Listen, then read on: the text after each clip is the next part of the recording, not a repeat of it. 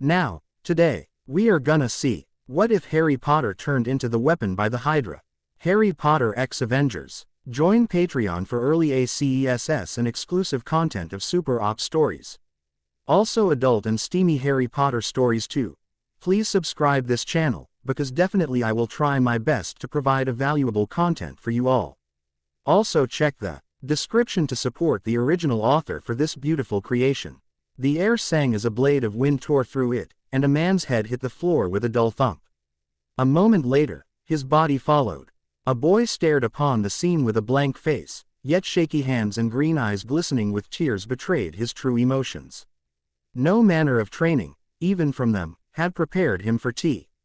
He horror of taking a life in cold blood for the first time, even if his target was already condemned to die. He had practiced the technique 1,000 times. Shaping the power that lay dormant within him became easier every day. Yet to see it lash into flesh instead of stone, to hear it end a man's life, to feel blood, so warm, spray against his face, there were no words to describe it. ND found his shoulder in a way that the blond man to which it belonged must have thought reassuring, but it was anything but. As he glanced up, the boy could see straight through the well-practiced eel that didn't quite reach the man's icy blue eyes. He could sense the cold calculation that laid behind a demeanor that was just a little too friendly. "Excellent job, Harry," the man said. "I predict that by the time you turn 9, you will be a fine operative indeed. And by the time you reach adulthood, you will be ready to lead the world into a new era." Harry only nodded, still too stunned by what he had just done to listen. It was a few seconds later when he remembered what was expected of him. "Hail Hydra," he said softly, and the man, his handler, repeated after him without missing a beat. Harry heard footsteps trail from the room, and stood to follow, sparing a single glance back at the decapitated corpse behind him, its crimson blood a sharp contrast to the white floor. Hydra's motto reverberated through his head: "Cut off one head, and 2 more shall take its place." Apparently, that didn't apply to traitors. Panic. A child's cry of pain. A face flushing red, its lips twisting up into a furious snarl. A bellowing voice, the anger held within practically tangible. A fist, barreling towards him. Pain, quick and burning hot. Something foreign rising within his gut. Icy coolness spreading through his body. A scream of rage, effort and agony ripping its way from his throat. And then there was blood. So much blood. Harry stared into glassy eyes, and then was suddenly jerked from the scene. For a moment, he panicked, finding himself suddenly surrounded by blackness. He then came to the realization of where he was and sat up in his bed, drawing in a shaky breath. It always ended there, with him staring down upon his uncle's still warm body. He wasn't quite sure if it qualified as a nightmare. Sure, it had been terrifying, but it also marked the moment when he had finally stood up for himself. When he had finally had the power to take revenge on the relatives that had tormented him. It had been the first time he had tasted the almost addictive exhilaration that power that dwelled within him brought each time he called upon it. On the other hand, it had been the first time he had taken a life, even if it had been in self-defense, and it had been a traumatizing experience indeed. Nonetheless, the sin he had committed today would make a far more appropriate nightmare. Killing in cold blood with cool efficiency was far different from accidentally ending a man he hated in a storm of pain and rage. At a stretch, the events of the day might also be classified as self-defense. He had disobeyed Hydra before, and their wrath had not been a pleasant thing. The thin scars that lined his back were testaments to that. Perhaps killing Vernon had been a nightmare, for it had been that event that had landed him in Hydra's clutches. If he had not killed him, he would still be in his cupboard. It was a sad and horrible existence, but still preferable to his current one, or maybe not. Horrid might Hydra be, but if they were good at anything, it was ruthlessly training their agents. As Agent Smith, his handler, had said, by the time he was 9, in less than a year's time, he would be a fine operative, a fine assassin. Whilst he didn't care for Hydra's talk of him being the one to lead them, he knew he would have the potential to, and therefore the potential to do almost anything he wanted. Hydra would to teach him to fight, to shoot, to plan, to lead. And help him learn how to wield the power within him. They would forge him into a weapon, but unfortunately for them, a weapon would strike down its creator as quickly as it would an enemy. That said, Harry didn't particularly want to be a weapon, and especially if it involved training as horrid as his, so if the chance to escape arose, he would take it in the blink of an eye. HYDRA had taught him how to hide from SHIELD, the organization who opposed them, and he didn't doubt that the tactics would also work on them. But for now, there was nothing he could do but go back to sleep. So sleep he did. Harry awoke at exactly 5:30 a.m. without the aid of an alarm clock. After spending time with HYDRA, he had long since learned the consequences for not doing so, and they were anything but nice. With a flex of his mind, he directed a force towards where his light switch was. Immediately, a light, annoyingly bright, turned on. By this point, Harry was fairly sure that he could carry out his RO. Uting in the dark without the aid of his powers, but it was impossible to tell at what point HYDRA would see it prudent to spring a test upon him, so to be careful was to be safe. Pulling back the thin gray sheets, he rolled from his bed. The stone floor was cool under his feet, and at one time, he might have shivered. That time, however, had long since passed, and the cold of the underground facility no longer bothered him. He moved over to the cupboard and opened it. A set of impeccably tailored uniforms faced him. Most were black but for a patch over the heart, bearing HYDRA's symbol, a red S. Cull with 8 tentacles protruding from it. At the end was a dress uniform, also black, but in the style of a suit rather than the combat-orientated design of the others, and with HYDRA's logo upon an armband on the left arm, rather than on the breast. Harry picked out one of the ordinary ones and stripped from his bed wear, putting on a new uniform. Once dressed, he moved over to the mirror, glancing over himself. The difference between him now, and him from before he had joined HYDRA was subtle, but still noticeable. For one, his hair was now straight, rather than the bird's nest it had once been.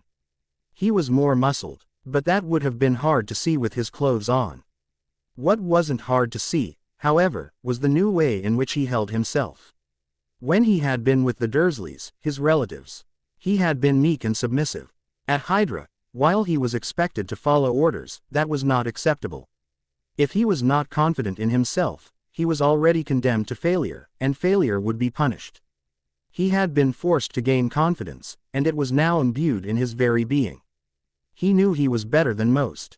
Even before he had discovered his ability, he had been smarter than almost everyone he had ever met.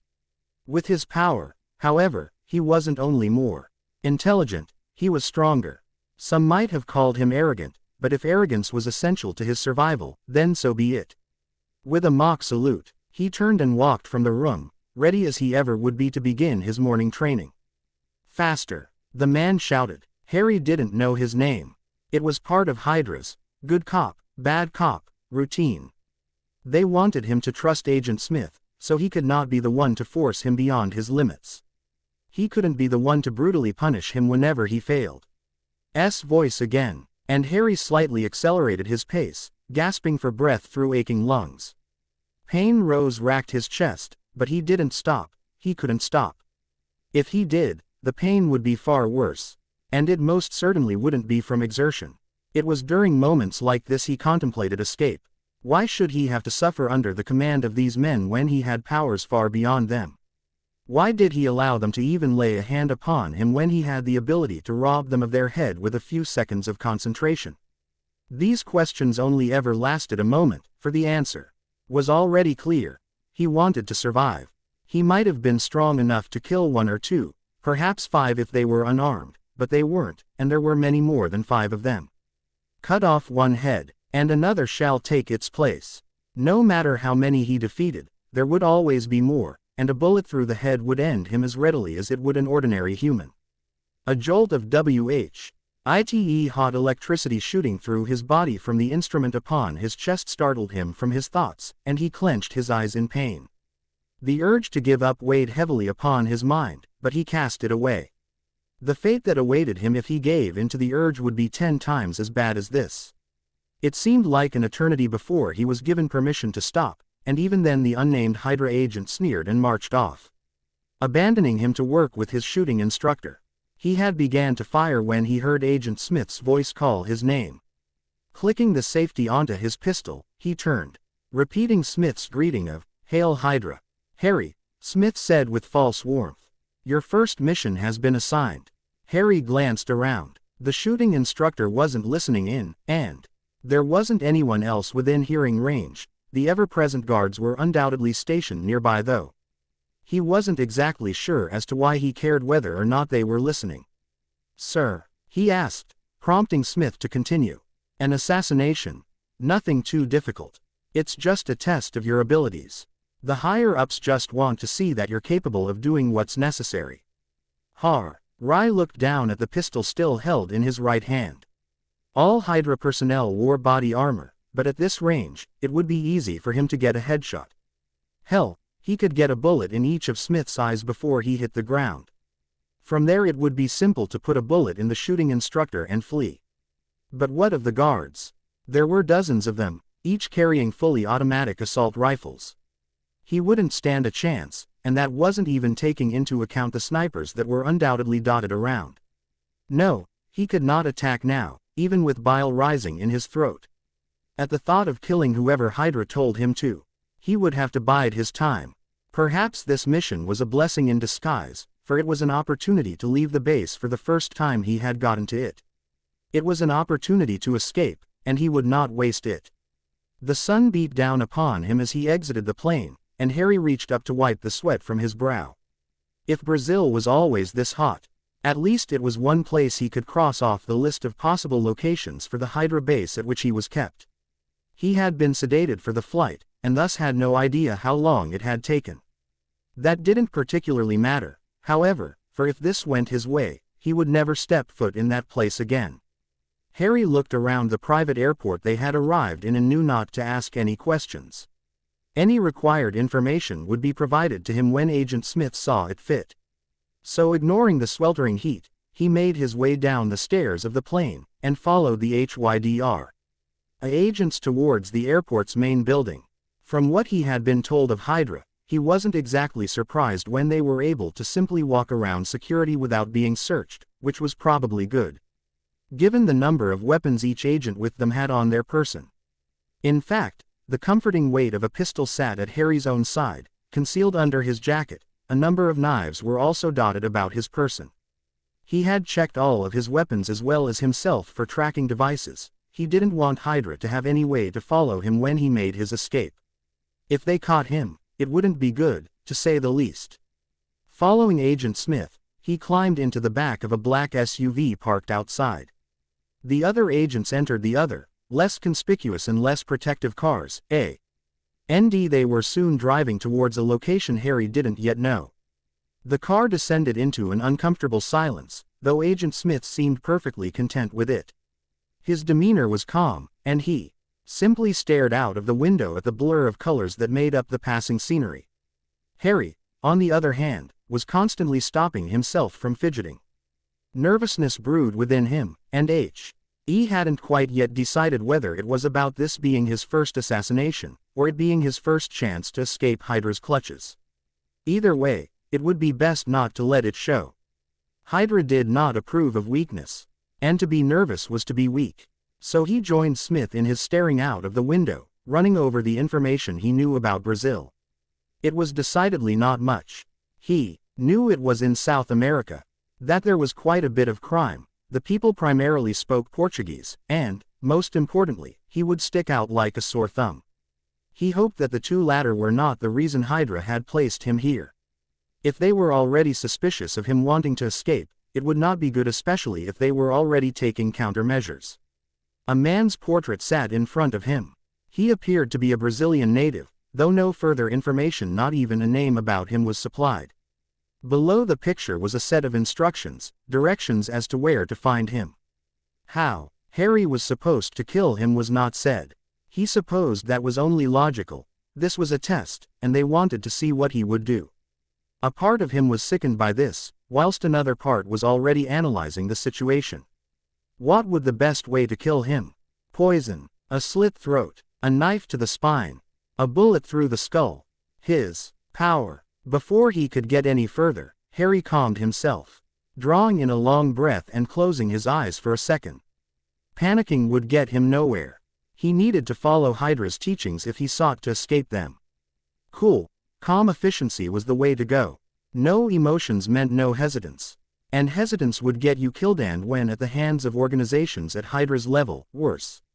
Harry glanced at Smith, whose cool blue eyes bore into his own. He quickly looked away. The man, far more experienced than him, could obviously tell he was nervous. Hopefully, he would not choose to have one of his moments of false comforting. At the moment, Harry was very tense, and he felt as though anything might cause him to accidentally use his powers. That would not be good. His emotions once again locked deep within him. He ran his eyes over the information in his hands. At nightfall, he was to be dropped off and make his way towards the hotel in which his target would be. He would get in by whatever method he desired, and kill the target, who would be on the third floor of the building in room 47. A look out the window confirmed that the sun still hung high in the sky. He would have a while to plan his escape then. He would need a while to plan his escape, and even then, his plan would most likely fall apart rapidly, seeing as he didn't know anything about the area, and his own trainers would be the ones after him. He would have to play this smart, and that meant doing what HYDRA would not expect. They would think that if he was planning on escaping, he would do it before killing his target. If he sought to escape, he would have to do it afterwards. This man was already going to die if HYDRA were after him, and he was such a small threat that they had sent a novice to do it. A small comfort, perhaps, the death wasn't unnecessary, and if Harry was forced to make it happen, it couldn't be too hard. Any intricacies such as the specific escape route would have to be left until he actually arrived, for he had no idea what the area was like other than a basic floor plan of his target building. At this point, any further attempt at planning would only result in him doubting himself, so Harry settled back in his seat and waited. Night was a pleasant contrast today, mildly warm rather than boiling hot. Harry had ceased sweating like a pig, which was a great aid, seeing as it would make his hands less slippery, and therefore his prowess with most weapons better. If he slipped up and was injured, or worse, there would be no chance of escape, and he would either be dead or in HYDRA's clutches once more. Every time Harry thought of either his mission or what he would do afterwards, a shiver of nervousness shot up his spine. Each time he forced it away, setting himself into a blank state, his face emotionless, and body devoid of any fidgeting. He was like this when they arrived at the drop-off point, and from the nod Agent Smith and wish of good luck gave him as he exited the car, he seemed to approve of it. Harry allowed himself to relax slightly as the car moved away. While there were undoubtedly HYDRA agents still observing him, he stood a chance at evading them. In a car, a dozen bullets would be within him before he made a move. Here, however, he might be able to dash into a side street, or something of the likes.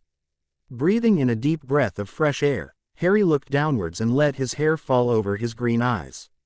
After glancing around, he jammed his hands in the pockets of his jeans and walked forward into the crowds. He was tense, and recognized that it was not the best state to be in, so once again relaxed, allowing himself to drift away into his senses of the night as he slipped into the crowd. The sounds were entirely unfamiliar to him. He had never been in a large city before. Well, except once, but that was certainly not something he wanted to remember. For a brief moment, the sticky feeling of blood upon his skin, the sterile smell of a hospital, flashing blue lights and the blaring of sirens consumed his senses. But then he forced himself back into reality. No, the night of Vernon's death was most certainly not something he wanted to revisit, even if it was only the aftermath. Though he didn't remember the events fully for whatever reason, those memories brought with them a sense of terror, a fear of the unknown power within him that had reduced a man to a blood, bone and shredded flesh within seconds. A fear of what might happen to Harry when the police found out what he had done. Harry was not sure how he had expected them to find out, but him being with HYDRA was a testament to the fact that he had been correct about someone finding out. How they had done it, he still didn't know. Pushing himself away from those thoughts once again, Harry once again focused on the sounds and smells around him. They were both entirely new to him, the loud music and exotic foods a stark contrast to the overly emphasized normality at the house of his relatives and the gray monotony of the HYDRA base. It was not long before he reached the building in which his target would be, and, once again, anxiety threatened to descend upon him. This time, it took Harry a few seconds to get his emotions under control. and he clenched his eyes shut for a moment. When he opened them, a defiant determination burned in them. HYDRA would not allow failure in their plans, and he would not allow failure in his. Without hesitation, Harry pushed the doors of the hotel open and pulled back his hood. Hopefully, they would think him a tourist. He glanced around the lobby as he entered. It was by no means high-end, but still considerably nicer than the HYDRA base. A security guard sat on a chair by the door, though looked half asleep and was unarmed. The only other people in the room were two women behind the counter, looking just as bored as the guard. Obviously, neither of them was the target, so they were unimportant, but perhaps they could help. As Harry approached the counter, he allowed his eyes to tear slightly and uncertainness to slip into his demeanor. It was a replica of how he had acted when he was at the Dursleys, though hopefully, without his reputation as a troublemaker preceding him. It would be able to manipulate people. English? He hesitantly asked. Both women shook their heads. This was evidently not the kind of place that often received foreigners.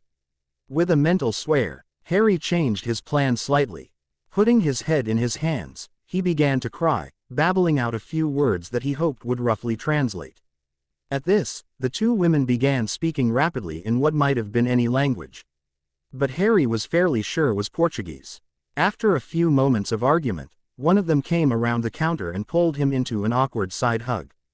Harry wiped his crocodile tears away, and looked at the object atop the counter, his eyes lighting up as he spotted a pen. He grabbed at it, pulling away from the women to scribble the number 44 upon a piece of loose paper. He waved it at her frantically, sobbing about his family, and after a few seconds conversing with her friend, she grabbed his hand and led him over to the stairs. Relief washed over him, but he didn't let it show. He hadn't been sure that this plan would work, but he was even less faithful in his ability to climb up the side of the building without falling to his death. He allowed the woman to lead him up to the third floor, and when she stopped outside room 44, he struck. Leaping up, he covered her mouth, and jammed a needle into her neck. Any strength advantage she might have had was immediately negated as the powerful sedative entered her bloodstream, making her go limp within seconds and unconscious a moment later. Luckily, she was quite light, and Harry found himself capable of dragging her into a supplies closet. She would be out for a while, so it was of no concern he could not lock the door.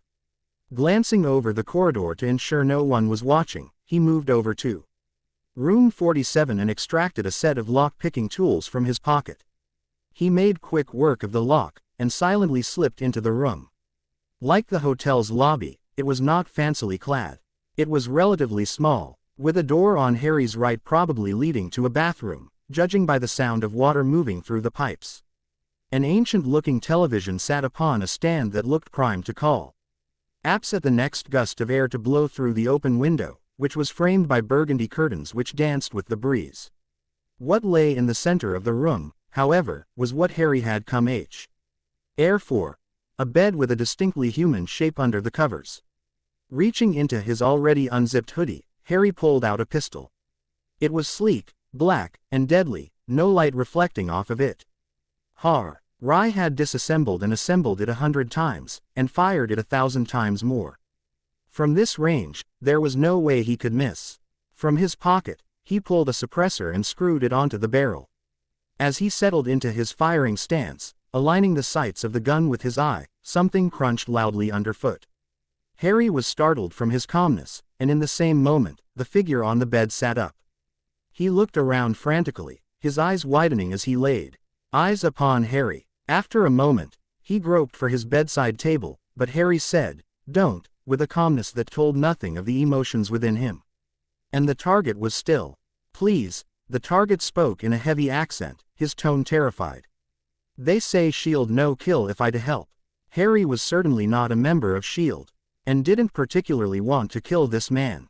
It was because of this, he hesitated, and the man must have seen that hesitation, because his hands were once again whipping for the bedside table. The pistol in Harry's hands spat once, and then again. The suppressor in combination with the subsonic ammo did its job, reducing the gust to sharp cracks. Both bullets found their target, the first in the man's heart and the second in his head as recoil carried the barrel upwards. Blood sprayed the wall, and the target fell back into his bed. There was no question about whether or not he was dead. Harry almost robotically clicked on the safety, turning and making his way from the room. He pulled a phone from his pocket and clicked the call button twice, signaling that the deed was done. And now to put the second part of his plan to action. He rapidly moved down the hotel's stairs, moving out into the streets out of a bathroom window.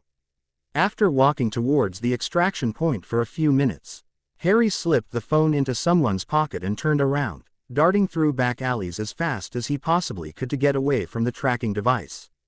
Adrenaline pumped through his veins, and fear through his heart. That fear succumbed as he moved further and further away without incident, giving way to panic and worry.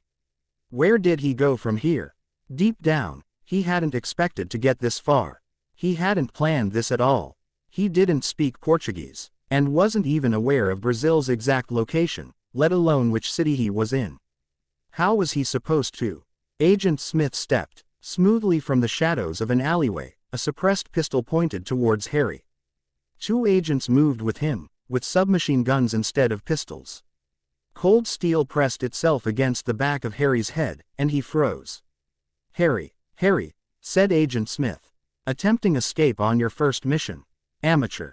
Predictable. Childish. He chuckled. You have failed, Harry, and failure will be punished. Chapter 3.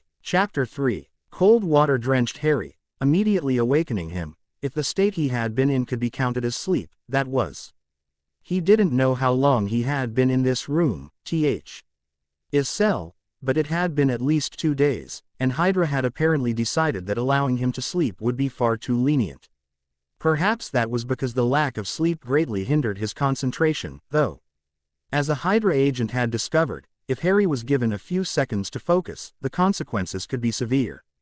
All Harry had needed to do was shatter a glass to rob the agent of a few fingers on his right hand. After that, they had stopped bringing him water, except in the form of buckets full of ice, of course. It had been worth it, but Harry still wished that he had managed to kill the man. He attempted to reach down into himself and force his power to manifest, but it was just out of his reach. Sleep deprivation, thirst and starvation tended to stop one focusing. That effect was only multiplied when they were tied to a chair, soaked to the bone, and occasionally electrocuted. Perhaps if he had still been able to use his power with surges of emotion, like he had done with Vernon Dursley, he might have been able to do something, but no. He had honed his power and brought it more under his control, and that had rendered him near incapable of using it instinctively. So as Agent Smith lowered himself into the chair on the other side of the metal table, Harry could do nothing but glare at him. Smith only smiled sadly. I'm disappointed in you, Harry, he said. We rescued you. We trained you. We made you better than you would ever have been. Otherwise, why would you run away? We trusted you, and I still trust you to make the correct choice. Harry glanced at the room around him. It was a concrete cube with a security camera in each corner and a bare bulb hanging from the ceiling. A few slits high up in the wall acted as vents, and the room slightly tilted towards a corner where a few tiny holes in the floor marked a drain. He looked to the gun upon Smith's hip, the man's hand casually resting upon it. He switched his gaze to Smith's face. His expression was gentle and slightly sad. But when Harry looked into his eyes, he could sense, the emotions, or lack of them, within. As with most things HYDRA had told him, it was a lie, and an obvious one at that. They did not trust him to do anything, and in the end, he would make the correct choice whether he wanted to or not, for otherwise they would torture him. He could have been defiant, but what would that gain him other than a few extra scars and an extended period with nothing but these 4 gray walls to stare upon? As much as he might loathe it, Harry knew that his best option would be to simply give up. I'm sorry, he said, his tone filled with false sadness. I was just afraid. I didn't plan it or anything, killing the man just. I'm not sure how to describe it, but please take me back. I don't want to go back to the Dursleys. It was a poor performance, but it would hopefully work. For a moment, Smith looked satisfied, but then his expression once again turned to one of mourning. I'm sure you are telling the truth. But nonetheless, you must be punished for your disobedience. Harry's eyes widened, and terror descended upon him as Smith unholstered his gun. He feebly attempted to call up his power. But it was no use. The pistol roared once, a noise like thunder echoing through the room, but Harry paid no attention to it. Rather he looked down at the crimson spreading across his once white shirt. For a few seconds, a cold numbness spread across him as he struggled to come to the realization of what had just happened. And then came the pain. Rolling waves of fiery agony crashed against his mind, and a scream ripped its way from his throat. The sound of a door slamming shut registered on the edge of his awareness as he writhed in pain, and he found his chair toppling over sideways. Pain once again racked his body as he landed on his bad side, and unconsciousness rushed up to envelop him in response to his head rebounding off the floor. An electric shock drove it away, and the agony remained. Perhaps the pain had startled him into clarity, or perhaps it was some kind of survival instinct, but this time, as Harry called up his power, it answered. His willpower combined with his pain to forge a wall of force, and it slammed forward, towards the door. The steel buckled under the weight, and with the next attack it was sent off of its hinges. Fueled by determination, Harry shattered the chains binding him to the chair and climbed to his feet, ignoring the horrid throbbing emanating from his bullet wound. 2 men carrying assault rifles came through the door. But Harry had already been preparing his next attack for a few seconds, and another wave of force slammed into them before they could act. Each was sent crashing back into the corridor with sickening crunches. And Harry staggered after them.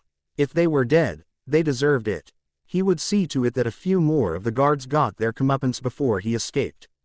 A shock of electricity shot through Harry, emanating from the handcuffs upon his wrist, but it was not designed to knock him unconscious, only cause pain. If anything, it fueled him more, and he embraced the pain, using it to send a blade of power through the link of the cuffs, destroying them. Harry stumbled into the featureless corridor, picking a direction and moving down it. He had now began to pay attention to his other senses, and took a morbid satisfaction in the knowledge that he was the reason the alarms were blaring. He was the reason 2 HYDRA agents lay crippled a few meters behind him. They hadn't been able to stop him, and either would anybody else. As these realizations struck him, so did the one that he might have a bullet in him. He guessed that it hadn't hit the bone or any major arteries, so it might have passed straight through. Either way, dealing with the wound would be intelligent. Pain was reverberating through the whole of his shoulder, making it impossible for him to sense a specific source. He ducked into the first doorway he saw, apparently a bathroom. He reached up behind his back, hissing in pain as he touched the bullet's exit wound. A medical kit was mounted upon the wall, and he considered grabbing it. But then decided not to. He didn't have the time to stitch himself and wouldn't beck anyway. An idea suddenly struck him. Harry reached for his power, but found his control over it fading. With a grimace, he slammed his back against the wall. Pain coursed through his body and he latched onto it, using it to fuel his concentration. His power rose within his gut, and instead of forcing it outwards, he let it move through him and towards his injured shoulder.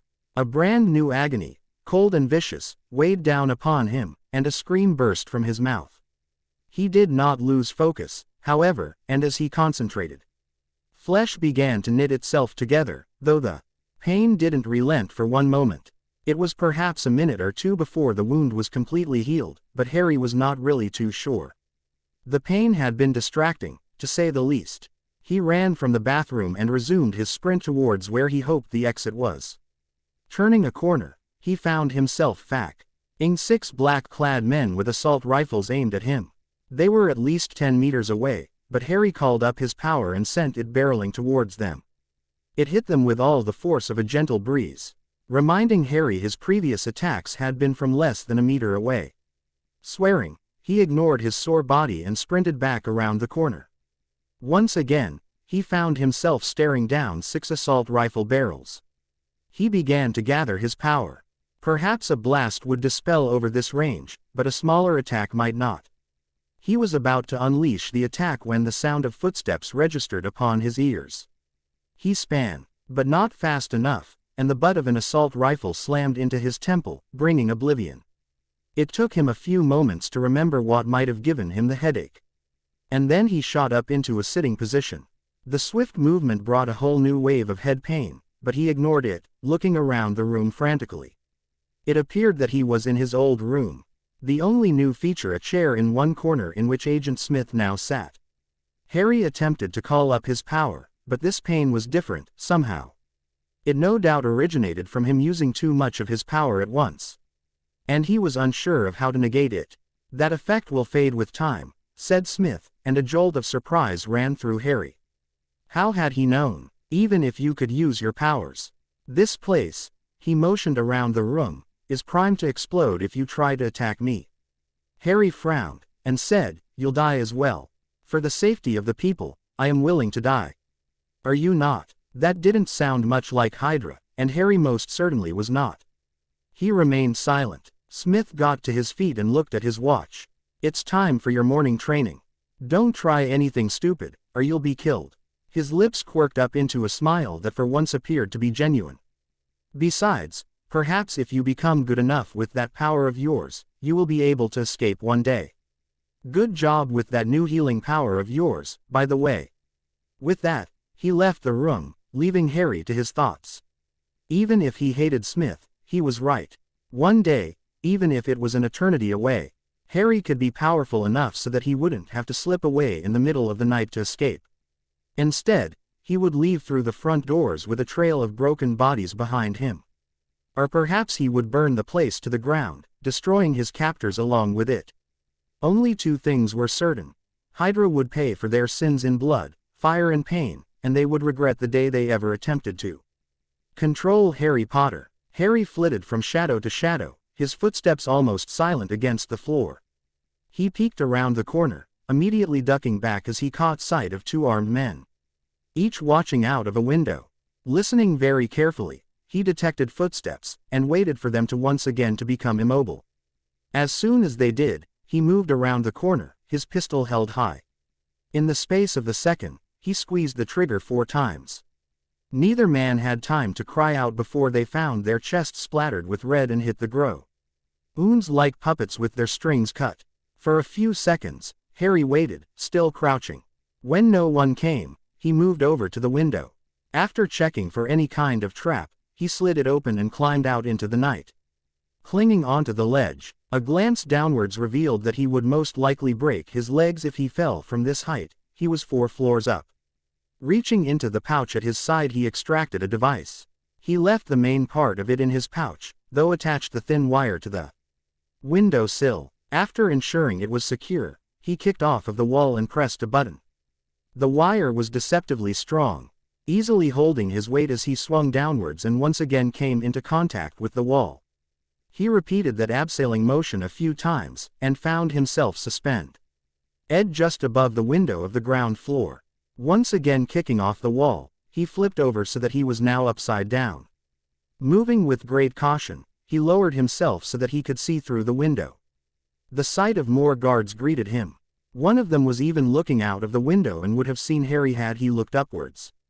The others were dotted around the large room, at least 7 of them. Though there might have been more.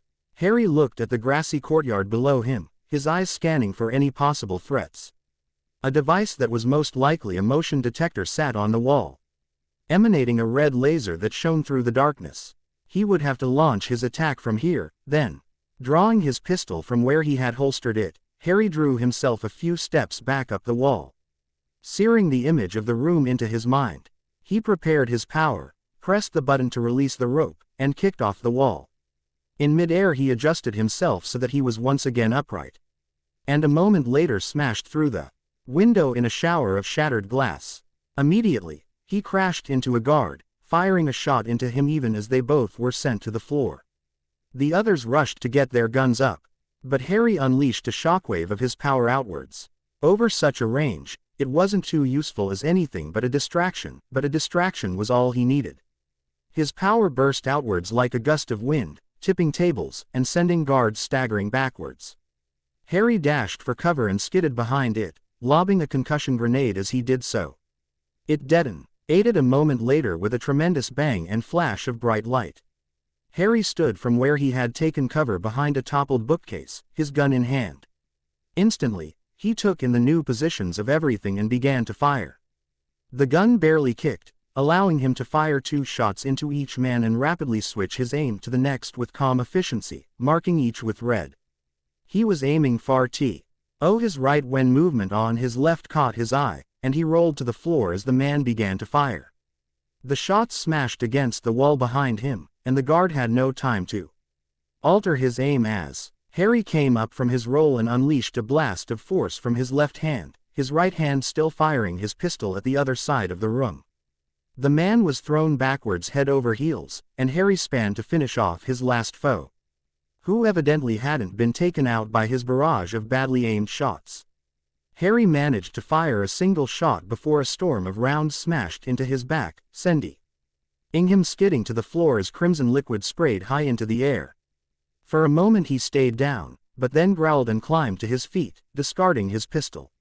He turned around and glared at the man who he had missed before looking back around the room. At least he had managed to hit everyone else, confirmed by the red splatters on each soldier who was climbing to his feet. A door on the other side of the room opened, and Agent Smith entered. "A poor performance," he said. "If any more shots had hit you, you might pass for one of your victims." Harry glared at him, but nonetheless pulled off his outer layer. Looking over the red paint covering it, 7 shots in THBT Leslie killed him had they been bullets. He would not be able to heal a bullet through the spine or heart in time. NT balls were quite a bit less threatening, however, and it would be easy to clear the bruises they had left behind. Nonetheless, Harry was annoyed that he had lost, not because of any punishment he might face, however. Rather, it was out of competitiveness. It had now been about 2 years since his first escape attempt, and thus 2 years since he had really began to hone his control over his power. This meant that any attempts at corporal punishment tended to end with Harry accidentally injuring or killing the one who attempted to discipline him. That didn't mean he was capable of escape, though, or else he would already be gone. Guards always hovered around him, and he was well aware that though they might have been unable to stop him via non-lethal means, they would not hesitate to fire him with bullets if they thought there was a good chance of him escaping. And so Harry obeyed orders, for the most part. If they thought he was willing to be obedient and compliant, there was a greater chance they would assign him a mission. This time he wouldn't screw it up by attempting to escape upon his opportunity. "Come, Harry," said Smith, and strode from the room, his hand clasped behind his back. They both knew how easily Harry could kill him, yet he was fearless. Maybe it was because he knew Harry didn't want to face the consequences for purposefully killing someone as important as Smith. Maybe it was because he knew that Harry liked speaking to him, even if it was only an incredibly slight amount and only a result of the fact that Smith was the only person Harry had consistently spoken to in years. Harry followed Smith from the room, and even moments after he had been thinking about how he had a slight affection for him, thought about how simple it would be to launch a spine-shattering blast of force into him. His power was limited by range, but now he was a mere meter away. If he really tried, he might be able to kill him without even leaving a mark. All it would take was a tap to the head, accompanied by a burst of power that would heavily damage Smith's brain and end his life. Wisely, Harry once again denied himself killing the man, who soon said, "You are 10 years old now. And I have no doubt that you are the best 10-year-old assassin who has ever lived." Smith's expression remained neutral as ever, but Harry could sense something lying beneath in the way he almost always could. Was it proudness? Perhaps with a hint of sadness mixed in. That was truly odd. "You have trained in many ways to end life, and have used them many a time." As they walked, Smith looked to Harry and smirked. "It is unfortunate that the vast majority of times have been against my own men." Harry matched Smith's expression a little more maliciously. "Accidents, I assure you." "I am sure," said Smith, "however. That is not what I desire to talk about. As I said, you have an assassin's skill, even if you cannot be trusted to go on missions. If we ever want you to be trusted, we must ensure that you do not want to escape. We thus must teach you our philosophies in far greater detail than before." Harry was unsure as to why they hadn't taught him in their ways from the start. Surely it would have been best to indoctrinate him in their ways since joining, rather than only with occasional mentions of it. Maybe they thought that before he had been too stupid to understand before this stage. What was more likely was that they planning on treating him less harshly from now on, and didn't want him to associate his prior abuse with their ideologies. Harry wished he could see what Smith was thinking. But that was far beyond his power. If he had eye contact, he could sometimes sense emotions if he tried, but he was unsure as to whether that was due to his power or an affinity for picking up body language. Very well, Harry said. When will my training begin? Smith stopped walking and turned to Harry. His blue eyes flashed with something unidentifiable. He was cut off as his radio crackled to life, and he moved it up to his ear. What? He demanded. If Harry hadn't been watching Smith's eyes so closely, he wouldn't have noticed as they momentarily flickered to something behind him. He wouldn't have had time to dive aside as a projectile zipped past him and smacked against a wall. Smith drew his gun in an instant and had it up a moment later, but it was not aimed at Harry. Instead, it was pointed in the direction from which the attack had came.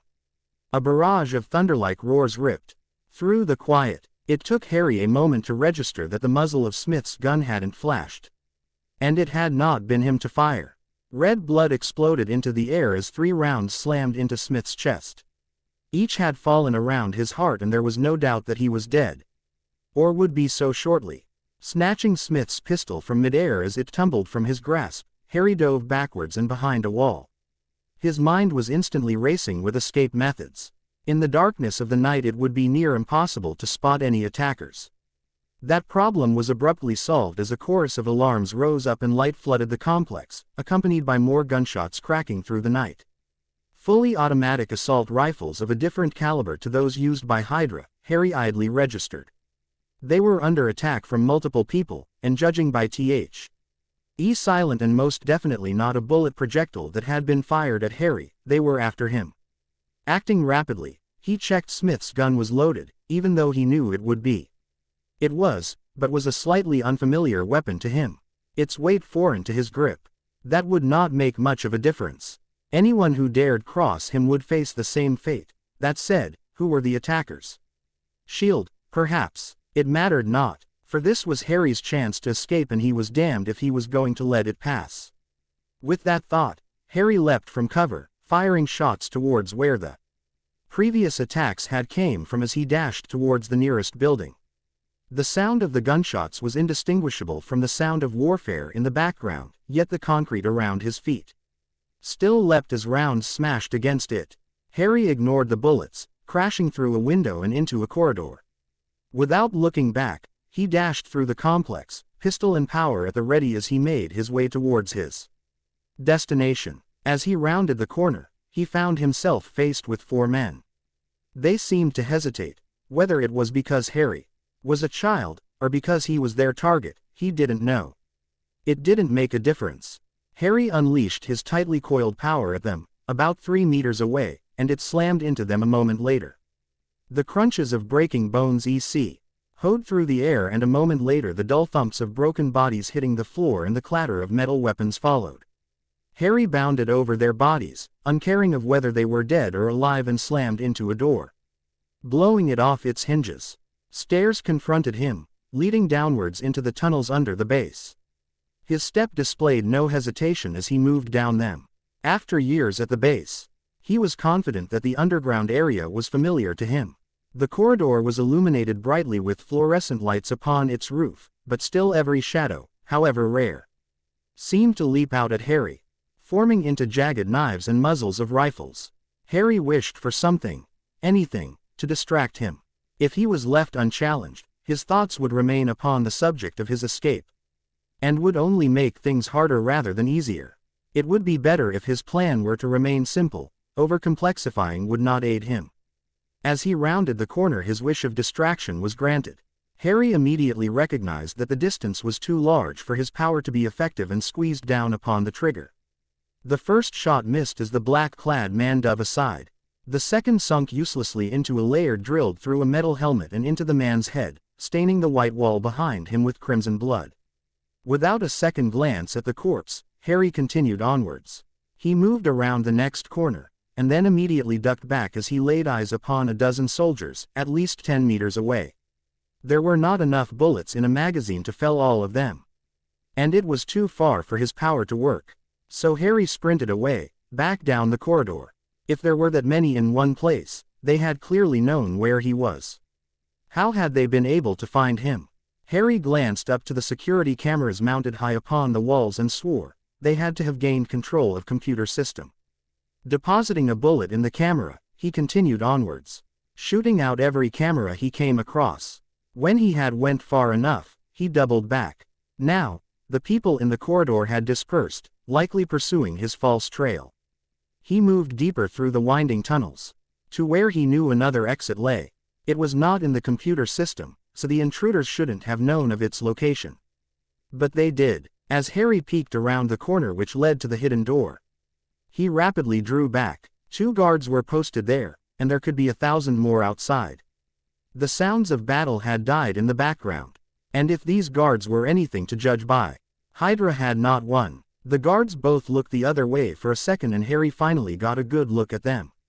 Their uniform was almost an exact replica of those worn by the GUARDS at Hydra, black combat gear accompanied by a face-obscuring helmet of a matching color.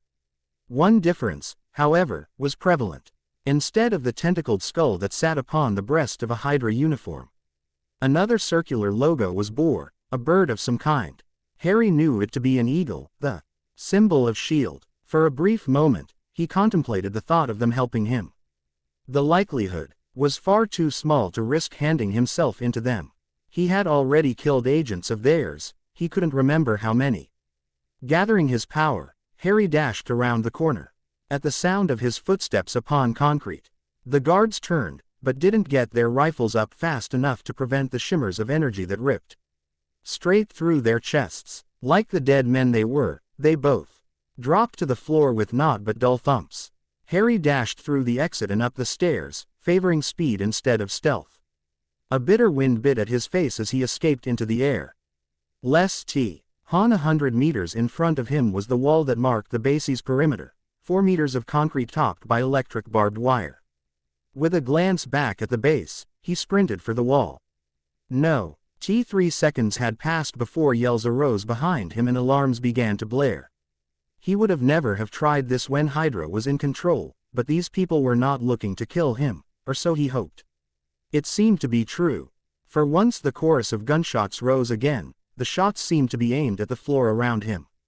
Dirt and stones peppered his legs as he zigzagged across the field, but no bullets. He was closer now, 10 meters away. He would only have one shot at this, or he would be captured.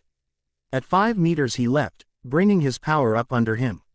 Such a large force was impossible for Harry to control with any finesse, and it slammed into his legs with the force of a harsh fall, sending him flying upwards. In the imitation of what Harry had once seen in the Olympics when he had been with the Dursleys. He arched his back and attempted to lead himself over. A scream burst from his throat as razor wire sliced into his shoulder and sent white-hot electricity coursing through his body. And then he was crashing towards the ground on the other side. He attempted to catch himself with his power but failed as he found himself crashing through the branches of a tree. Splinters of wood scratched at every inch of skin, and then he was on the floor, his whole body racked with pain and shoulder most likely dislocated. Through the agony, Harry allowed himself a small smile as he began to heal himself. He was not yet free, but he would be soon. Hydra might not have died by his hand, but he supposed S.H.I.E.L.D. doing it for him was close enough. Harry pressed himself flush Hawkeye. NST the branch and slowed his breathing to a crawl. The sound of boots crunching leaves and twigs underfoot approached, but was drowned out as a helicopter swooped overhead. The aircraft moved away and the footsteps were there once again, growing ever closer. There were 4 people by Harry's estimation. As with the rest of the S.H.I.E.L.D. agents, they would each be carrying tasers and assault rifles, wearing night vision goggles. It had been a matter of hours since he had escaped the Hydra base, and he had been making incredibly slow progress through the forest since then. He guessed there were at least 100 men out looking for him. And he had counted at least 3 helicopters. Thermal imaging cameras were likely looking down upon him at that very moment, and he was suddenly glad of the disguising qualities of his Hydra uniform. The men came into view and Harry stared upon them. As he had guessed, there were 4. He had been wrong, however, about them wearing night vision goggles. Light of the morning sun was beginning to penetrate the trees, and at this point night vision would only hinder them. They were using flashlights, attached to the underside of their guns' barrels. A light swung towards Harry's spot and he froze for a moment. It didn't move over him, however, and Harry receded deeper into the leaves of the tree. As soon as these men passed, he would follow them. If this forest was as large as he thought, SHIELD couldn't afford to have two patrols operating near to each other. So if he was following after one group, another wouldn't come close. It was not too long before Harry was following them with the grace of a skilled hunter. Every step he took was measured and precise, as not to make more noise than was necessary.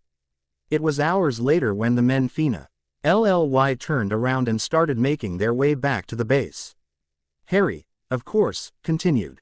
By this point he was fairly sure that his power was the only thing stopping him from collapsing, whether it be from thirst, starvation, exhaustion, or his aching body. A few further hours later found Harry arriving at a road. It was only a few minutes later when he found a road sign, in English and repeated in French directly below. That greatly lowered the list of countries he could be in. Luck was on his side, for HYDRA had seen it fit to teach him French as well as a list of other languages he would be able to fit in. Provided his social skills hadn't been too limited by his years of imprisonment, which they probably had been. So with a deep breath, Harry made his way towards civilization, free for the first time in years. Rain lashed from the sky, beating against the pavement with a harsher ferocity than the city of London had seen in a few weeks. It did not bother Harry. Perhaps it would have, if he was a sniper. But he was not, and rain simply made for better cover. Accompanied by the thunder of the storm and murky darkness of the night, it made him near invisible something that gray. Atlee helped during the tasks he had partaken in since he had escaped from HYDRA and into the Canadian wilderness 4 years ago. He could have been an assassin. It was what he had been trained for, what he had always been best at after all. Therefore, it would be utterly obvious. How many professional child assassins were there?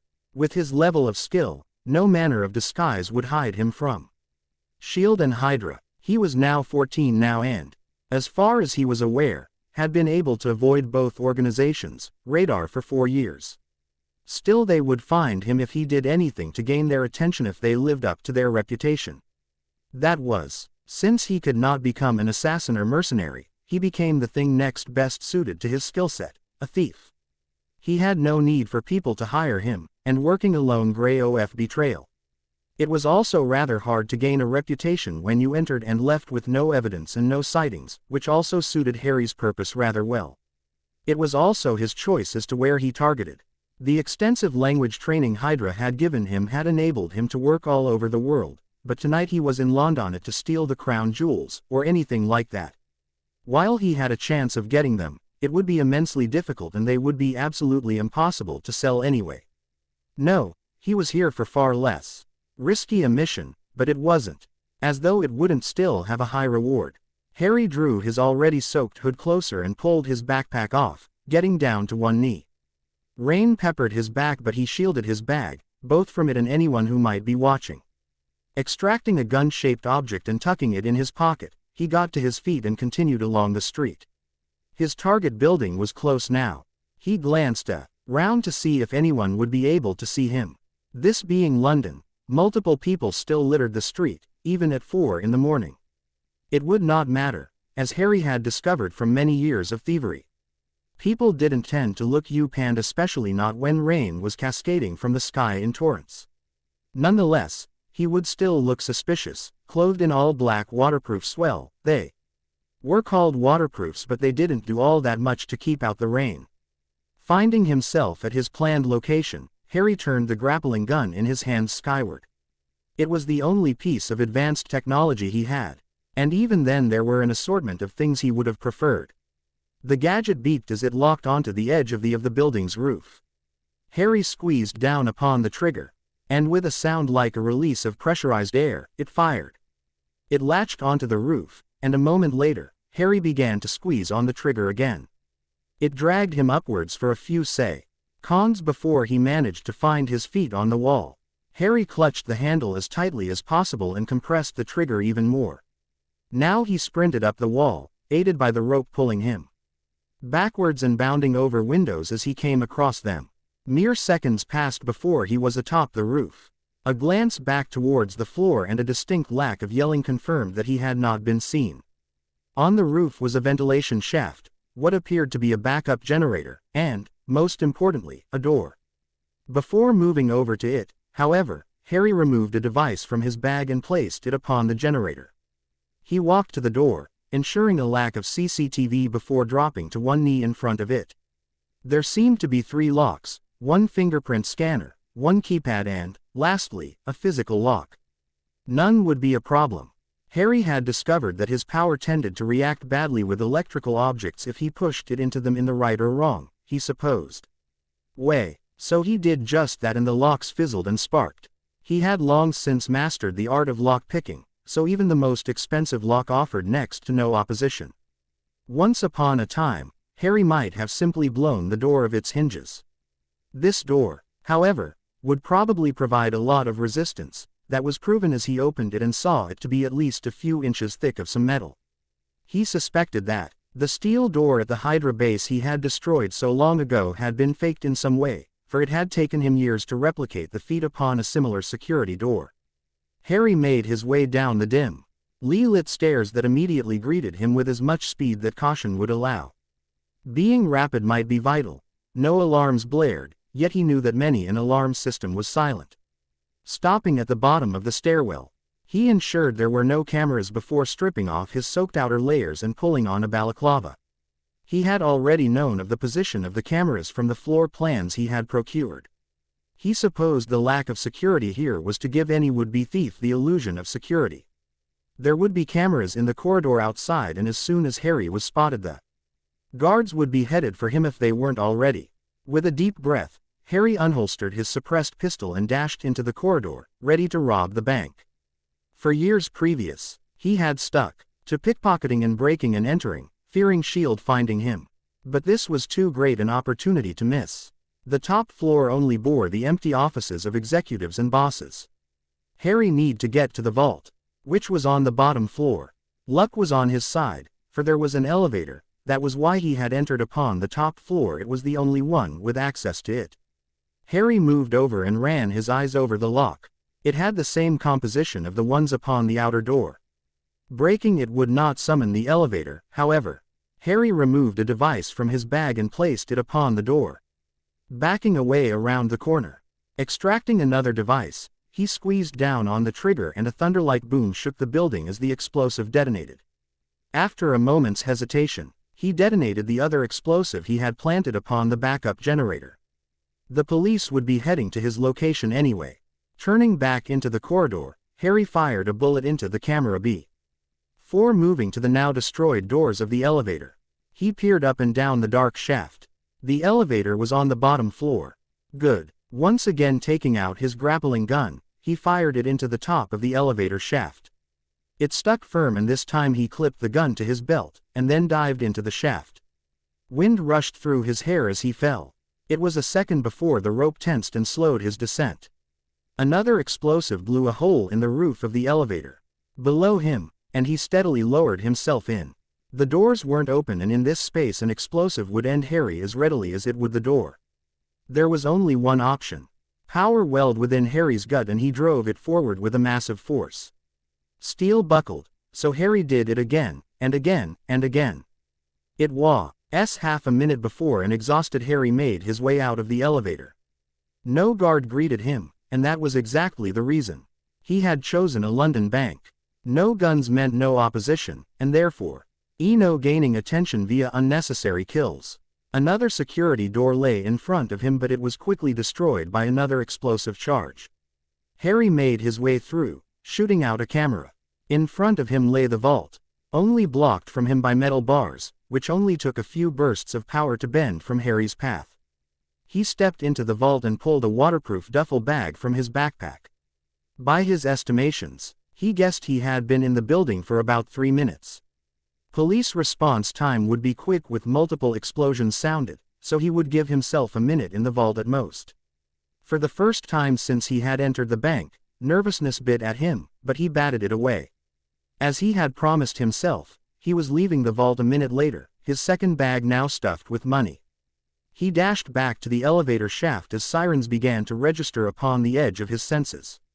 Grabbing his grappling gun from where it hung, he clipped it to his belt and let it yank him upwards. At the top, he swung out of the shaft and back through the doors, landing with a roll. Blue light now bathed the corridor, its source most likely emergency services outside. For a moment, Harry held still. From the floors beneath him he could hear men yelling, already inside the building. A helicopter seemed to be outside, and Harry swore. It would doubtlessly have thermal cameras. And he had long since outgrown his HYDRA clothing. There went his plan of a quiet and unnoticed escape. With a curse, he made his way over to the window at the end of the corridor. He had originally planned on entering through it. But unlike the roof, it could be seen from the street. He would have to exit through it, however.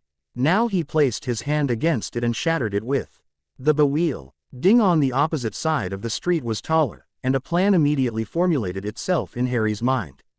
As the sound of people charging up the stairs registered upon his ears, he threw a canister backwards and it exploded into a cloud of white smoke. He aimed the grappling hook towards the opposite building, and fired it as soon as locked on. As men yelled and choked behind him, Harry was yanked out into the darkness. Rain and cold wind bit into his skin, and he had no time to prepare before he reached his destination. Pain ripped into him as he smashed through the window, his shoulders catching the frame and sending him spinning to the floor on the other side. Harry stood and looked back to the bank, but with smoke pouring out of the window there was no way to tell whether or not they had seen him leave. Whichever it was, it would be best to make his escape with great haste before they realized where he was. He glanced around the room he was in, apparently an office, and began to clean up his blood. A minute later he made his way across the building until he reached the opposite side. Opening the window, he leaned out, locking his grappling gun onto the roof above and trying to think about how easily he could fall to his death 100 meters below. The windows were slick underfoot as he abseiled down, but still he continued. It must have been about a minute before he too UCHED the ground and headed towards the underground tube station. His secondary holster which had been attached to his bag was slashed open, whether by glass or shrapnel, he knew not. He also didn't care, for it made no difference.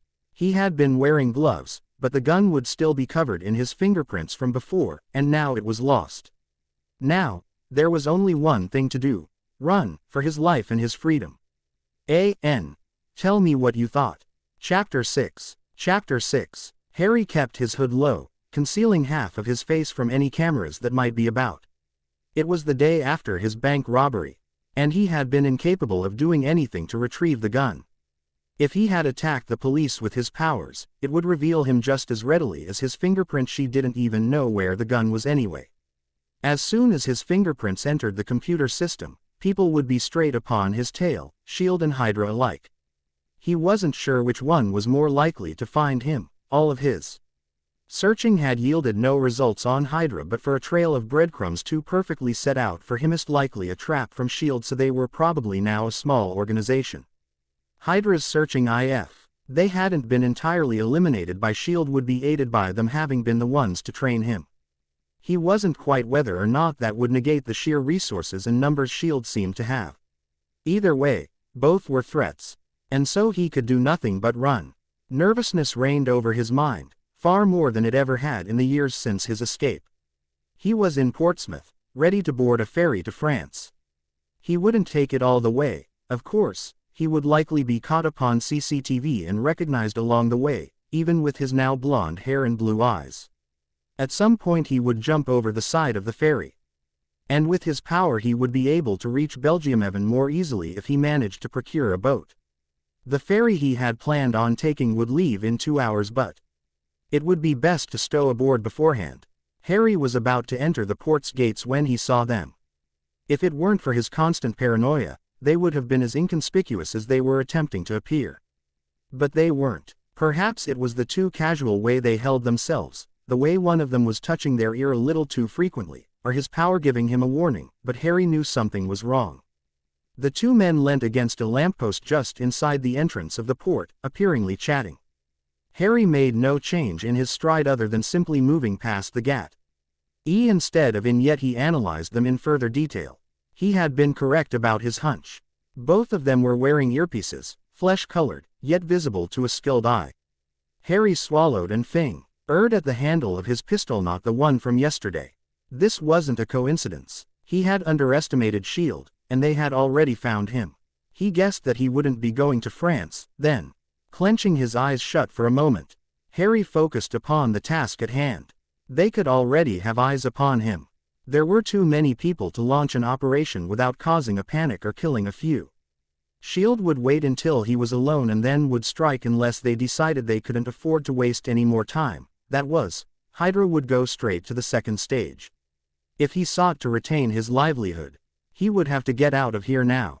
An alleyway was fast approaching, and Harry decided that it would be best to duck down it and sprint for his life. Otherwise, he would remain in their sight if they'd already seen him. Knocking back any anxiety, he glanced down the alley, assuring that it wasn't a dead end before strolling down it as though it was what he had intended all along. A slight confidence settled down upon him at the lack of any opposition, yet he remained cautious. He could not afford to make any mistakes. The sound of a car pulling to a stop behind him grabbed his attention, but he didn't turn. Instead, he lifted his arm up, glancing at the reflection in his watch. 2 men were climbing out of a black van, both wearing black suits. It appeared as Huff, his pursuers, had given up trying to remain hidden. Harry reached into his hoodie and took his gun from its holster. Perhaps he wasn't as good with a pistol as he had been when he left HYDRA. 1 ended to lapse in skill when they stopped training for 18 hours a day, but he was still far better than average, and would likely be able to dispatch of both within a second, 2 at most. Formulating his plan within a moment, Harry began to let his power rise up in his gut. In the same instant, he span around, sliding his pistol from under his hoodie and beginning to fire a moment later. The gun spat 2 bullets at one man and Harry changed his aim to the next. Once again, its muzzle flashed as it let out a mighty roar and sent 2 pieces of metal at the second at hundreds of miles an hour. Instead of embedding itself in what would have been his shoulder, it clattered against the floor, its tip shattering. Harry sent a blast of his power upwards, but the man was already gone, and all he succeeded in was sending rubble down upon himself. Incredulity slammed into him like a sledgehammer. Shield had sent Hawkeye after he had missed. He wasn't quite sure which of those things was crazier. Hawkeye was possibly Shield's best assassin. It said quite a lot that they were sending him after Harry, one of those things being that his chances of escape had just been dramatically narrowed. Unconfident, however, was not something he could afford to be, so Harry gathered his wits and got to his feet, returning to his previous sprint. 2 men rounded the corner as he came to the end of the alley. But both were cast back as a wall of force slammed against them. Gunshots were obviously unfamiliar sounds to the people of England, for as Harry slammed into a crowd of them they looked more confused than scared. That was corrected as he raised his gun and fired into the chest of a determined-looking man who could only be a Shield agent. Now, they were screaming and running, and Harry was among them. His face a mask of matching panic. No sane sniper would fire upon a man in a crowd this tightly packed when their target was shorter than the vast majority of its people. Somehow, Harry didn't think that sanity was necessary for joining Shield. Hawkeye used a bow and arrow, for God's sake. Harry looked around constantly, looking for anyone that might seek to do him harm. He didn't doubt that there were agents with tasers and stun guns looking to take him down, and he most certainly would not let them. He would need to escape the crowd a second time, even in a crowd. As he came across the second next alleyway, he ducked into it and immediately set off at a sprint, hugging one wall and keeping his eyes locked upon all directions at once. The shape of a man dropped from the roof, 2 stories above, and landed in front of Harry. It took him only a moment to analyze the figure. Blue eyes, blonde hair, handsome face, and bow and arrow. Hawkeye, he muttered, his pistol's aim fixed upon the assassin, whose arrow was knocked upon its string and aimed at him. If Harry shot him, Hawkeye would release the arrow, and Harry would find himself either skewered through the head or blown to pieces. Maybe he would be able to block it with his power, but not while firing a gun. "Put the gun down, kid," said Hawkeye. "I don't want to hurt you." With a knowing smile, Harry nodded. "I'm sure." He waved his gun's barrel slightly. "That's why you're aiming a bow and arrow at me." Hawkeye shrugged. I doubted you'd comply if I didn't. I can see where you'd draw that conclusion.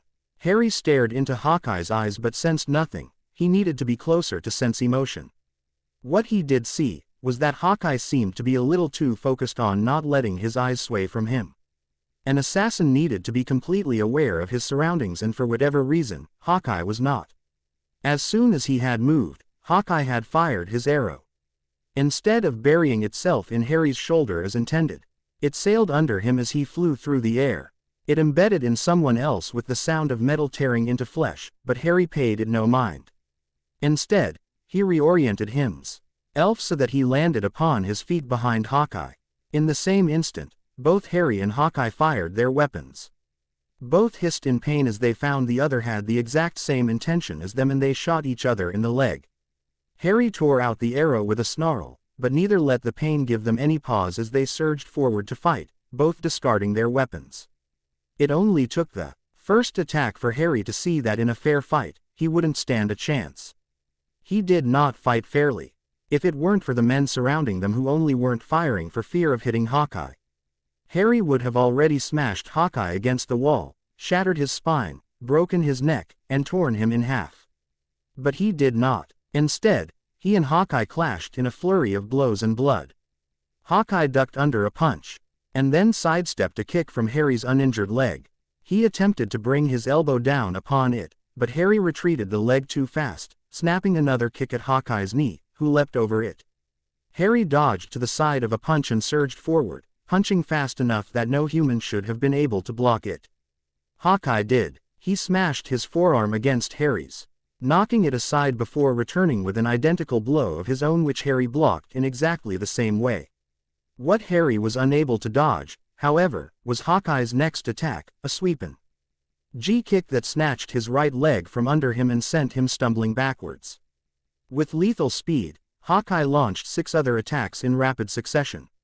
The 5th and 6th each caught him, one in the stomach and one in the head, driving the wind from his chest and the thoughts from his head. He staggered backwards, head spinning, and then Hawkeye was upon him again. Blood sprayed from Harry's mouth as Hawkeye's fist slammed into his jaw, but Harry didn't cry out in pain. He already had an arrow in his leg, after all. Instead, he fell backwards, using Hawkeye's surprise at his sudden fall to bring his power forward and slamming into Hawkeye's back. With the grace of an acrobat, Hawkeye attempted to find his feet, but found them kicked out from under him by Harry. He collapsed atop Harry, and each instantly went for each other's throats. Clutching one another's neck, they rolled, legs intertwined and bleeding onto the concrete. Eventually, Harry ended up on the bottom, his vision blotting as he was deprived of oxygen. Any further, and he was going to kill Hawkeye, at which point the man would be useless to him and the S.H.I.E.L.D. agents would swarm upon him. That would be a bad situation. But it was better than being taken or dying. So Harry focused his power forward, bending his pain to his will and preparing it to rob Hawkeye off his head. And then Hawkeye's forehead clashed with his, and his head smashed against the concrete. A fast and dull flash of pain, and then all was black. Sorry about taking so long.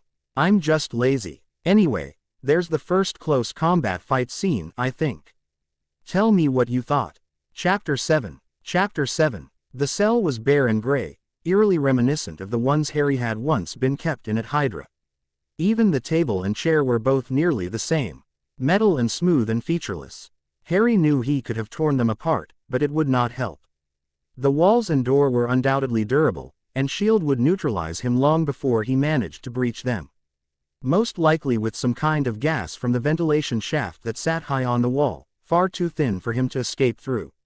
So Harry waited, calm and patient, not allowing them to glimpse his power in any further detail than they had already.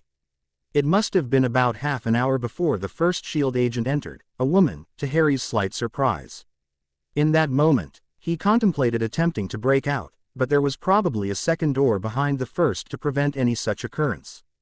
The woman was a redhead with a beautiful face and stunning figure that was only enhanced by the rather tight S.H.I.E.L.D. uniform. She was one of the most attractive women that Harry had ever seen, and it wasn't much of a guess as to why she had been sent to convince him to join S.H.I.E.L.D. or at least that's what Harry assumed she had been sent to do from the fact that he hadn't already been executed. Hello, she said. Her tone was so friendly, almost flirtatious, in fact, that it might have convinced anyone else that she was on their side. It only served to annoy Harry. He thought he was that weak and stupid. I'm Agent Natasha Romanoff. Harry cocked his head to the side and said, No, you're not. If she was at all startled by the statement, she hid it extremely well. And what do you mean by that? She asked. All the prior friendliness had vanished. Her voice was as neutral as the gray of the room's walls. Romanoff, Harry said, is a Russian surname. Unless you're actually a man under those clothes, it should be either Romanova, or more likely, Romanova. He lowered his gaze to trail down from her face and over her body. I somehow doubt that you are a man, Miss Romanova. You speak Russian? She asked, speaking in Russian. Harry smirked. Enough to get by. Does your name actually ever fool anyone? She matched Harry's smirk. Not everyone speaks Russian, she said, and then added, please don't speak it again. By the way, you pronounced almost everything wrong. Oh well, I never claimed to be good at it. Harry glanced down at his cuffed wrists. I suppose it would be best if we moved past introductions at some point. I'm fairly sure you already know who I am. So could you tell me where I am? Natasha, or whatever her name was, nodded.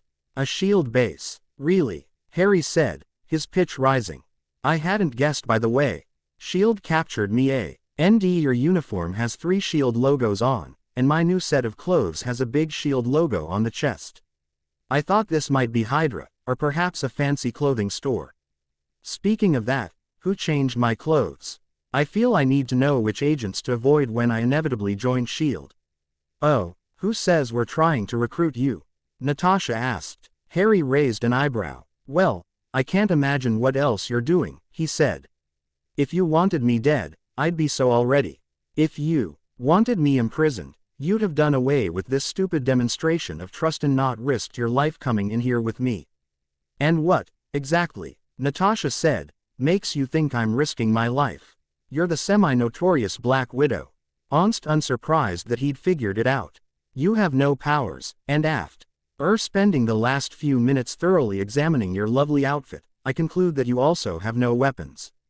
Go on then, Harry. Show me your powers. Is that a pickup line?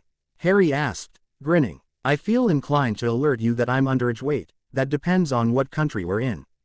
Would you mind telling me? Natasha laughed. That was the worst attempt at subtlety I've ever heard. And no. What about it being a pickup line? Harry asked, his eyes glittering with amusement. And I'll assume that you were the one to change my clothes, you pervert. Natasha sighed in exasperation. No to both. Harry winked. The second part wasn't a question. Are you flirting with me while you decide whether or not to attack me? All expression was instantly gone from Harry's face, and High's eyes were once again cool and deadly as an icicle through the heart. Forgive me, I have grown rusty in the art of espionage if I am truly that easy to read. Natasha remained amused. Don't feel too bad. Being pretty isn't the only reason I was sent to speak to you. Harry's eyes narrowed. And what were the other reasons? He said, his tone careful. Now Natasha moved to the chair on the other side of the table and sat down upon it. I can relate to you best out of anyone else here. As you've figured out, I was an assassin.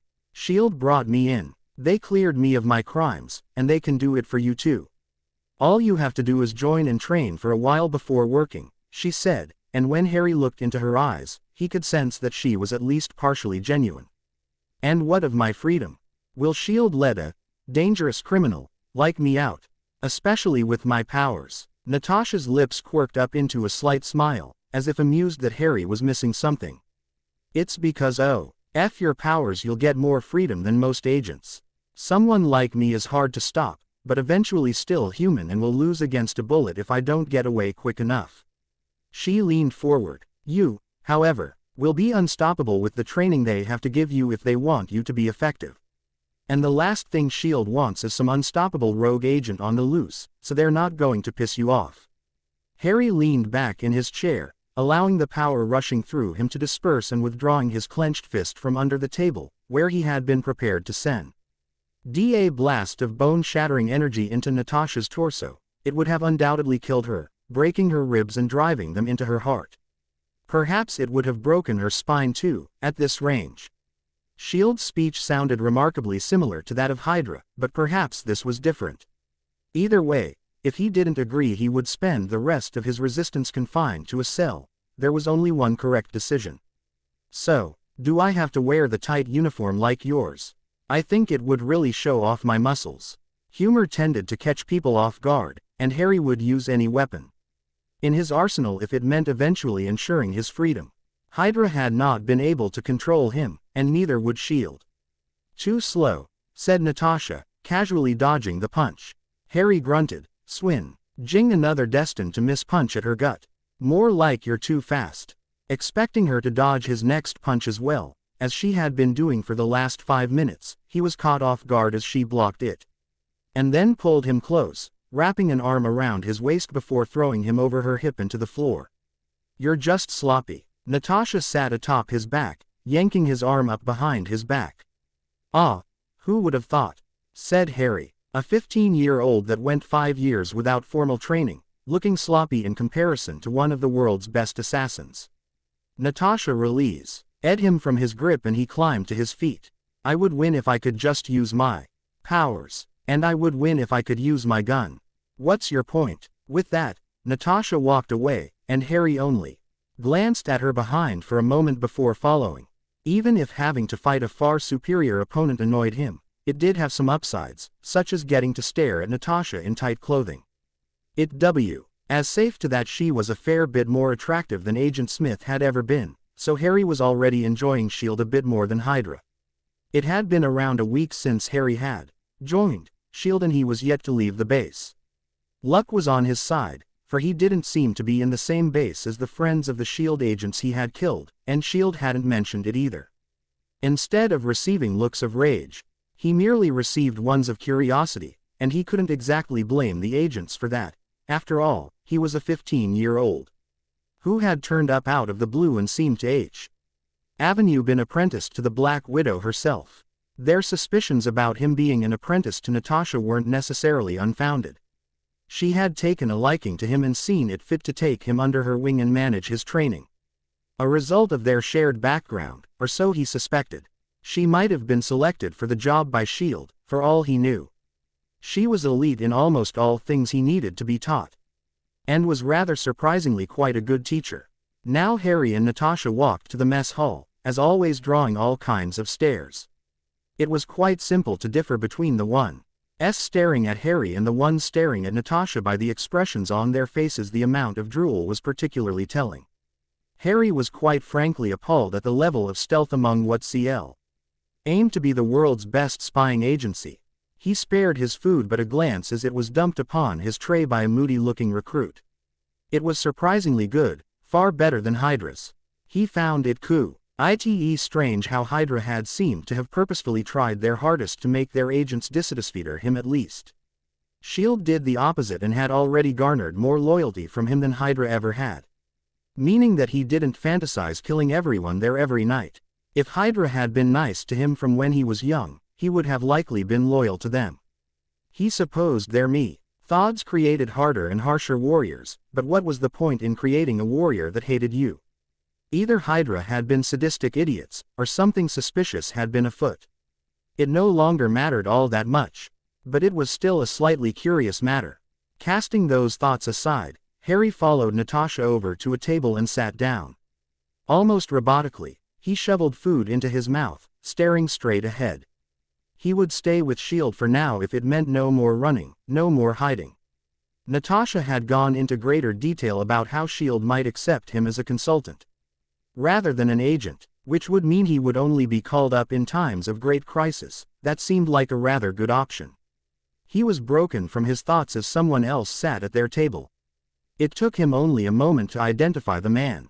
It took him a moment later to break into a smirk as he noticed a purple bruise upon the man's cheek and that he was wearing a turtleneck, probably to conceal the other marks. So, how have you been, Hawkeye? In return, Hawkeye glared, but amusement shone out of his eyes.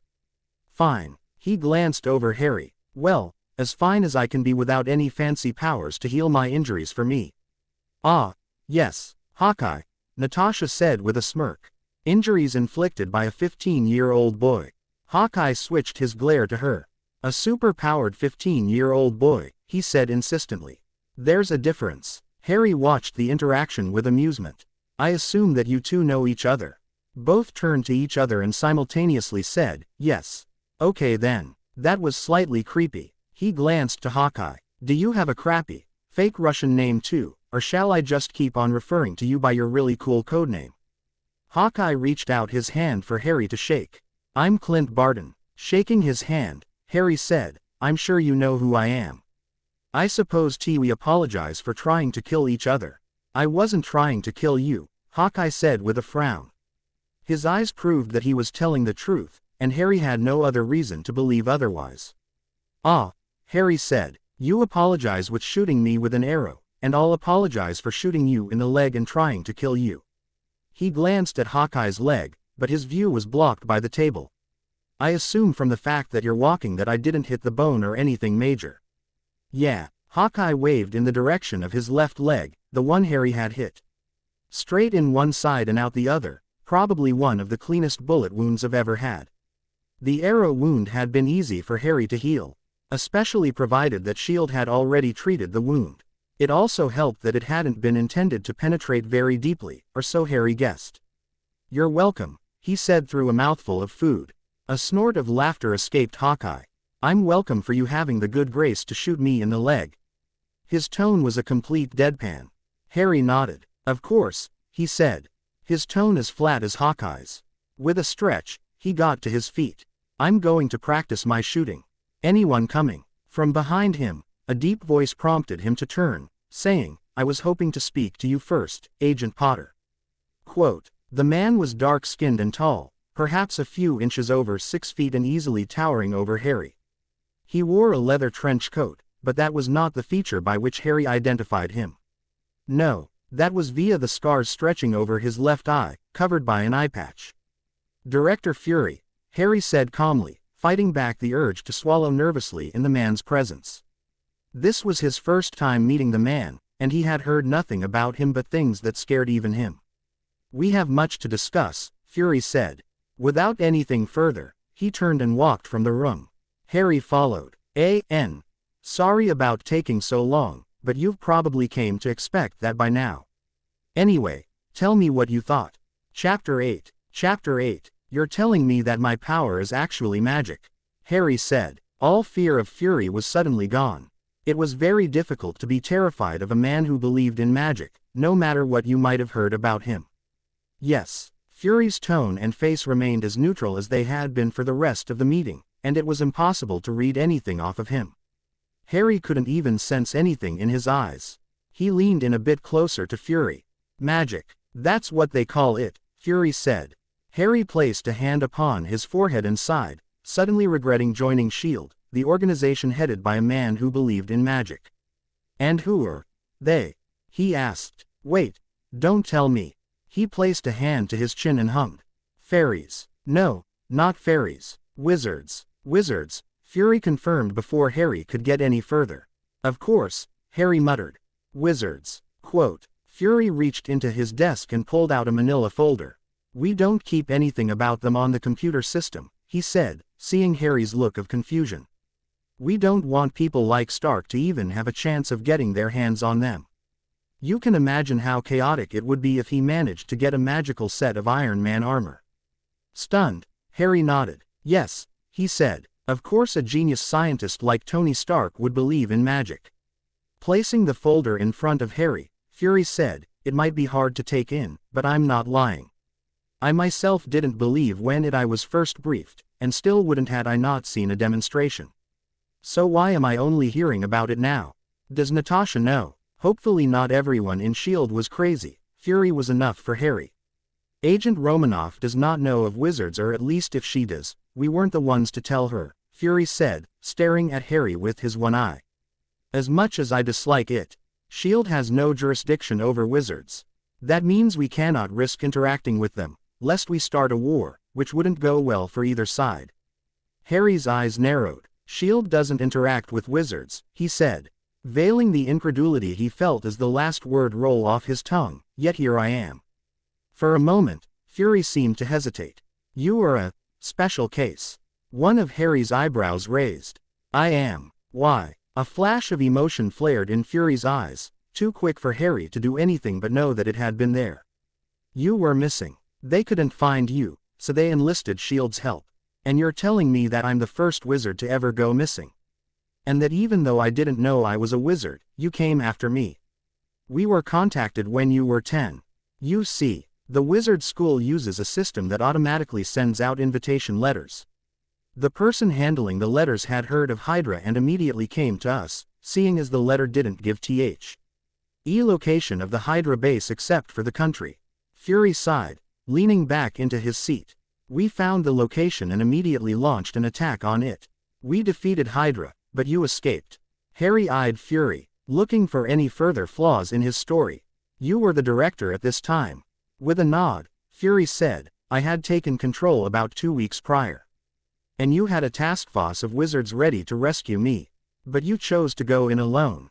It might not have been a wise decision, Fury said, scowling, but I was new and chose to prove that S.H.I.E.L.D. didn't require any assistance from wizards. While Harry wasn't exactly glad that Fury had been using him for some kind of personal agenda, it was still a realistic mistake to make. Humans tended to be prideful, and especially more so when confronted with people who weren't exactly human, but better, like Harry, for example. Hopefully Fury had improved since then. Harry was fairly sure that he had, else he would be in a cell somewhere, or more likely, 6 feet under. So, said Harry, if you dislike wizards so much, why are you telling me this? Wouldn't it be easier for you to just keep me thinking I'm a superhuman? Fury grimaced. They want you back, he said. Keeping you for even this long has been difficult, but we wanted to ensure that I wasn't a complete psycho, and also secure my future loyalty by not locking me up in a cell. As expected, Fury looking completely unsurprised that Harry had figured out his plan. It wasn't exactly a complex one. Yes, he said, now we've done that, I hope that you can return to S.H.I.E.L.D. at some point in the future for pay. Of course, once you finish your education. Any threats need not be said. Harry knew that if he took any other career choice, S.H.I.E.L.D. would watch him like hawks. If he became an assassin or something of the like, they wouldn't hesitate to kill or capture him if they could catch him, of course. Realistically, he had no option but to return to S.H.I.E.L.D. at some point. In the meantime, magical education might prove useful. So, I'm guessing I'm leaving soon. Yes, Mr. Potter, a male voice came from behind him. It was a testament to how quiet the speaker had been that in the soundproofed office, silent but for the voices of Harry and Fury, that neither of them, both professional speech, had noticed him. Fury's gun was up so fast that Harry barely saw him move. And then it was swinging towards the corner from which the voice had originated. Though slower, Harry mirrored his movements, pistol in one hand and power gathering in the other. Neither agent had an opportunity to fire before their guns were both ripped from their hands and floating in the air in front of them. Robbed of his pistol, Harry resorted to his power. In the room, less than 5 meters wide, there was no way the assailant could dodge. The air shimmered and a force barreled forward, sending objects scattering from Fury's desk. And then it was gone.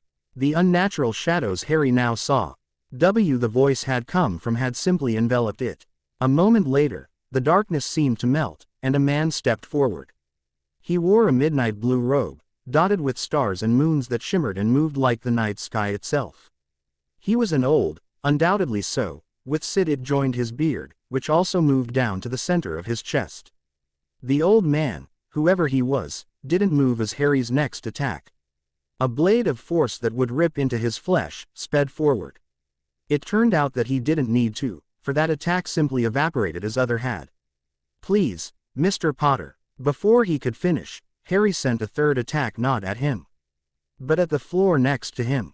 The man's arm moved with unnatural speed, seemingly snatching the attack from the air with no consequence. Before Harry could attack again, the man waved his hand at him too, and his limbs were suddenly locked into place, a terrifying claustrophobia descending upon him. This is Albus Dumbledore, Fury said. He sounded merely annoyed, rather than terrified, as Harry was at the man who had just appeared from nowhere and handled all of their attacks without the slightest effort. He's the headmaster of the British Magic School.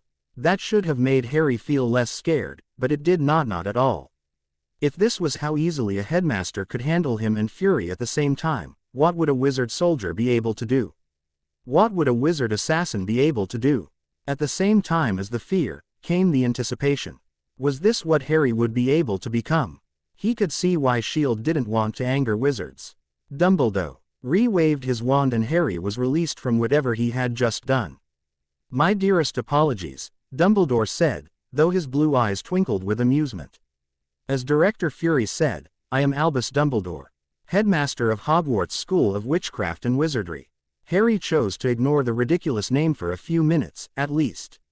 "Pleased to meet you," he said, not quite sure whether or not he was lying.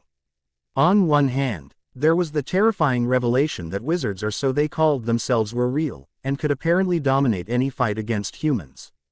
On the other hand, there was the realization that wizards were real. And he was one, as am I. Dumbledore reached forward to shake Harry's hand, and he took it. Offending the wizard didn't seem like a good idea. In the same instant, Harry looked up into Dumbledore's eyes, trying to get a read. There was nothing. It wasn't like Fury where he could sense the presence of emotions, he literally could not sense any at all. "So will I be attending this school of yours?" Harry asked. He continued staring into Dumbledore's eyes, trying to get a read on him. "Most do not learn to do that without training, Mr. Potter," came Dumbledore's voice, startling him from his staring. "And fear not. Term doesn't start for over a month, by which point I hope will be capable of making your own decision." How had he known? No one ever knew. We can discuss it later," Dumbledore interrupted. "For now, you must gather your belongings, we shall depart soon." Harry nodded to Fury and then Dumbledore, and then got to his feet. The last thing he saw before he left the room was Dumbledore turning his gaze upon Fury, his eyes suddenly turning from warm seas of blue to icy glaciers. With that sight, he rapidly retreated. First, he went to the mess hall. But neither Hawkeye nor Natasha were there. In a slight hurry, he moved over to the combat training room that he and Natasha used, and then over to the shooting range. It was a large room, with targets set up at various distances from the shooters. Natasha and Hawkeye were, of course, both aiming at the ones furthest away, one with a bow and one with a gun. Neither of them seemed to be getting anything except bull's eyes. Harry made his way over to them and stopped. Even if he was in a hurry, it wouldn't be wise to interrupt them whilst they were shooting. Instead, he glanced at the gun rack, and then at the CCTV camera. He was sure that Shield wouldn't mind if he borrowed a few more guns, especially if he was a wizard. Dumbledore still had one of his pistols, so he needed to replace that. He still had 2 other guns and 4 knives on his person, also courtesy of Shield, but a few more wouldn't hurt. By the time Natasha and Clint had finished, Harry had safely loaded a SUB machine gun and a few magazines into a duffel bag he had also decided to borrow. "You could never be too careful, after all. Natasha," he said, approaching her. "I've got to leave for a while, I don't know how long." "Where?" A flash of a frown passed over Natasha's face. "On a mission," Harry said, and could immediately tell that Natasha knew it was a lie. The truth is far less believable, so you're just going to have to believe that for now. Somehow, he almost didn't like lying to Natasha. It struck him that she was probably the only friend he had ever had. Would he miss her? He had no idea. He decided not to go for a hug or anything of the like. As far as he was aware, friends didn't do that, and Natasha would likely think he was just taking the opportunity to grope her. So he smiled and walked away from his only friend, the elite seductress and assassin. Maybe he would be able to make normal friends with wizards. He took a moment to contemplate their odd names and sense of dress. Probably not. Then, with 1,000 thoughts in his mind, Harry walked back towards Fury's office, his belongings in his bag atop his new weapons. He went to knock on the door, but it swung aside before he had the chance. Dumbledore was still standing, and Fury's gun was still floating. The hostility in the air was practically tangible. Dumbledore's expression lit up as he looked at Harry. He looked to the duffel bag Harry was carrying. "Are those all of your belongings?" "Yeah." Perhaps it was risky. Perhaps it was crazy. Perhaps it would be the best choice he would ever make. "It am I." GHT give him the power to escape from under the clutches of Shield permanently, and who was he to deny a chance at that? A slight frown passed across Dumbledore's face, but a moment later he was once again smiling. Are you ready to leave then? Dumbledore said, with a final disdainful glance at Fury. Harry nodded and turned towards the door, but Dumbledore halted him. There is no need for that, Mr. Potter. I have a portkey, he said, producing a woolen sock from his pocket. Harry could handle animated robes showing a moving night skiff. You could make them, then why not? The names, Hogwarts, and Dumbledore, were both ridiculous. But might have been a result of wizards having a whole different culture. But this, Mr. Dumbledore, what do you plan on doing with that sock? He said, trying his best to sound polite, as not to annoy the powerful and perhaps insane wizard.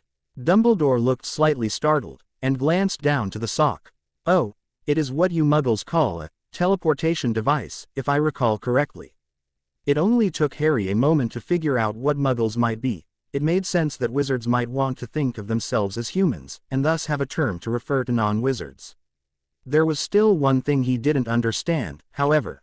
Why the hell is it a sock?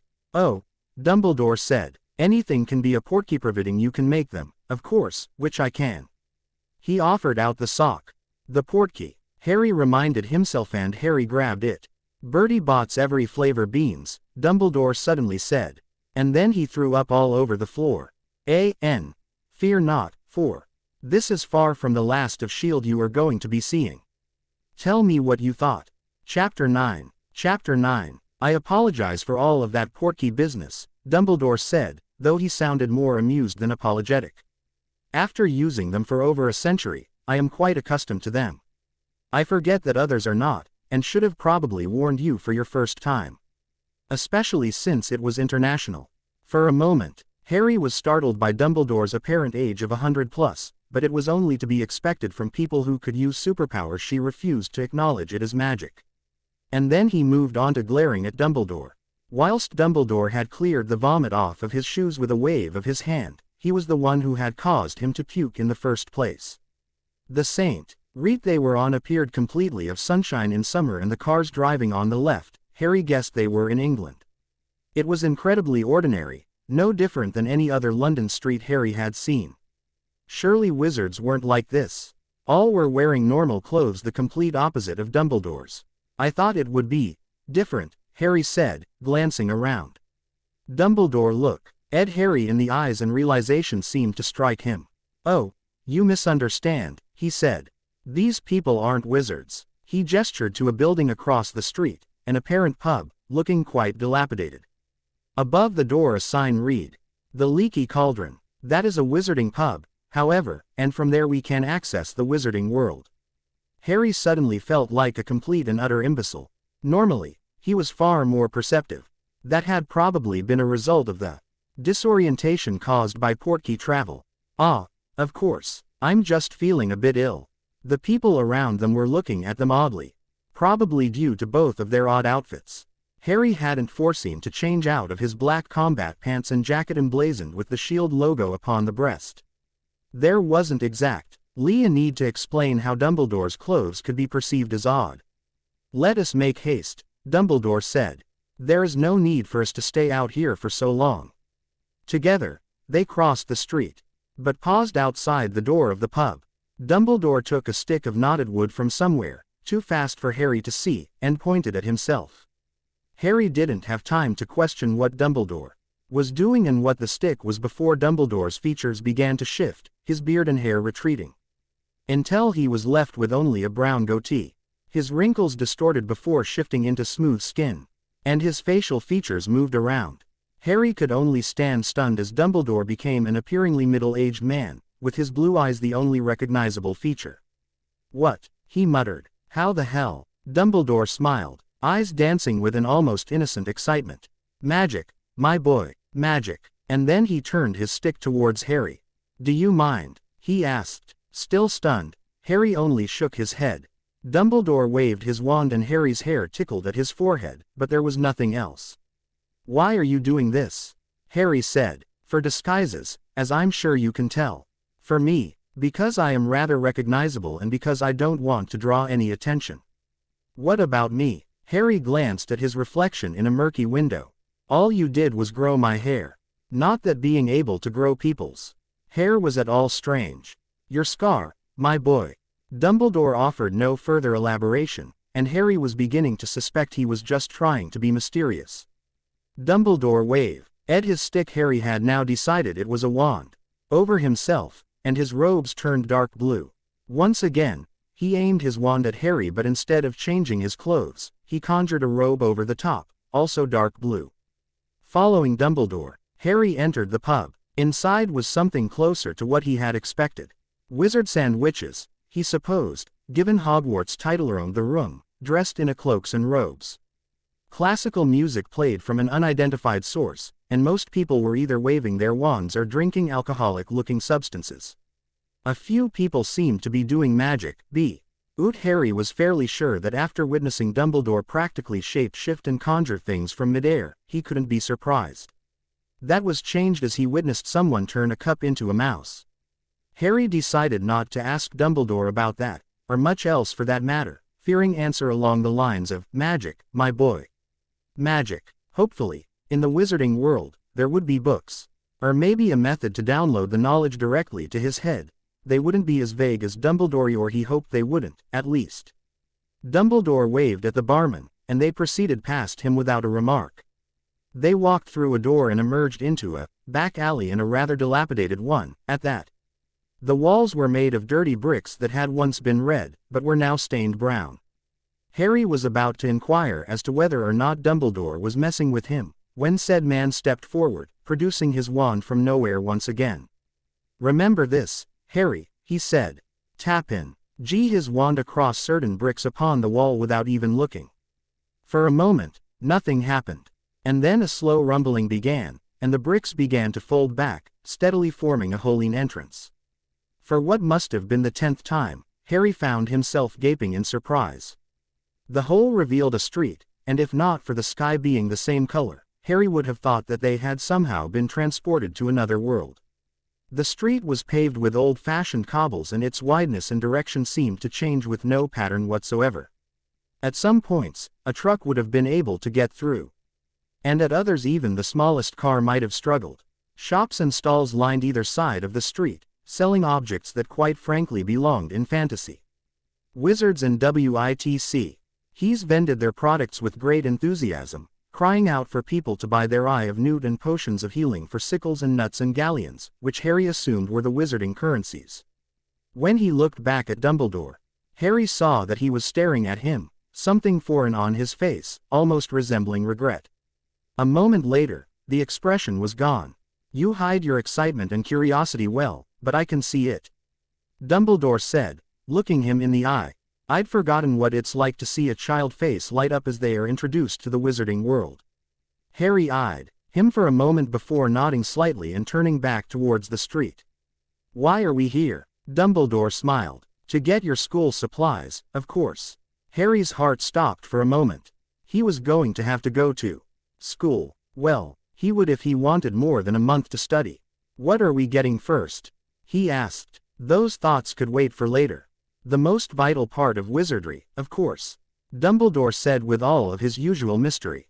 "The wand." While they walked towards the wand shop Ollivanders, as Dumbledore said, Dumbledore pointed out all of the shops they would visit afterwards. Nocturne Alley. The street running perpendicular to the one they were in, Diagon Alley, was apparently a black market which Harry should avoid. He momentarily questioned the competency of wizarding authorities if that was able to exist so obviously, and then made a note to visit it later, when he was alone.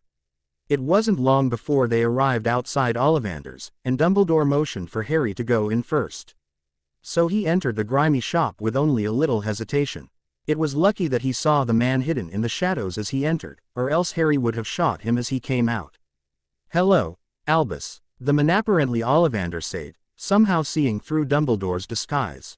He turned to Harry. "Hello, Mr. Potter." Even though he was yet to shoot the man, this still put Harry on edge. And he began to gather his power, just in case. Ollivander eyed him. "There will be no need for that, Mr. Potter." Harry did his best to hide his surprise. Could all wizards do this? RRY had spoken to 2 wizards so far and both had shown no doubt that they could dispatch him with ease. He allowed the power to disperse. If it came to a conflict, a gun would be a much better option. Rather than a power it seemed he was entirely unfamiliar with. Tape measures floated around Harry, measuring proportions that he was fairly sure weren't relevant to using a wand. What were wands for anyway? Dumbledore hadn't used one except for changing his face and entering the alley. "What's your wand hand?" Ollivander asked. Hesitance bit at Harry. HYDRA had forced him to become ambidextrous. But he supposed that he might as well go with his original dominant hand. "Right," he said. After a moment, he added, "I can use my left one as well, if that helps." Ollivander didn't speak, only humroused through the slender black boxes that no doubt contained wands, and Harry frowned in impatience. A few minutes later, Ollivander finally handed Harry a wand. Before he could even move it, it was snatched away and replaced with another. This one promptly shot flames from the tip. It was 2 wands and much destruction later when Ollivander suddenly appeared to be resigned. He ambled into the back of the shop, and Harry looked back at Dumbledore, who had been repairing the damage with flicks of his wand, in confusion. He simply smiled back in his intentionally frustrating way. When Ollivander returned a few minutes later, he was bearing a wand box that somehow felt different to the others. The wand inside was a slender stick of light brown with a handle of slightly darker wood. In total, the thing must have been just under a foot in length. As it met Harry's hand, a shower of black and white sparks sprayed out into the air. A feeling of both warmth and coldness flowed through him, bringing a comforting warmth with it. The wand seemed to sing, and a beautiful birdsong flowed through the air. Dumbledore stared at Ollivander expectantly, and he nodded. "This," Ollivander said, pointing at the wand in Harry's hand, "is 11 inches of holly wood, with a phoenix feather in the center." Dumbledore and him once again exchanged a glance, and Dumbledore was the one to nod this time. Ollivander licked his lips. "The feather is taken from the same phoenix that provided the feather within the wand of he who must not be named." "Please, Garrick," Dumbledore said. "Now he has returned. It is the most vital time of all not to show him fear." "Who?" Harry asked, confused. Dumbledore stared into his eyes and grimaced. "Dark Lord Voldemort, the one who killed your parents and gave you that scar almost 14 years ago. When he tried to kill you, his curse backfired and struck him down instead, marking you with that scar upon your forehead which has made you a messiah to so many. Using dark magic, he remained Alivaith, you can call it that. He was more of a Wraithan. Just at the start of this summer he returned, using old dark magic in order to resurrect himself." Albus, Ollivander tried to get in. But Dumbledore didn't stop. "Everyone one as powerful and knowledgeable as you refuses to speak of him in his name," Dumbledore said. "You do a disrespect to every witch and wizard who has fallen in the battle against him." He looked to Harry. "Your parents were 2 of these brave souls, and in order to resurrect himself, Voldemort and his followers sacrificed 3 other brave souls who opposed him. Only a matter of weeks ago. These are only a few among 100 of his victims." His gaze returned to Ollivander. "We must not forget that. So that was where the scar had come from." He supposed that was why it hadn't healed, and also why Dumbledore had hidden it. The man had said it had marked him as the wizarding world's savior, and that would mean that there would be both people who loved and hated him. If this Lord Voldemort had returned, then he and his followers would probably be trying to kill him, for revenge. The thought was quite frankly terrifying. If this Lord Voldemort and his followers had been strong enough to oppose a society of people like Dumbledore, then Harry didn't stand a chance. He was an untrained child among a society of apparent veterans. That was both an advantage and a disadvantage. These people were soldiers who had met Voldemort in open battle many times before, or so he drew from the look in Dumbledore's eyes. In a fair fight, Harry would defeat none of them. But he was not a soldier. He was an assassin, forged in the fires of pain and suffering and cooled in the blood of his foes, and he did not fight fairly. A wizard wouldn't disarm him if their brains were already splattered all over the floor before the fight had begun, after all. Sorry if this is later than normal. I can't really remember when I last uploaded, and this was already written. I haven't been much involved with fanfiction lately, seeing as I began to play Warframe again. Anyway, tell me what you thought. Chapter 10. Chapter 10. Dumbledore's of. Heist was quite a fascinating thing, more so to someone who had only just been introduced to magic. With all the complex creations around the room, moving and mobile, silver and wood, Harry was quite sure that the room held more magic than Diagon Alley in its entirety. A bird sat on top of a perch, steadily burning, as if that was normal. When it had sung, it hadn't been hard for Harry to recall the song of his wand, and thus figure out it was a phoenix. Unlike his wand, however, it brought no comforting warmth, only a compressing coldness. Fox, Dumbledore had said the bird was called. Wit. How old Dumbledore back in his normal form looked. Harry wasn't quite sure whether the bird had been named after Guy Fawkes, or if it was the other way around. So, Harry said, "I've missed 4 years of my magical education." Dumbledore nodded soberly. "Term begins on the 1st of September, in just over a month, so you do have some time to catch up." Harry's eyebrows rose. 4 years in a month. He could operate on 4 hours of sleep at the least, which would leave him with 20 hours a day. That would give him around 600 hours of time to study if that was all he did. A shoo. Ming school days of 6 hours that still only added to 100 days worth of schooling. Maybe if these children were complete idiots and he somehow managed to study constantly, he would have a slight chance. Or, in other words, he had no chance whatsoever. Dumbledore gave a slight shrug. "You already have an incredible affinity for magic," he said. "The vast majority of children are not able to purposefully control their magic without a wand. Out of these children, the one who I have seen do it the most was Lord Voldemort, and your ability is his tenfold, though it is focused in different research, so I assume from your performance at the Shield base. There was no point in lying if not doing so would help progress his magical knowledge even if Harry didn't trust Dumbledore. I could have continued doing that for a while. That was only a small amount of my power. And concerning what you did when you looked into my eyes, all I can do is sense vague emotions," Harry said, "and it doesn't work on some people." Dumbledore frowned, nodding. "I would have predicted it to be the other way around, with you being strong where mental magic is concerned, and not so strong in the physical aspect." "Why?" With a sigh, Dumbledore leaned far back into his chair. "You must understand, Harry, that I was not planning on telling you these things until you were much older, and much more experienced in matters of magic. It irritates me greatly to give you such a great burden mere hours after your introduction to our world." He sighed again. "I only tell you this due to your," he coughed, "unique upbringing." "What?" "Something of Lord Voldemort lies within you, Harry. The same dark magic that he used for his false immortality resulted in his soul being ripped to pieces, and one of T.H.'s pieces lies within." He pointed at Harry's forehead, "that scar." Harry slowly nodded. "I'm going to assume that Child Voldemort was good at mental magic, and you thought I would be too." Dumbledore nodded. "It is a good sign. It means the fragment of him doesn't have much influence over you." A sigh heaved from Harry. He had fought his way from HYDRA's control, was planning or bargaining his way out of Shields, and now there was possibly a being inside his head. Why did Voldemort fail anyway? You made him out as some ultra-powerful guy who slaughtered hundreds, yet he falls to a baby. To be straightforward, I do not know. But I do have multiple theories. 3, in fact, all involving old and near ineffable magic. The first is your mother's love and sacrifice. The second is Voldemort breaking a promise. And the third, Dumbledore hesitated. There is a prophecy. Harry blinked. The first 2 reasons sounded completely idiotic. That said, soft prophecy actually existed, as in the crystal ball fortune-telling. A Muggle perversion of true divination, but, essentially, yes. Dumbledore got to his feet.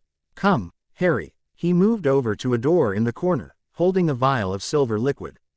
The doors opened to reveal a golden bowl sat upon a pillar of a matching color. Both pillar and bowl were carved with strange symbols and runes. As the liquid was poured into the bowl, it swirled around a storming ocean for a quick moment. And then it was calm and still. "Fall into it, Harry," said Dumbledore. Harry looked to him, and then to the bowl, and then to him again. "How do you suggest I fall into a bowl?" "Not a bowl, a pensive."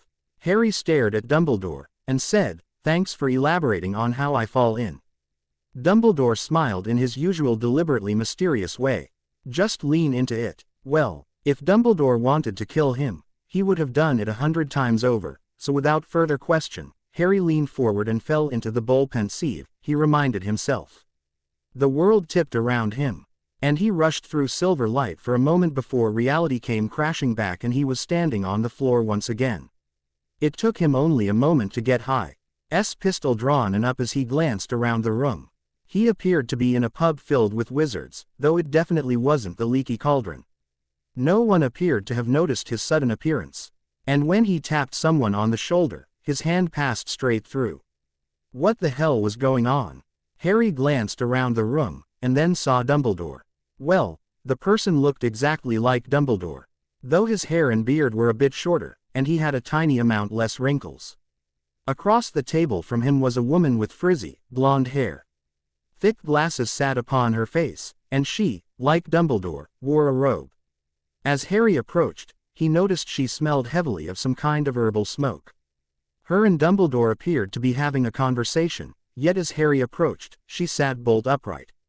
Her eyes, already slightly mad, glazed over with pure insanity as she gazed upon something she could not comprehend. From her mouth came, "The one with the power to vanquish the Dark Lord approaches.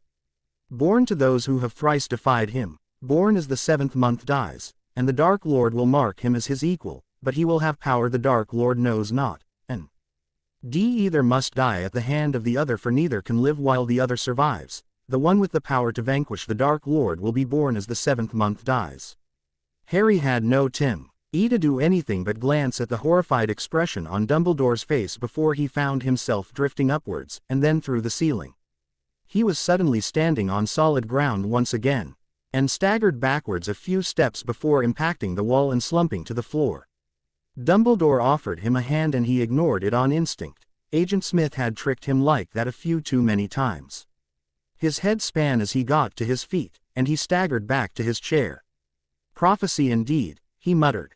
He looked up at Dumbledore. "Are you sure it's me?" Dumbledore nodded. "Almost certain. Your parents defied him 3 times. You were born at the end of July."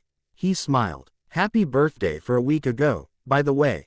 Harry started in surprise. He hadn't ever had anyone say that to him. "Thanks," he said. "Anyway, carrying on. There was another who fit the aforementioned terms, but unlike you, he was not marked as an equal." Harry nodded. "The scar," he said. "But I'm nowhere near his equal." Dumbledore smiled. "Well, we're going to have to fix that." "Accio," Harry said, pointing his wand at a book. It flew across the room, landing in his outstretched hand. He threw it back, and whilst it was in midair, thought. "Accio." Once again, the book met his hand a second later.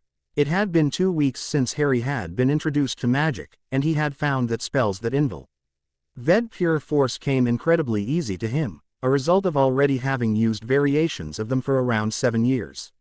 With an incantation, wand, and wand movement, using his power was a lot easier. He didn't seem to actually require any energy, rather than taking something from within him like wandless magic. Wand magic seemed to simply channel an outer energy magic through the wand.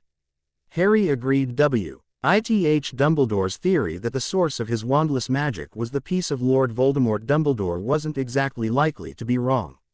He also theorized that the reason wandless magic tired him was that Voldemort's piece of soul was an ineffective focus, or something of the like, so it actually required a physical effort on his part as well. Admittedly, he knew next to nothing about magic, so he could be completely wrong. But he found it a likely explanation for his seemingly natural affinity. Harry had decided to skim over the theory of all of the first-year classes before he attempted any spells. None had been very hard to understand. That was probably because they had been designed for 11-year-olds, which Harry was decidedly smarter than. He had found that spells that involved bringing something like fire or water into existence, such as Incendio and Aguamenti, weren't as easy as the telekinesis-based spells, but still simpler than the ones that involved sending forth bolts of light that had different effects. Like Stupefy, the stunning spell, which rendered its target unconscious. What was more difficult than both was Transfiguration. Well, it wasn't exactly hard to do, it was just hard to do fast. Which made it useless in a fight and therefore near useless to Harry. After all, He highly doubted that someone as powerful as Lord Voldemort was going to wait around for a few seconds while Harry changed matches into needles. It would probably be wiser to bring his own needles, should he ever need to use them to defeat Lord Voldemort. Lord Voldemort apparently wasn't as powerful as he had formerly thought. Apparently Dumbledore was not only a simple headmaster, but commonly referred to as the world's most powerful wizard. Voldemort was supposed to be near his level, but not quite there. Whilst still formidable, that was still a lot less scary than the massive and godly levels of power that Harry had been imagining. Still, Lord Voldemort had managed to escape death somehow. And that was quite impressive, or so Harry thought. He hadn't had time to look over his only history textbook in detail, so for all he knew, resurrection was something any wizard could pull off. Realistically, Harry was fairly sure that it would be nigh on impossible for him to defeat Voldemort using magic without a stroke of luck a few miles wide. That didn't mean he wouldn't try to improve at it, however. Maybe he would stand a chance if he used other things in combination with magic. Then again, he was fairly sure that a bullet wouldn't kill an immortal wizard. This the adjective, immortal. Dumbledore had been rather secretive on the subject of how Voldemort had become immortal, citing that he was researching on the matter. Harry didn't trust that was entirely true. After all, what he had seen of Dumbledore, and what he had read of him were two very different things. He was a seasoned liar, undoubtedly, and Harry had no idea what might have been concealed behind those twinkling blue eyes of his. All he knew was to not look into them. Magic, it seemed, had brought with it many new challenges, the threat of Voldemort's plans and Dumbledore's plotting alike. But, hopefully, in due time, it would also bring solutions to those challenges, as well as ones for the other problems that plagued Harry's mind. He had to ensure S.H.I.E.L.D. had no leverage over him, and one OT. Her thing had been weighing down upon him for some time, a persistent and unsettling feeling buried in some dark corner of his conscience. It warned that something was awfully wrong, that Harry was being in some way deceived. Where had it come from? He didn't know. He did suppose it had all begun. Something told him that HYDRA wasn't completely gone. After all, if you cut off one head, two would grow back. This time, he didn't plan on cutting of its head. He planned on turning it to ash. So, I'm sure you can tell by now that Harry isn't going to be content to just sit at Hogwarts. Anyway, tell me what you thought. Chapter 11. Chapter 11. The world twisted and turned, becoming nothing but spinning color and ever-increasing levels of nausea. And then Harry was suddenly landing upon solid ground. Bending his knees as not to fall. This time, he managed to avoid throwing up the contents of his lunch, a great improvement from his first portkey ride. A necessary one, too, seeing he didn't have Dumbledore to clean up the mess. He walked to the end and into the daylight. Across the street sat an inconspicuous and gray block of a building. Though he had never seen it from the outside, Harry knew it was the base in which he had spent all of his time with S.H.I.E.L.D., with a sprawl of tunnels underneath it that spanned for miles and miles. Well, it would be if Dumbledore had gotten the place correct. Harry glanced down to the multicolored sock in his hand, a portkey. Somehow, he wouldn't be surprised if Dumbledore proved to be slightly unreliable. After spending the last weeks in Hogwarts with only him for company, he was fairly sure that the man was either insane, or a genius. Probably both. Either way, he most likely had sent Harry to the correct place this time. He was trying to gain Harry's trust. After all, Harry had told him that he wanted to visit some of his friends at S.H.I.E.L.D. What he had really come for, however, was far from that. No, this base extended underground for miles and miles, and in his time there, he had learnt that it held many a secret, a few of which could be useful to him. As some civilians crossed the road, Harry joined them, that there were probably no less than a dozen cameras aimed at him, a few snipers too, probably, sitting atop the roof of the building or peeking out through shaded windows. He ignored them. They wouldn't shoot him, probably not, anyway. The glass doors slid open as Harry approached, and it wasn't hard to guess that he was somehow being screened for weapons. The lobby didn't appear to be a government base, not at first glance, at least. You only needed to peek a bit beneath the surface, and suddenly it would become crystal clear that this place was not normal. Firstly, there were the guards, clad in suits. However, they might try. They couldn't quite conceal the bulge of the pistols under their blazers or their eyes, too surveying and calculating for any ordinary security guard. There were many doors disguised as supply cupboards, Harry noted. They were probably to allow the other guards the real firepower, wearing full body armor and toting submachine guns and assault rifles to enter the room without disrupting the escape of any other agents. It took Harry but a second to pick up on these things, about same amount of time it would take anyone else trained by SHIELD or HYDRA. If they got to this point, they already knew it was a base anyway. This place wasn't exactly the most closely guarded of secrets, and it didn't need to be, for it was a fortress. And that was why Harry was carrying out his plan via the method of a full-out assault. Telekinesis, a few pistols, and an extremely limited arsenal of spells weren't enough for him to take down 10 SHIELD agents, let alone 200-odd. Harry moved over to the counter where the apparent receptionist stood, overly aware of how loudly his shoes sounded against the marble floor. Walking silently would look suspicious, how not that he didn't already look suspicious. As far as he knew, 15-year-olds weren't frequent visitors to SHIELD bases, especially ones carrying various weapons about their person. "Good morning, sir," the receptionist said, her smile plastic. "Do you have an appointment?" Cameras were no doubt staring upon Harry right now, and had already scanned his face and cross-referenced him against the system. SHIELD already knew who he was, and this was just to delay him while they did something. Or there was some secret code that he didn't know. "No," Harry said, "but I know this is a SHIELD base and I would quite like to be granted entry." The receptionist's fake smile threatened to dissolve for a moment, but eventually decided to remain plastered upon her face. She probably didn't know who Harry was, then. "One moment, sir," she said. She turned her head downwards, and her fingers danced over the keyboard. It was concealed from Harry's view, and he could only guess what she was typing. Whatever it was, agents would undoubtedly arrive soon. Harry's prediction was proved correct what must have been less than half a minute later, when 2 men in suits approached him from behind. The only way they could have been more cliché-looking was if they were wearing sunglasses. "Would you like to come with us, sir?"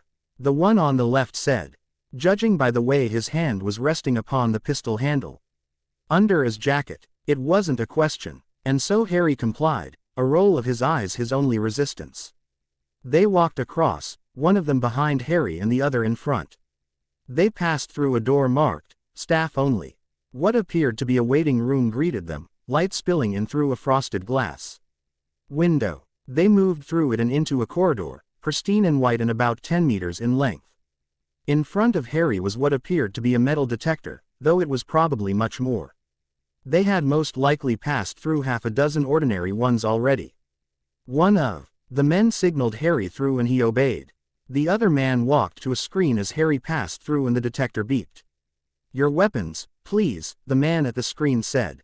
Harry smiled. "It's almost as if you don't trust me. It's protocol." At the end of the corridor, 2 men clad in black clothing and body armor entered, each carrying assault rifles. Harry decided to comply. He reached under his jacket and took one gun from its holster, placing it in the offered tray. The one from his waist followed a moment later. Next, he reached down his right trouser leg and unsheathed the knife that sat there. And then he took out the other knives, one from the inside of his jacket and the other from his left ankle. He had decided to forego any further weapons, lest SHIELD decided not to give them back. It would also probably look dodgy if he wandered in with an MP5 slung across his chest. "You're free to go through," the man at the scanner said. Harry smiled and nodded, resisting the urge to touch his sleeve and ensure that his wand was still there. There had been the chance that the magic would screw with the sensors too much. If it appeared to be a signal disruptor, it would likely result in its confiscation. The men at the end of the corridor stayed still and silent as Harry passed, staring at him through their goggles. It was almost unnerving how similar to HYDRA SHIELD was. And Harry found himself unintentionally gathering his power around his hands, ready to combat any attack on his person. The door slid open with barely a hiss, revealing the room beyond, the same white as the corridor. Harry glanced at the door as he passed through. It was steel, over an inch thick. And that was another reason why Harry wasn't carrying out an assault on the base. 2 fur. Their guards stood on this side of the doorway. Harry was beginning to wonder how S.H.I.E.L.D. managed to maintain any secrecy whatsoever with so much manpower around. He supposed that a lot of these people had no idea that they were working for S.H.I.E.L.D., rather than the CIA or the military or something of the like. The 2 men in suits from before followed Harry through the door, resuming their former positions as they lead him through the base. They moved down the corridor, and then another after that. Eventually, they reached an elevator, one of the men tapping in a code and scanning a card against a lock. Harry and the men entered as the doors opened, and second later, leaving them trapped in a metal box. Rapidly, it descended. Harry wasn't able to calculate what speed they were moving at, but he counted it to be about half a minute's journey. When they reached the bottom, the doors slid open once again. Rather predictably, 2 guards waited outside. The 2 men in suits remained in the elevator, and didn't say a word as the doors closed and it ascended. One of the guards gestured Harry forward, and he complied. The door at the end of the short corridor was emblazoned with an eagle in a circle. This was the actual S.H.I.E.L.D. part. Then, Harry, having been brought in unconscious and leaving through portkey, hadn't seen any part of the base other than what lay behind that door. He glanced up to the security camera, and the door hissed open. Beyond was yet another short corridor, and Harry was starting to feel that S.H.I.E.L.D. was perhaps a little too obsessed with security. Then again, this was where they kept a wealth of information from the days when paper was the best thing to use. Most of the information wasn't important, albeit, but some still had its purpose. Harry walked down the long corridor, and, once again, the door slid open. As he saw what was inside, Harry smiled, the tension in his body fading slightly as he drew his power back into his hands. He stood on a balcony, overlooking a large and high-ceilinged room milling with agents carrying files from computer terminal to computer terminal. While he had not seen this part, having been confined to only the living quarters and training rooms, this was clearly an actual part of S.H.I.E.L.D., and they hadn't decided to kill him. Someone approached Harry on his left, their footsteps only slightly audible against the chatter from below. Back so soon? The voice was Natasha's. She had been sent to babysit him, then. Good. Without turning, Harry nodded towards a pair of guards carrying assault rifles. Couldn't help it, what with the friendly atmosphere and all. Quote, Natasha snorted. And I work for S.H.I.E.L.D. because of the great dental plan. Do I get one? Harry asked. And on a similar note, when do I get my paycheck? One of Natasha's eyebrows quirked upwards. I believe you'd have to ask Fury that, though he isn't here for the large majority of the time, she said. Now I'm just wondering why you're here. Fury said your leave would be indefinite. And I doubt you're meant to be back already. Would you believe me if I said I was? No. Thought so, Harry said. He turned from Natasha, leaning against the railing and staring over the room below. Natasha wandered up beside him and stared at him. So what are you here for? A shiver of reluctance threatened to crawl up Harry's spine, but he quickly banished it. He didn't like to ask others for aid. But now, it was his only option. I need your help. Natasha cocked her head to the side. With what? An explosive sigh forced its way from Harry. Well, he said, I would ask for a promise of secrecy, but those don't tend to mean much in our kind of business. So all I ask is that you hear me out. Firstly, you have to understand that I have no one else to turn to, not that you wouldn't be the one I would have turned to in this case. Nodding, Natasha said, that's nice and all, but do you have a point? Yes, Harry said insistently. It's just that flattery works on most people. And I am telling the truth about you being the person who I would trust most in this instance because you'll understand me the most. He sighed. I need to access files on HYDRA agents. HYDRA is gone, Natasha said, frowning. Harry snorted. I'm fairly sure that's what S.H.I.E.L.D. used to say before they rediscovered their existence. Fair point, Natasha said. I understand, but, please, Natasha, I know that you know what I'm feeling. If there was even a chance that the people who had ripped away your childhood and made you an assassin still existed, you would want to destroy them. To kill every last one of them. Natasha bit down on her lip. Harry had no idea of knowing whether or not it was a genuine response. Nonetheless, he powered onwards. Please, he said, you know that I can't do this without you. Probably not. That was, but the risk would be much lower of failure would be much lower with Natasha's assistance. All I need you to do is handle the came. Ross and cover for me if anyone asks where I was. After a moment of silence, Natasha finally nodded. Harry smiled. I assume you actually know how to disable the security cameras. Or put them on a loop or something. Quote, of course, Natasha said. Don't doubt my expertise. Are you sure this is going to work? Harry fiddled with his wireless, concealed earpiece, ensuring that it wouldn't fall out. Relax. Natasha's voice came through the earpiece with only a slight distortion. This is my job. Do you normally go up against Shield? Natasha snorted. Not anymore. Used to, though. The agents, who passed Harry occasionally spared him a glance, though didn't appear too interested in him. Most had probably seen him during the time he had been here before. Nonetheless, he was cautious. Ready. Harry glanced down at his watch. He wouldn't have much time. Let's go. Pushing himself from the wall, Harry turned the corner and walked towards the door at the end of the corridor. Simultaneously, Natasha moved from a door halfway down the corridor. She walked slightly faster than Harry and he was 5 meters behind her when she made it to the end of the corridor. One moment she was normal, her expression the cold mask or perhaps not a mask that she normally wore. And the next, she was completely different, all smiles and flirty touches. When Natasha said she was good at her job, she most definitely wasn't lying. There was only one guard looking over the whole of the corridor, thank God. Probably because Shield didn't want too much manpower inside this part of the base, and these files weren't exactly important. In fact, if a Shield agent wanted their hands on them, it would likely be easier to just get them from a computer. And so, for most, their usefulness had long since expired. Not for Harry. The guard, trained by Shield might he be, didn't take long to be bent to Natasha's will and be drawn a few meters from the door. Harry passed him casually, sparing only a glance to the set of keys not key cards. He noted at his waist. He probably didn't have the key to this door, anyway. Harry slid his wand from his sleeve and aimed it at the lock. Alohomora, he whispered. The door clicked open from the unlocking spell and Harry slipped in, thanking God that it was old-fashioned rather than electric.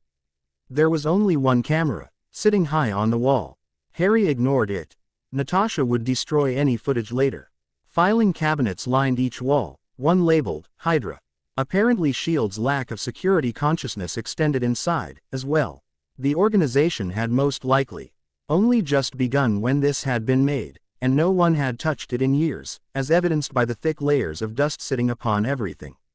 Harry drew his wand from his sleeve and focused. Scourgify, he said, flicking his wand. It was a cleaning spell, and a rather simple one at that. Nonetheless, it did its job, and after a few goes of it, Harry had cleared away most of the room's dust. He lipped a pair of gloves from one of his pockets and moved over to the filing cabinet. Alohomora, he said, waving his wand, and the lock clicked open. Even though he had only been using it for a few weeks, magic had already proven itself extremely useful to Harry. He opened the top drawer. A short stack of documents greeted him. Harry glanced over the titles of a few, but didn't have time to look into them in any further depth. As much as he would have liked to. He put the files down, separating one from the others. Casting his wand over the single one, he said, Geminio. For a moment, the file glowed, and then a copy of it materialized next to it. Harry might not have mastered the copying charm yet, but it would be good enough. He set to work on duplicating all of the other folders. We have a problem, Natasha said. Harry's earpiece and slightly startling him. Harry's heart raced. He couldn't afford to fail. What? The guard has decided to lean against the door you're in, and the are a few other people in the corridor. You might end up waiting in there for a while. A smile edged itself onto Harry's lips. There was an easy solution to this. You'll still be able to wipe away any evidence on the cameras, yes. Easily. They won't check the ones for this corridor unless something major happens. Well, I'll be going then, Harry said, replacing the files and gathering the duplicated ones in his arms. How? Natasha's tone held a hint of confusion, rightfully so. After all, in real life nothing was built with air vents large enough to crawl through. Magic. Harry reacted. head into one of his pockets and pulled out the brightly colored sock he had used to arrive. With a final glance around the room to make sure nothing was out of place, he said, "Sherbet lemons." Harry's world shifted into a vortex of swirling colors, and then he was gone. Sorry for not uploading last week. I honestly can't remember why I didn't upload, but it was probably something to do with the game Warframe and farming for Frost Prime. Yeah, anyway, tell me what you thought. Chapter 12. Once again, Harry managed to finish his portkey journey without vomiting or falling over. Just as well, seeing as he found himself standing before a shelf of Dumbledore's magic gadgets and devices. "Back so soon, Harry?" came Dumbledore's voice from across the room.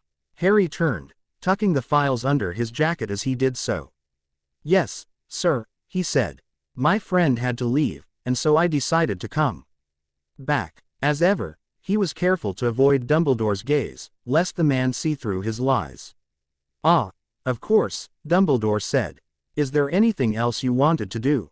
He chuckled. "I can't imagine it's been very enjoyable for you to be cooped up in this castle for a week with no one but myself for company. Magic is good enough for me." There were, of course, 1,000 things Harry actually wanted to do. Most of them, however, would either look suspicious or were too unsafe for him to do without an escort. That had been why Harry had gone straight to the Shield base first, rather than where he wanted to go, to the HYDRA base in which he had been kept originally. It would rather odd if he asked Dumbledore to prepare him a portkey to a location in the middle of rural Canada, the exact coordinates of which he didn't know. Dumbledore smiled. "Indeed, it is quite a fascinating thing," he said. "How are you progressing in your studies?" Every day, they had this discussion, with Dumbledore explaining anything that Harry did not fully understand. There weren't many things, seeing as Harry was still focusing on magic that was meant to be learnt by children much younger than him, so he occasionally used the question to direct the conversation towards more advanced, more dangerous forms of magic. Today, however, was not one such occasion. The files under Harry's jacket screamed for him to search through them. "Quite fine, today," Harry said. "I've just been brushing up on some charms, mostly." Dumbledore nodded. Of course," he said. It was obvious to Harry what Dumbledore would ask next. It was always the same thing. "And what of your mind?" As odd as the question might have sounded, Harry knew what he meant. Dumbledore feared that with Voldemort and Harry being linked in both destiny and magic as evidenced by their wands, Voldemort might somehow try to enter Harry's mind. Using some variation of a complex magic he was apparently an expert in, legilimency. Legilimency was a magic that involved reading one's thoughts, and usually required eye contact. Harry most likely performed some weaker version of it when he read emotions. He obviously couldn't reach anyone from more than a few meters away, but who knew what Voldemort would be capable of? "Still fine," Harry said. In fact, he was fairly sure that Dumbledore was being paranoid. "But you've still been practicing occlumency." Occlumency was the countermeasure to legilimency, involving clearing one's mind of thoughts to prevent someone from reading the more trampling through your mind. And whilst Harry was fairly sure Voldemort couldn't get him, he was still learning it. There were, after all, other wizards, albeit less dangerous ones. Of course, Harry said. He was now probably skilled enough to keep out less skilled attackers' trolls, for example, which apparently existed. Good. Well, I'll be going now," Harry said, cutting Dumbledore off before he could say anything further. "I'm feeling quite hungry." He wasn't. "Very well." Dumbledore smiled and nodded. If he suspected anything, he wouldn't have reacted any differently. While he wasn't actually hungry, Harry did indeed visit the kitchen before making his way to his private characters. Hogwarts was literally a castle, and there were thus 1,000 places in which a spy could be. And that was without thinking about the hundreds of moving paintings lurking about. After eating a brief meal, Harry returned to his room. He made sure nothing was out of place and then placed the files on his desk and sat down in front of them. Stretching his hands, he sighed. This was going to take a while. Breaks were for wimps, Harry had decided. He had also decided that they were probably necessary if one hoped to maintain their concentration. Nonetheless, he had powered onwards, going through the documents again and again in search of the information he sought. He had noted down his leads, but he would need a computer and the internet if he wanted to follow up on them. And so he went through the files again. It was probably stupid to do so. He knew, but did it anyway. He couldn't afford to miss anything. Harry's suspicions of HYDRA being shut down were far from being unfounded, as it turned out. When S.H.I.E.L.D. had first taken HYDRA down, they had allowed a number of their agents to go free, provided they operated as informants in the crime circles they were present within. These men had left HYDRA long before Harry had ever been there. But still, they would have probably been some of the first to know of HYDRA's return. And so Harry would find them, and interrogate them. There was a problem, however. These files were from well over half a century ago, and most of these men were most likely dead. Hopefully, their descendants would know something. The files, however, were rather outdated and spoke nothing of any children. Thus why Harry would have to do his research himself. Computers didn't work in Hogwarts, no electronics did. Something to do with the heavy magical presence broke them, reduced to paperweights. Well, it was either that or some conspiracy set into action by a Hogwarts headmaster to stop wizards being influenced by muggles. Harry would admit he had briefly wondered about that before dismissing it. Either way, it meant that if Harry sought to get anything done, he couldn't be in Hogwarts. That wasn't so bad. It meant he could avoid being forced to hang around children. It also meant he would have to go without Dumbledore's help. It was an easy decision, if he was honest. It would give him the ability to go wherever he wanted, to do what he wanted whenever he wanted. It would give him a brief escape from the clutches of the powerful people and organizations he was trapped between. But then there was the question as to whether or not Dumbledore would let him go. Sure, Dumbledore had said it was his choice as to what he did. Whether or not he was telling the truth was an entirely different matter. Still, Harry had decided to risk asking him. The consequences of what might happen if he were to run away were far scarier than those he might face were Dumbledore to say no. Who knew what methods of tracking Dumbledore might have? Harry stood to move towards the door, but then glanced at a clock on the wall. 3 in the morning. He adjusted his path so that was heading towards the bed. Perhaps the conversation would be best left for the morning. As he early the next morning, he changed into shorts and a t-shirt, and went about his exercise regime. Over the years, even after he had left HYDRA, he had sustained it well, most of it. A lot of the time, it was difficult to access a swimming pool, and he'd never exactly fancied having a swim in the Thames. Hogwarts Lake was a completely different matter, though. Dumbledore had assured Harry that its magic freed it of any pollution. And that the giant squid was really quite friendly. Harry still hoped he was joking about there being a giant squid. Whatever reservations Harry might have had about the man, he found it unlikely that Dumbledore would want him drowned or mauled by sharks. And so an hour after Harry's awakening found him finishing off his swim and climbing out of the water.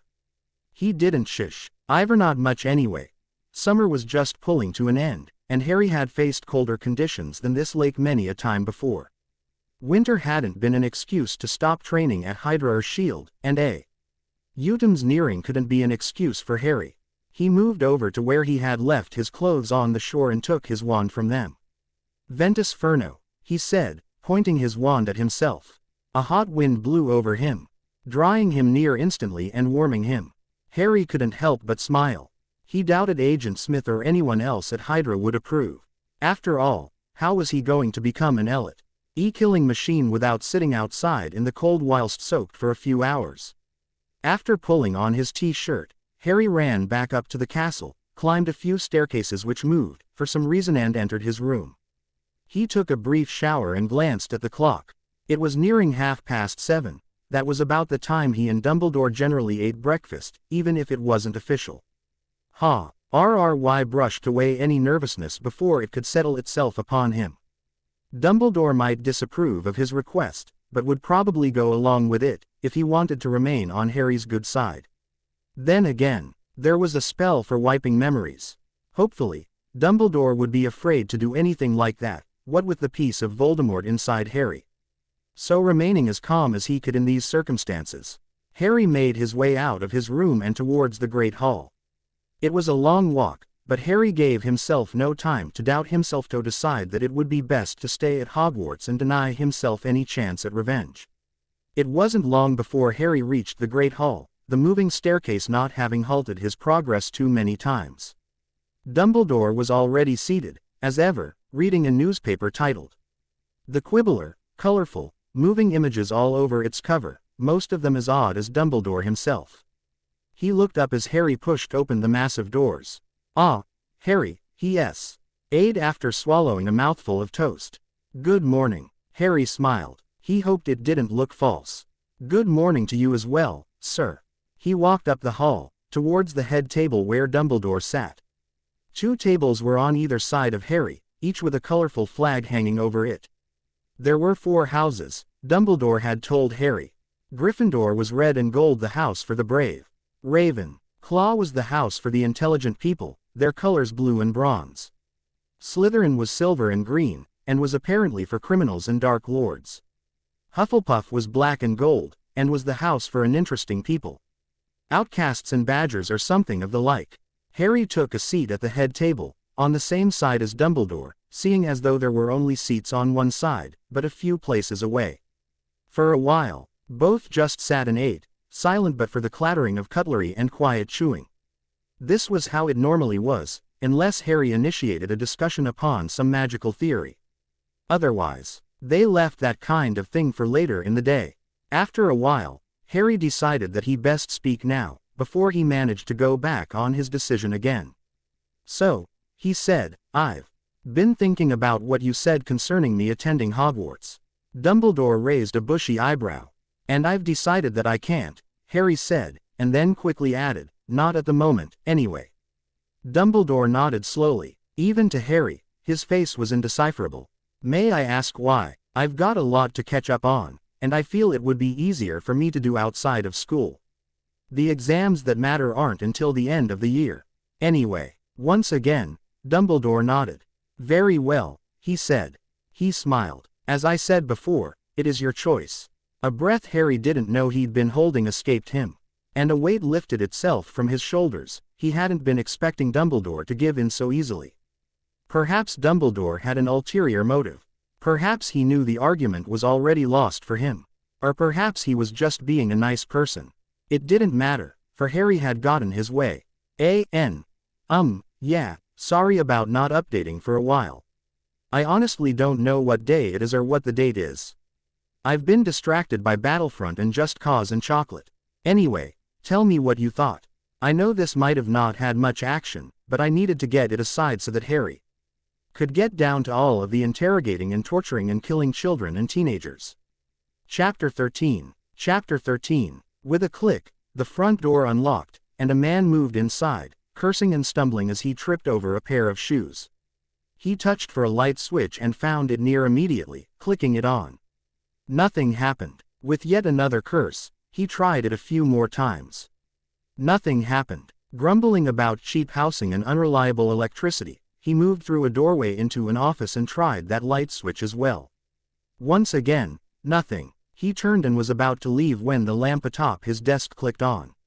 Immediately, he was spinning around, readying himself for a fight and pulling a cheap revolver from his waistband. There was no one. Who's there? He froze as ing of cool metal pressed itself to the back of his head. "Just me," a voice rumbled, deep and unfamiliar even to its owner. It sounded like 2 rocks grinding together. There was a spell for almost everything as it turned out. And disguise spells had been some of the first ones Harry had tried to find since he had left Hogwarts a month ago. The man began to slowly move his right arm, one holding the gun, but Harry wrenched the revolver from the man's hand with a flex of his mind, pressing his own gun's barrel down harder. "Let's not try anything you won't have time to regret before I shoot you through the head, okay?" Harry said. "Oh okay, dude," the man stammered. Harry couldn't see his face from behind, but it didn't take much to deduce that he was wide-eyed, staring after the gun that had just been stolen from him by some invisible force. Good. Fear made for a fantastic motivator, especially when it was of something you didn't understand, rather than just a weapon. "I hear you're good with fake ids," Harry said. "I need a passport." "I don't know, man. The man yelped as he was thrown across the room. That yelp became a cry of pain as he crashed into the wall. That cry of pain was extinguished as invisible fingers gripped his throat and wrenched him to his feet. Harry strode forward and replaced those invisible fingers with his own. He stared up into the man's eyes and sensed a tremendous fear. That was only to be expected. He made a terrifying sight, all dressed all in black, his face under an unnatural darkness except for his eyes, which were now red and serpentine. All the effects, including the voice, were easy to see through, providing you knew how. This man, however, was a muggle, and so he probably thought he was staring upon Satan himself. "Listen," Harry growled. "You will do what I say. When I say, or else I will tear your head from your shoulders and jam it up your ass." There was a spell that did that, apparently. It probably didn't work too well, though, seeing as Harry had found it in a discounted dark arts book he had bought from a shop in Nocturne Alley. Still, he could probably still do it. Okay, man, what dumped him to the floor? He root Ed into a pocket and found a photo of himself he had taken earlier that day. In it, his hair was blonde and eyes were blue, as they currently were under his hood. It might not have been much of a disguise, but it was better than nothing. Face rearranging transfiguration like Dumbledore had done was far beyond him. He flicked the photo towards the man. "Use this, and the name James Smithson," he said. "I'll be back in a few hours to collect it." The man eyed the doorway. Harry chuckled. "Don't even think about running." He whipped a knife from his sleeve and darted forward, scoring a small cut across the man's cheek. "I have your blood, and can track you wherever you go." There were magics that could do that. Unfortunately, Harry didn't know how to do any of them. The man didn't have to know that, though. With a clench of his fist, Harry shattered the lamp's bulb and plunged the room into darkness. And then he was gone from the room. A few seconds later, he had left the apartment as well, sneaking out of the bathroom window. He could have paid the man. He might have revealed where the money from the bank robbery was to shield as a show of goodwill, but he still had some emergency stashes, some of which were in the UK. He had also discovered that his parents had left him some money in Gringotts, the goblin-ran wizarding bank. But he found fear to be a more powerful motive than greed, especially when red-eyed. Super-powered demons were involved. Still, there was a risk that the man would try to make a run for it. That was why he was the third that Harry had performed his little act on. You could never be too careful. And he needed to be careful now. That was why he was sticking with the methods he had used for most of his life, rather than the wizarding ones. He didn't see it going well for him if he was to try flying a few hundred miles on a broomstick without ever having ridden one before and still being incredulous at the fact that wizards had broomsticks. He might have rusted a portkey if not for the fact he would need to be issued one by Dumbledore or the government. Both would likely wonder why he needed to go to Argentina, of all places. He doubted that there was anything he could say that wouldn't make them suspicious. From what he had seen, he might have been overestimating the Ministry of Magic, but it was better safe than sorry. In the month he had been away from Hogwarts, as well as greatly progressing in his magical knowledge, Harry had tracked down his first lead. The man's father had been a high-ranking HYDRA agent who had been allowed by SHIELD to escape to Argentina.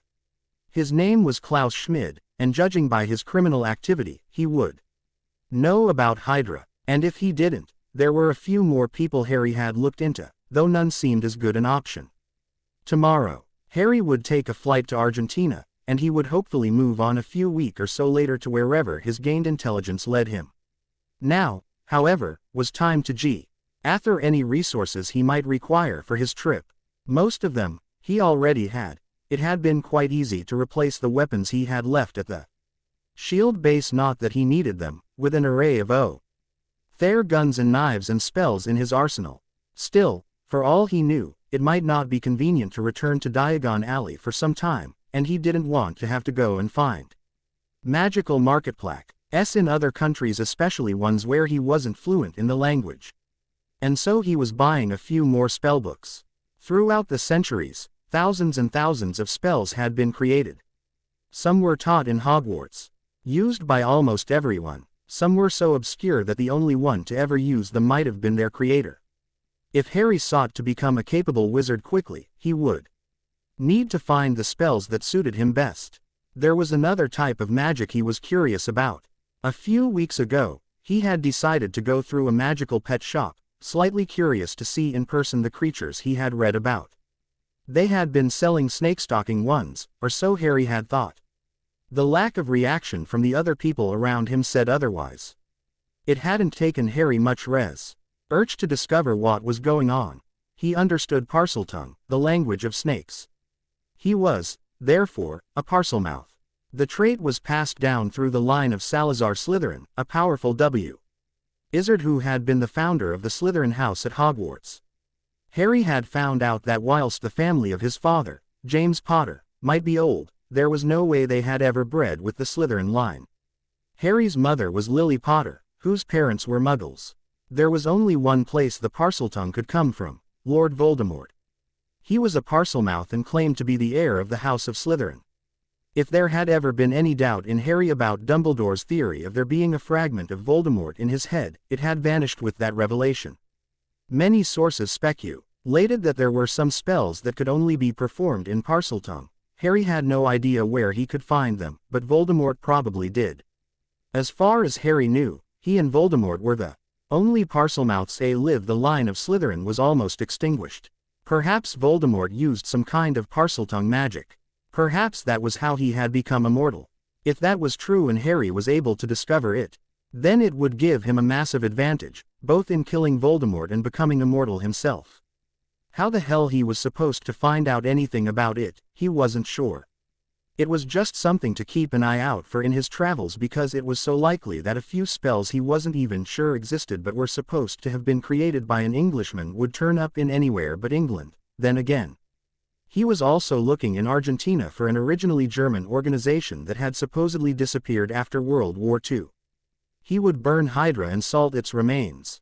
Before looking for any perhaps non-existent spells, he decided. After a brief shopping trip in Nocturne Alley, Harry had everything he needed. He went back into London through the entrance in Diagon Alley and made his way back to the hotel he was currently staying in. As always, he glanced over the room, making sure that nothing had been tampered with. Nothing had, and so he first made his way to the bathroom. He checked that his hair was still thoroughly blonde. He was using a magical hair dye, not a normal one. It seemed to be better, but he didn't have complete faith in it. Holding his eyelids open, he slowly removed the blue contact lens from each eye. These were normal. There were magical alternatives, spells, contacts and glasses alike, but whilst Harry might have been prepared to mess with his hair, he didn't want to risk damaging his eyes. He walked back into the other room and began to pack his bag. At the bottom, in a concealed compartment, went his spying-related files and weapons. Needless to say, that would normally be a completely idiotic idea. Airports tended to pick up on suitcases full of pistols and ammo and submachine guns and weapons-grade explosives. With magic, however, everything was different. While they weren't designed to counter X-ray machines, Harry had found that there were some warding spells which would for a day or so, at least. That would be long enough. On top of the secret compartment went his spellbooks, and then his clothes and everything else he might need. Most things, he would be able to get once he was in Argentina. He might have been a bit out of practice when it came to Spanish.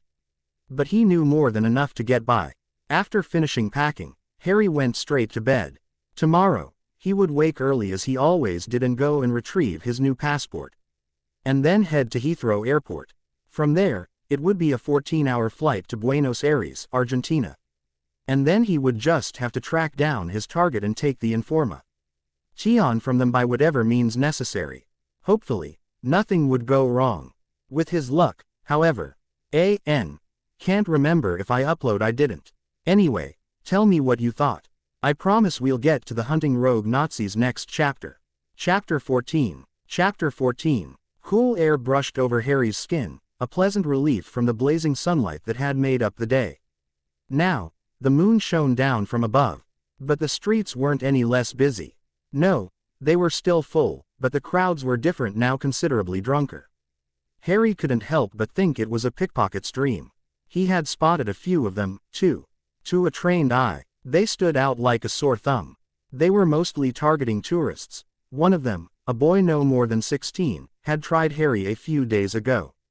He had been surprised, said to find a hand on his wrist and a gun to his stomach. Harry hadn't killed him, of course. A gunshot would draw far too much attention in a crowd. No, he had sent the boy along without a hole in his head. And promptly made the decision to stop looking like a tourist. He had been in Argentina for 4 days, and had been laying out the grounds to his plan. Klaus Schmid, his target, was often surrounded by a large security detail. And his house no. mansion had similar protections. While Harry was quite confident that assassinating him wouldn't be too hard, that was not his intention. No, he needed to interrogate him first. Luckily, Harry had found a weakness that had just staggered out of a nightclub across the street with a girl on each arm. His name was Thomas Schmid. He was 17, and Klaus Schmid's son. He lived on his own, currently, and seemed to have been raised mostly by a chain of nannies and babysitters. Klaus seemed to have been attempting to keep him a secret. It had not worked. Harry rolled his wand in his hand and pushed himself from the wall he had been leaning against. Slowly, he began to trail Thomas through the crowds. At one point, Thomas made a phone call to his driver as he always did. Harry had been spying him for the first few days, and had decided that as the car pulled up would be the best time to strike. For a few more minutes, he followed Thomas. Before he spotted the sleek and black vehicle, he strode forward, suppressed pistol in his left hand and wand in his right. The driver was climbing out of his car. His progress was abruptly halted as a sharp crack rang through the night and he found himself with a hole in his head. Thomas turned, groping at his waist for what was probably a gun. Stupefied, a bolt of red light lanced from the tip of Harry's wand and splashed against Thomas's chest, sending him limply to the ground, unconscious. Then another man was climbing from the car and abruptly being put back down as 2 shots rang out and blood sprayed into the air. Screaming, the 2 girls that had been with Thomas fled. Harry briefly contemplated putting a bullet through each of their skulls but decided against it. Judging by the screaming crowds, there were going to be a lot of witnesses anyway. There weren't any police sirens yet, but nonetheless, Harry decided now would be a good time to set off his distraction. He pulled a mobile phone from his pocket, called a number, and reduced the phone to dust with a muttered reducto. A moment later, a plume of fire rose in the distance. The noise of the explosion followed a few seconds later. There went one of Klaus Schmid's drug dealer's apartments. Harry had visited him earlier, liberated him of all the cocaine he had and killed him. Wingardium Leviosa, Harry mentally incanted, casting the levitation spell on Thomas's unconscious body. Pulling it along behind him, he yanked the corpse of the man who had been the second to get out of the car from where he had collapsed against the back seats. And then loaded in Thomas. He slammed the door shut and moved around to the back of the car. He waved his wand over the number plate and said, "Consolo." The name of the spell spoke for what it did, and the characters on the number plate blurred so that they were indistinguishable. After repeating the process on the front number plate, he stepped over the corpse of the driver and into the driver's seat. The key was already in the engine and so Harry was immediately driving. Thomas remained unconscious in the back seat for a few more hours or until Harry used the counterspell on him. Not 10 minutes after he had begun driving, Harry pulled the car over. He had been constantly scanning the mirrors and rode around him for any possible assailants, but there had been none. Now seemed like a good time to make the precautions that would ensure no one would be able to follow him at all. He climbed into the back seat and began to root through Thomas's pockets. A phone, gun, and some drugs and some cash were all he found. He destroyed the phone after noting down the phone number of Klaus Schmid and kept the rest. Then he switched car, bringing Thomas with him once again. He resumed driving and it wasn't too long before he arrived at his destination, a derelict factory. It had been abandoned for quite some time, judging by the dust and rust and copious amounts of graffiti on the walls. For 10 minutes or so, Harry walked around the building, searched for a good place to keep Thomas. Eventually, he decided on a place. On the 2nd floor, he ragged Thomas up and tied him to a chair. As soon as he made the phone call, Klaus Schmid would likely be tracking him, so he set up his weapons first, a few traps, too. Once it was done, he pulled Hi's phone from his pocket and dialed in the number he had gotten earlier.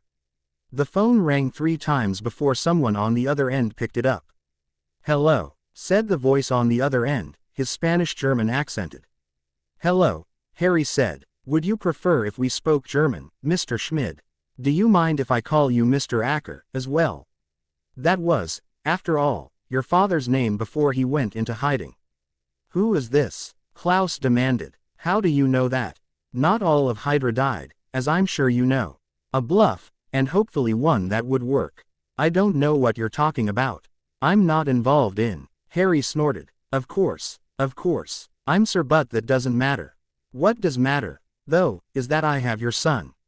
"What?" Fear was the first thing to enter Klaus' voice.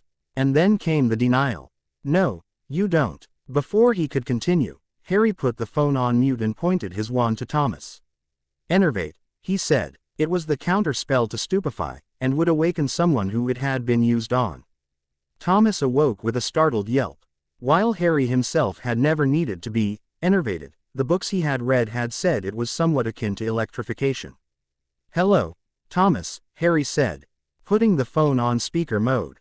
"Say hello to your dad." "Who the fuck are you?" Spittle flew from Thomas's mouth. Harry rolled his eyes and pressed the phone back to his ear. "Yo, you really should have taught your son not to be so vulgar, Klaus. What do you want?" Slightly more timid now, Harry smiled. "Anyway, you're going to come and answer some of my questions alone. No weapons, and then I'm going to let you go free. Don't try to call in any backup, I'll know if you do." Another bluff. Klaus, breathing accelerated, heavy through the phone. "Okay. Where are you?" "Trace me," Harry said and hung up the call. That would give him a while longer to set up his defense. 2 hours later, a bright red sports car pulled through the front gates of the factory. Klaus Schmid climbed from the car, looking nervous. From where Harry was, sitting on the roof with a pair of binoculars, sniper rifles were heavy and expensive and inconvenient to carry. It was near impossible to see whether or not he had any weapons concealed about his person. Harry took the phone from his pocket and called him. Klaus was quick to answer. "Hello. Where do I go?" "The main building. I'm on the 2nd floor. Try anything funny, and I'll kill you." Before Klaus could answer, Harry hung up the call. Immediately, he moved from the edge of the roof from which he had been gazing down upon Klaus was no longer his most important concern. No, there were much more pressing issues. The series of other UST pulled up around the compound, for example. Harry briefly wondered whether it would be a good idea to try and take out some of Klaus' men before Klaus got there. It wouldn't be worth it, he eventually decided. They most likely wouldn't intervene. Klaus didn't want to risk his son's life. And if Harry killed them now, it might alert the others and turn the whole thing into a bloodbath. So he dropped back into the room below through the hole he had created in the ceiling. From behind his gag, Thomas tried to yell something at him. Okay, Harry said. "Next time I'll use the rope so I don't risk breaking an ankle." "You're so considerate, Tom." Thomas reddened and resumed his muffled yelling. It wasn't long before Harry heard Klaus' footsteps upon the stairs. The doorknob rattled as Klaus shook it, and the door gave way, falling to the floor rather than swinging on its hinges. "Sorry about that," Harry said. "I only just moved in and haven't been able to fix that." Klaus wasn't looking to him, however, he was looking to where his son was tied to the chair. "Don't even think about it." Harry pointed to the explosives under the chair. "I'm not sure that I set those up correctly and might accidentally trigger them if I get nervous." Klaus drew in a deep breath. "Okay, I am just going to have to check you don't have any weapons, if you don't mind." Klaus glared. "You said not to bring any." "Nonetheless," Harry said, lazily gripping the handles of the MP5 submachine gun he had slung over his shoulder. "Anyway, I'm not stupid enough to get close to you, so I'm going to have to ask you to strip." Klaus didn't move. "Oh, trust me, don't want to see you naked either." Klaus was in his early 60s, and whilst once a member of HYDRA, he had never been a field agent, and his physical condition had only deteriorated. For a few moments, Klaus remained still, but then slowly began to remove his clothes until he was naked. Harry nodded. "The earpiece, too, please." In that moment he burst into action, turning around so that he faced the dry wall behind him and throwing himself to the floor. Then he squeezed down on the trigger of his gun and the steady thunder of automatic fire shattered the quiet of the night. None fired as they saw Harry's position, a crouch behind their boss's son. One of them rushed to their fallen boss, and the other two sprinted forward, trying to get a clear line of sight. Harry stood, MP5 once again loaded, and slotted a short burst of automatic fire into each of the ones running at him. Both were sent to the floor, blood spraying around them as the shots caught them in the head and upper torso. Ruthlessly efficient, Harry switched his aim to the one who had moved to Klaus. His finger had just touched the trigger when gunshots exploded into existence, 3 of them, all from the wall behind him which he had just peppered with bullets. 2 missed, and the third caught Harry in his left shoulder. Fiery pain shattered Harry's concentration and set his jaw clenching. One hand on his gun he spun around, finger squeezing the trig. Jeer and sending the rest of his magazine through the wall. Even through the walls of agony blocking him from thinking clearly, Harry was able to realize that the distinct lack of people firing back probably meant his assailant was dead. And so he turned, injured arm hanging limp and MP5 dropped to his side, empty and useless. Harry staggered forward, uninjured arm stretched out. He didn't reach for a pistol.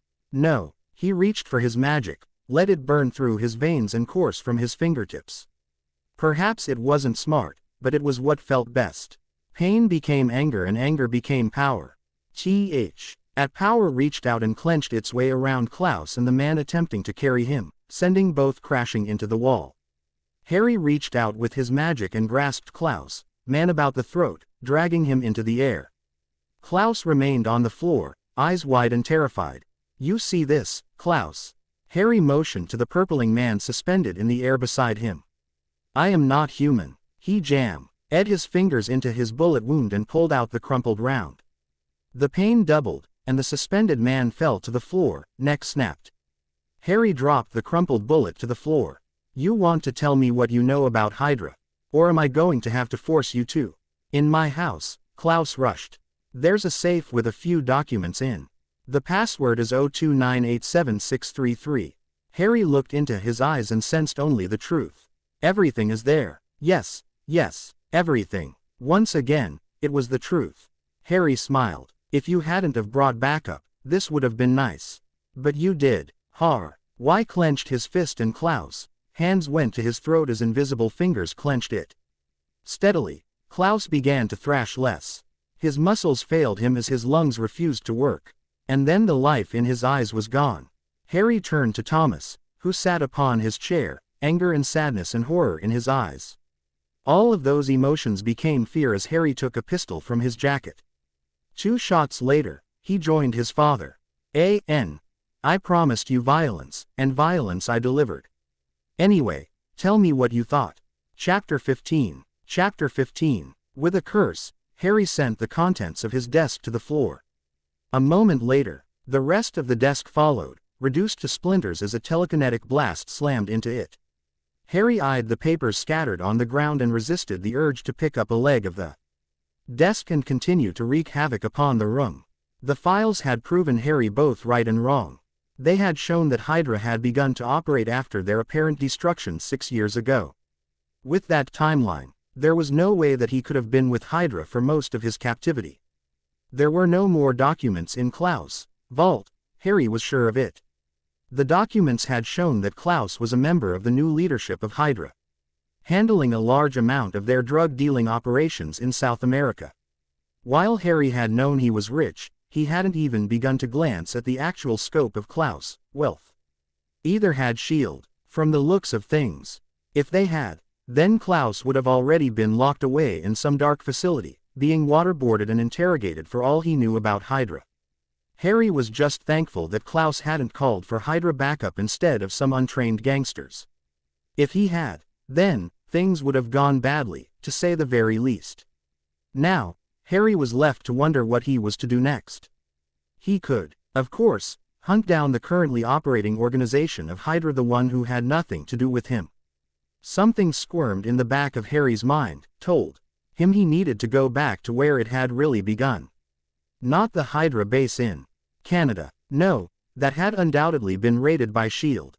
All the files would be gone. And so back to Privet Drive it was. For once, stealth was unnecessary. Harry was rather enjoying it, too.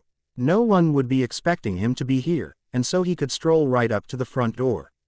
He knocked 3 times. Noise came from inside, and Harry rolled his wand between the gloved fingers of his right hands. If no one answered the door, he would go inside himself.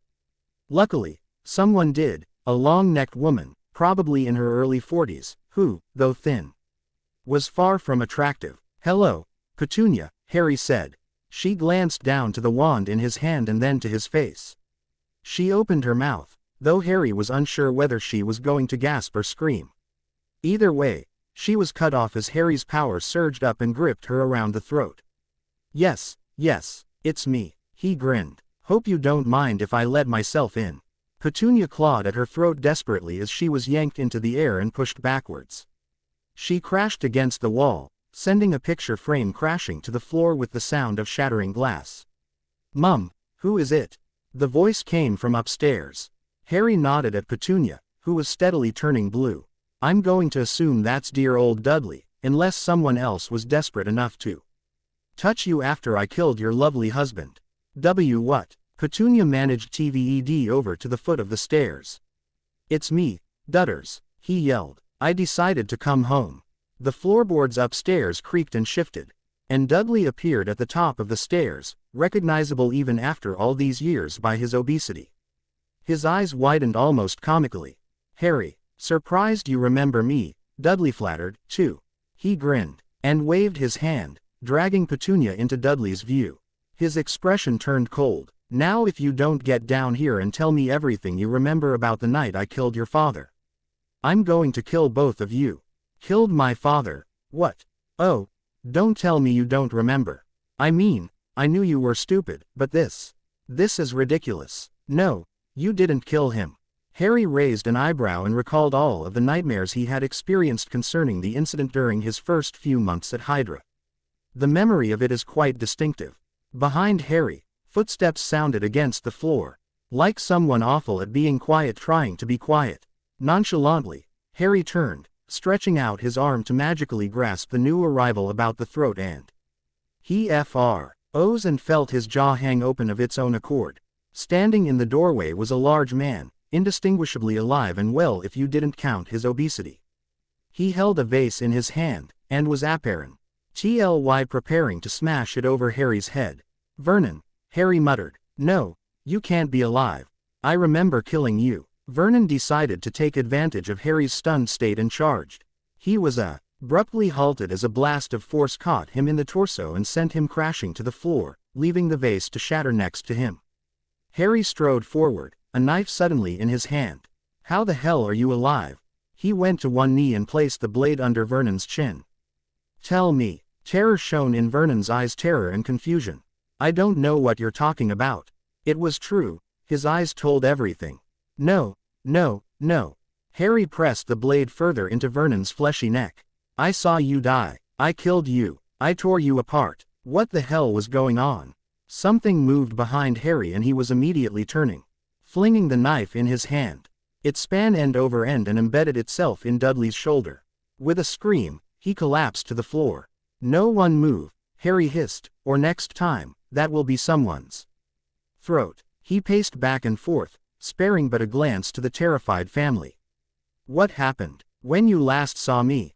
Petunia hesitated, and Harry shot forward, aligning a second knife with her throat. "Speak or I'm going to gut you." "Oh okay," she stammered. "Some men came. What did they look like? What were they wearing? Don't leave anything out unless you want to die." "They were in suits," Petunia said, "expensive ones. I can't remember what they looked like. I think one was blonde and one was older, gray-haired. They all looked quite athletic, but why you can't really tell when someone's wearing a suit." "Carry on." "Well, they said they would take you away and we agreed." "And then what?" Harry glanced around again to make sure that no one had moved. Now, Petunia's expression grew even more terrified. They pulled out wands. Harry's mind raced. They were wizards. What did wizards have to do with this? Petunia frowned. "2 of them were. I think they were at least." Harry breathed in deeply. Then what did they do with the wands? One of them said, oblivion, or something, and the other said something about blood protection, and then they left with you. Dumbledore had mentioned something about blood protection. It was some magical ward created by Lily Potter's love for Harry, and her sacrifice. From what Harry had seen, magic didn't work that way. But Dumbledore was probably correct. Apparently, the blood protection extended to all of Lily Potter's relatives Petunia and Dudley whilst they were in the house and protected them from magic. So who were these men? HYDRA agents who were also wizards with knowledge akin to that of Dumbledore. And why hadn't they just executed the Dursleys? That was what HYDRA would have done in any other case. Harry had been half expecting the house to have new inhabitants when he turned up. But there had been that whisper in the back of his head, telling him that something was wrong. And something was very wrong. He had been obliviated, perhaps more than that. And whilst normally, replacement memories were vague, his had been vivid enough to give him nightmares for months and months. Legilimency, perhaps, mixed with obliviation, it could likely prove very effective. Harry doubted that any answers would be easy to find. What he did know, though, was that wizards lived for a long time. If the elderly man Petunia had described had been a wizard, he might have been working with HYDRA since their creation. If HYDRA had ever used wizards, this was the first Harry had heard of it. It was certainly not documented within Klaus Schmid's files. An idea rushed to the forefront of Harry's thoughts. HYDRA had been created in Germany, and had been heavily involved in World War II. At the same time as World War II, a war had also raged in the wizarding world, between a German organization and England. If HYDRA had wizards, they would have likely had a hand in both wars. Grindelwald had been the leader of the German wizards. One of his followers was nigh on doubtlessly a member of HYDRA. These kind of records weren't exactly available to the public, unfortunately. They would probably be buried deep within the German Ministry of Magic, the one Harry currently knew nothing about, and it would take weeks to figure out a proper method of infiltration too. There were a few other places the information might be, though. Ones such as in the minds of Dumbledore, Harry would never have a chance of getting to. Within the British Ministry of Magic, however, there would be archives. And from what HRRY had seen of the magical British government, he didn't think they would be very hard to steal from. Very suddenly, Harry remembered that he was crouching over Petunia, a knife to her throat. Judging by the amount her horrified expression had grown, he had been doing it for quite some time. He stood to his full height and glanced around the room. Without a glance back at the terrified family, he strode from the door and an invisible force slammed it shut behind him.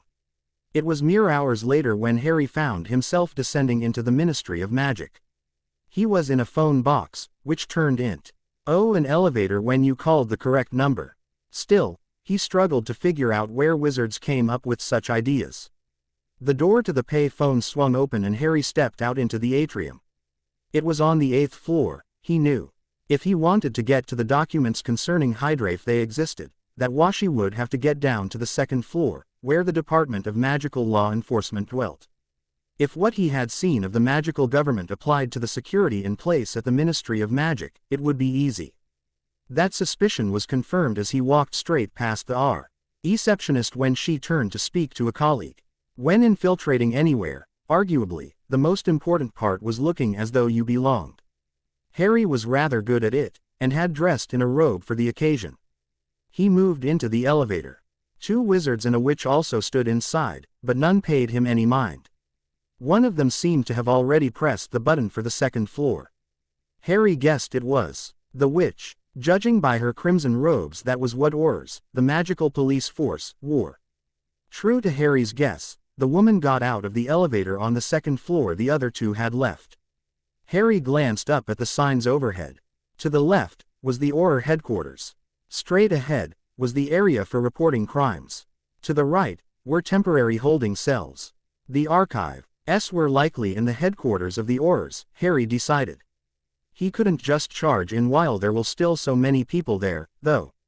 He would be seen, and if he wasn't immediately defeated why however many trained wizards there would be, den corpses would undoubtedly clue in Dumbledore as to who exactly had done it. He had known this before, and had planned accordingly. He moved straight forward. towards the area where one would report a crime. An Auror was sitting behind a desk and a few people were sitting around waiting for something. Only one of them glanced up as Harry entered, and then he quickly returned to his newspaper. Harry glanced around and almost immediately spotted what he was looking for, the sign to the bathroom. He walked in and glanced at the cubicles. If he hid in one of them, he would most likely be found at some point. The walls, however, Harry moved around the room, knocking on the walls until he found one that sounded to be hollow. Silencio, he muttered, pointing his wand at the wall. His silencing charm wasn't exactly effective. It wouldn't last very long, but it would be good enough for what he needed to do. Harry waited for a few minutes to make sure no one had detected the spell. Then he reached into the pocket of his robe and pulled out a small explosive. Just in case they could detect offensive spells. He stepped into a cubicle for cover and squeezed his detonator. A muffled explosion sounded and sent pieces of tile across the room. A hole was now in the center of the wall, revealing a small space on the other side, pipes lining the bottom. With a satisfied smile, Harry stepped through, and fixed the wall with a simple repairing spell. Now, he just had to wait for night to fall. Chapter 16. Chapter 16. 3 hours passed and, still, Harry remained in his hiding place. The ministry had closed 2 hours ago. Now, Harry was just being cautious. Screwing this up would likely result in disaster. Now was probably a safe time to leave, thought H. The last time anyone had come into the bathroom had been an hour ago, and they had just been making sure that no one was in there. Harry had just finished putting on his disguise, a balaclava and a mask. Silencio, Harry said, pointing his wand towards the wall as he had last time. Once again, he waited for anyone to come looking for him. There could be different magic detection wards at this hour. No one came. This time, Harry needed no plastic explosives to destroy the wall. He simply drove his feet into it a few times until it cracked and fell to pieces. That was a result of the awful repairing spell he had used earlier. A slight nudge of his telekinesis would have still been an easier method to take the wall down, but, once again, who knew what kinds of ward were in place? It would be best not to use it unless it was demanded of him. Harry opened the door a crack and peered out. No one was in the waiting room now. In fact, everything seemed to be silent. He supposed it wasn't necessary. Why to constantly be in your headquarters in the wizarding world, when you could teleport there in a second? Even with everything silent, Harry was on edge. Silence could be deceiving, it often was. So far, wizards had shown to be largely incompetent at matters such as this, though. Even with a far greater array of possibilities at hand than muggles, they had invisibility. Cloaks and spells, for God's sake. Wizarding history books didn't even mention espionage. Perhaps it was the fault of stupidity or arrogance. Or maybe wizards were just very good at preventing any kind of spying. Harry reached the RT from before where it split off in 4 directions. He stopped for a moment to listen for any sound. Nothing. He glanced off down to where the holding cells were. If there were any prisoners, there would most certainly be a guard. Hopefully, he wouldn't be here or would be napping on the job. If it came down to a fight, Harry was going to use his magic bullets would make too unusual a crime and would likely result in a larger amount of people looking for him. Nonetheless, Harry felt his free hand wrapping around a pistol, a finger resting upon the trigger guard. A nervousness not seen in an age was creeping up his spine. All his life, he had fought against normal people, muggles who wielded guns and knives and explosives. Now, he ventured into the realm of magic and spells, most of which Harry was utterly unfamiliar with. Logically, Harry knew that guns posed a greater threat than wands. You could pull a trigger faster than you could speak even a single word. A bullet moved faster than almost any spell. And some guns could fire dozens of them in a second. He had faced them down without fear many times before. But wizards, they were utterly foreign. He had never fought one before unless you included the battle against Dumbledore, which was too one-sided to be called a fight. In every battle of his life, Harry had been the superhuman. Now he was inferior, not using a gun out of fear of detection. He did, however, have the element of surprise, a weapon that had proved most effective in the past. Harry made to move forward and froze at the sound of footsteps. He immediately ducked back around the corner, pressing himself against a wall. The footsteps continued, clicking against the floor. In the Muggle world, Harry would have immediately thought it a woman. With wizards, fashion sense was slightly different. Wand raised, heart racing and a spell upon his lips, Harry prepared for the person to turn the corner. Hey, a man, as it turned out, did turn the corner. Not towards Harry, though.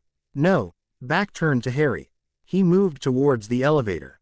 A sigh of relief welled up inside Harry, but he pushed it back. He inched backwards and crouched behind a potted plant, watching the Auror. Until the elevator doors closed and he was gone from sight. Something told him that wouldn't be the only person here.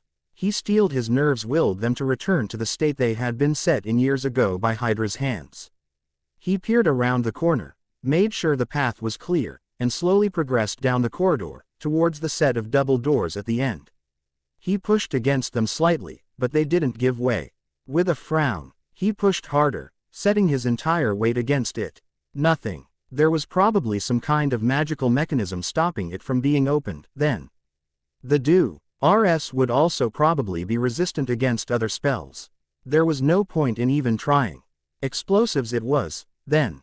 It would most definitely alert anyone inside, but Harry stumbled forward as the door opened, flailing for his balance. He collided with someone, a female Auror, and with only a moment of thought swept their legs from under them and fell to the floor atop them. His wand slipped from his grip and clattered across the floor. The Auror under him struggled to get her own wand up to face him. Harry gripped her wrist and prepared to send a blast of telekinesis towards her, and then caught sight of a back-pedaling Auror out of the corner of his eye. He rolled sideways, dragging the female Auror atop him just into for her body to intercept the bolt of red that flew from the wand of the other Auror. Another silently cast Stupefy was shot at Harry. This time, it splashed against the floor next to him. Harry shoved the body off of him and dived for cover, just managing to get behind an OFFICE cubicle as another spell zoomed past him. He peered around the corner, looking for his wand. It lay about 5 meters away, too far for Harry to telekinetically grab it with any finesse. The unconscious Auror's wand, however, lay just a meter away. A moment of concentration later and it was in Harry's hand. No magic sparked, like it did when Harry was using his own wand. It was basically incompatible with him. It would have to do. Harry peeked around the corner again. There was no one. He ducked back behind his cover and listened. Footsteps, coming towards him from the other side of the cubicle. As the man came around the corner, another bolt of red bursting from his wand, Harry was already on the floor. Stupefy, he said, but the only thing he accomplished was a stream of red sparks that extinguished almost immediately.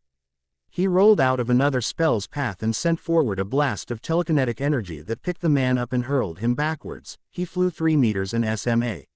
Shed down a red-robed Manon Harry hadn't seen before was quickly moving around the corner, but Harry was already gone, around the other corner and scrambling for his wand. By the time the Auror had rounded the corner and was upon him, Harry had his own wand. Protega, he said, and a barrier of shimmering blue burst into existence just in time to intercept another bolt of red light. With Harry now having a shield charm up, the Auror decided to change up his game. A duo of orange spells took down the shield.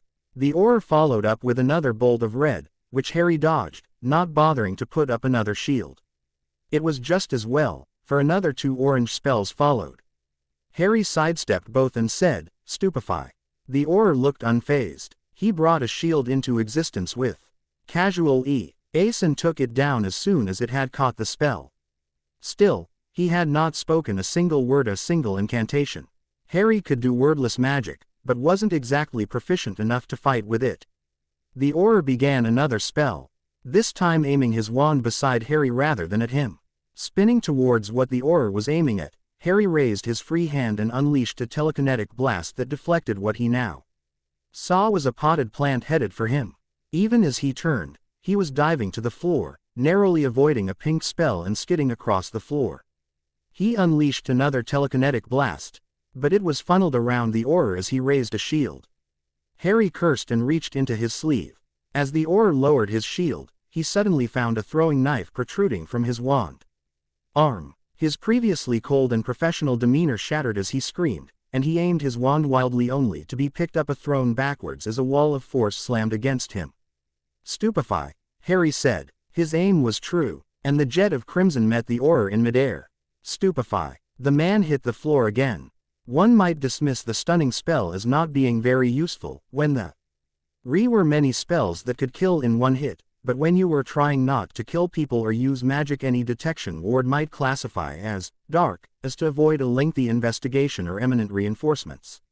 Then it proved quite effective. Harry moved around the room again, making sure everyone was unconscious and thanking God there had only been 3 people present. If there had been more, well, the best case scenario would have been him being forced to use his gun. Once he had ensured that everyone had been neutralized, Harry made his way over to the doors at the end of the room. He depressing one of the Aurors' wands against them. Nothing. Explosives it was, then. The doors were blown inwards with an ear-shattering explosion, reduced to splinters as the blast bypassed any magical protections. Harry strode inwards, wand and knife raised. There was nobody, and no sound but wood crunching underfoot. In front of Harry were 2 doors. The one on the left was marked, Criminal Records, and the one on the right, Historical Archives. Harry took the one on the right. It led him into a room with filing cabinets all over the place, sorted by era. Harry took 2 steps forward before suddenly coming to a halt and turning to walk away. Why was he here again? He was just stepping out of the door when something dark reared back in his mind and made its presence known.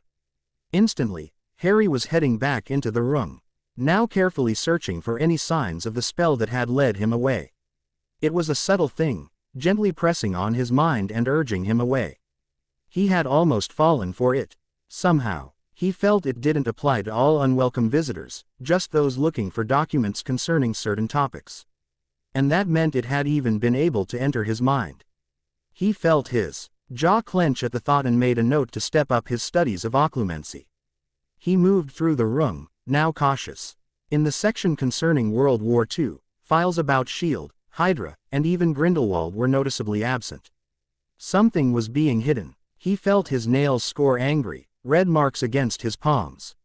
He was going to discover the truth, and he was going to make the ones who had hidden it pay.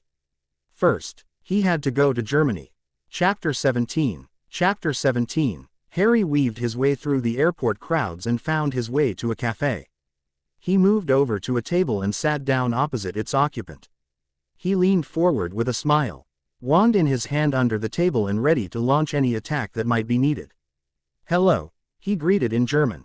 "Come here often." Natasha put down her newspaper. "No, how about you?"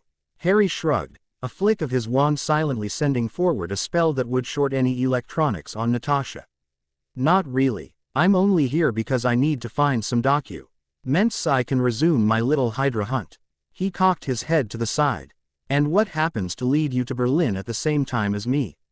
"Coincidence?" "No," Natasha said. "I just looked over the Hield records that you still have digital versions and it didn't take much to put 2 and 2 together and figure out where you'd went when Klaus Schmid went missing along with a few of his men his house, too." "Yes, I was rather thorough with that." Harry smiled. "I have a feeling that no one's ever going to find their bodies. Magic was rather useful for all sorts of things.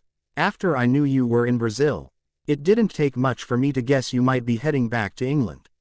I looked over all of the flights from Rio to London for a few days, and your lovely, new hair," she gestured up to his blonde hair, "didn't do much to conceal your face. From that, I just tracked James Smithson to here." Harry nodded. "I should have changed passports," he admitted. At the time, he hadn't been thinking too rationally. Hadn't been bothered to take many precautions. "So, why are you here? I assume you're not here with Shield's knowledge." "I wanted to check up on you." One of Harry's eyebrows floated upwards. "To check up on me? Really? I helped you get the documents. I want to know if I can help you with the rest of what you're doing." Harry shook his head. "You can't. There are forces at play which you do not understand." Now it was Natasha's turn to raise an eyebrow. "I'm the world's best assassin." "Well, it's a shame that I'm not assassinating anyone at the moment. I have other skills. I'll be sure to call if I'm throwing a party and need a stripper." Natasha rolled her eyes. "As good as I am at that, I only do private shows." She leaned forward and smiled at him. Harry glanced down her low-cut shirt for only a moment. You know, your attempts at seduction somehow aren't made any worse by the fact that you kill most of the people you sleep with. I would hope so. With a sigh, Harry leaned back in his seat. Somehow, I feel as though, if I don't tell you what's going on, you're going to keep trying to find out. He smirked. Before you decide to tie me to a chair and interrogate me, I feel obliged to remind you that I'm 15. Natasha matched his smirk. The age of consent in Germany is 14. She stroked his hand lying atop the table and tilted her head to the side. Unless, of course, you complain. Harry drew his hand back, shifting slightly and ensuring he did not blush. Do you assassins have no morals? He grumbled. Natasha chuckled. Not really. I hope you're joking so that I don't hate myself later for turning down your offer. Are you going to tell me what's going on, or am I going to have to find out myself? Why do you even want to know? Harry wasn't sure that he trusted her entirely. She gained nothing from reporting to S.H.I.E.L.D., but still. Don't friends help each other? Are we friends? Natasha shrugged. I don't really have friends. Either do I, Harry said. He stared at her for a moment. She could help him, perhaps not now, but things would go a lot easier if he didn't have to break into S.H.I.E.L.D. each time he needed a look at their documents. Fine, he sighed out. You're not going to believe me unless I can give you a demonstration, so let's go and find a hotel so I can show you my wand. Magic, AGIC exists. Yep, Harry said, continuing to levitate the television around the room. I can't quite pull rabbits out of hats yet, though. They always come out extremely dead. How did I miss something like this? Harry shrugged. You tell me. Wizards tend to stay within their communities, so they're not easy to notice unless you're specifically looking for them. But still, how many wizards are there? Thousands upon thousands. Haven't bothered to look at specific numbers. Harry collapsed into a chair. Now do you understand why I don't want you involved? Natasha nodded. But do guns work against wizards? The average one, Harry guessed. I haven't had time to test them out myself. A more powerful wizard would probably just rip it out of your hand and shield himself from any bullets, not unless you used a sniper rifle when they didn't know you were there. Even then, I'd guess that someone like Dumbledore that's really his name, would have countermeasures. A drone strike, then. Harry eyed her cautiously. Are you planning on assassinating me, Natasha? He smiled. A bullet will probably do for me. Wouldn't want S.H.I.E.L.D. wasting any fancy missiles on me. I'm sure S.H.I.E.L.D. can fit a few more in their budget. Yeah. Harry rolled his eyes. Anyway, I need to go and steal some secret magical documents. He glanced at his watch. If I'm not here in 4 hours, I'm probably dead, so don't look for me. He made for the door and paused. And don't try to follow me, we wizards can teleport. That wasn't a lie. Harry didn't actually apparate, though. It was too easily tracked for his tastes and he wasn't exactly very good at it. Hopefully, mentioning it would stop any pursuits from Natasha, though. An hour later, Harry was ambling up to the entrance of the German Ministry of Magic.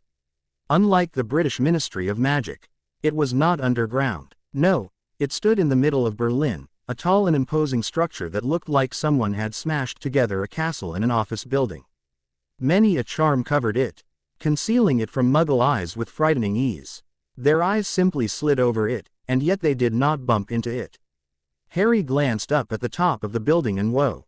NDERED, how frequently helicopters unknowingly avoided colliding with it by mere feet. The doors swung open as Harry approached, no electronics in sight. Harry moved through into a high-ceilinged room. Pillars of white marble reaching upwards in a style that he would have expected to find in Greece rather than here. People who appeared to be guards were dotted around the edge of the room, all dressed in robes of a matching navy blue. Already, this looked like it was going to be a lot harder than Harry's raid on the British Ministry. Harry wasn't too worried. As far as he was concerned, German guns were better than German wizards. And he had a few about his person. Harry moved up to the counter and casually scanned over the list that told you what was on each floor. The 6th floor was where he needed to go. He discovered. It was titled Library and Archives. As another person spoke to the lady behind the counter, Harry stood slightly behind them, and then followed them through, acting as though he was with them. As soon as no one was looking, he quickly split paths with the man, who headed for a doorway. Harry glanced at the elevators and promptly decided it would be safer to take the stairs. The elevators were crowded and he wanted to avoid any undue attention. He made short work of the stairs, finding them nearly empty. He entered the library and glanced over the second entrance, seeing that it seemed to require some kind of magical equivalent of a library card. A door leading to a bathroom was on his right, and he went through it. One stall was occupied. Perfect. He stepped into the one next to it and stepped atop the toilet.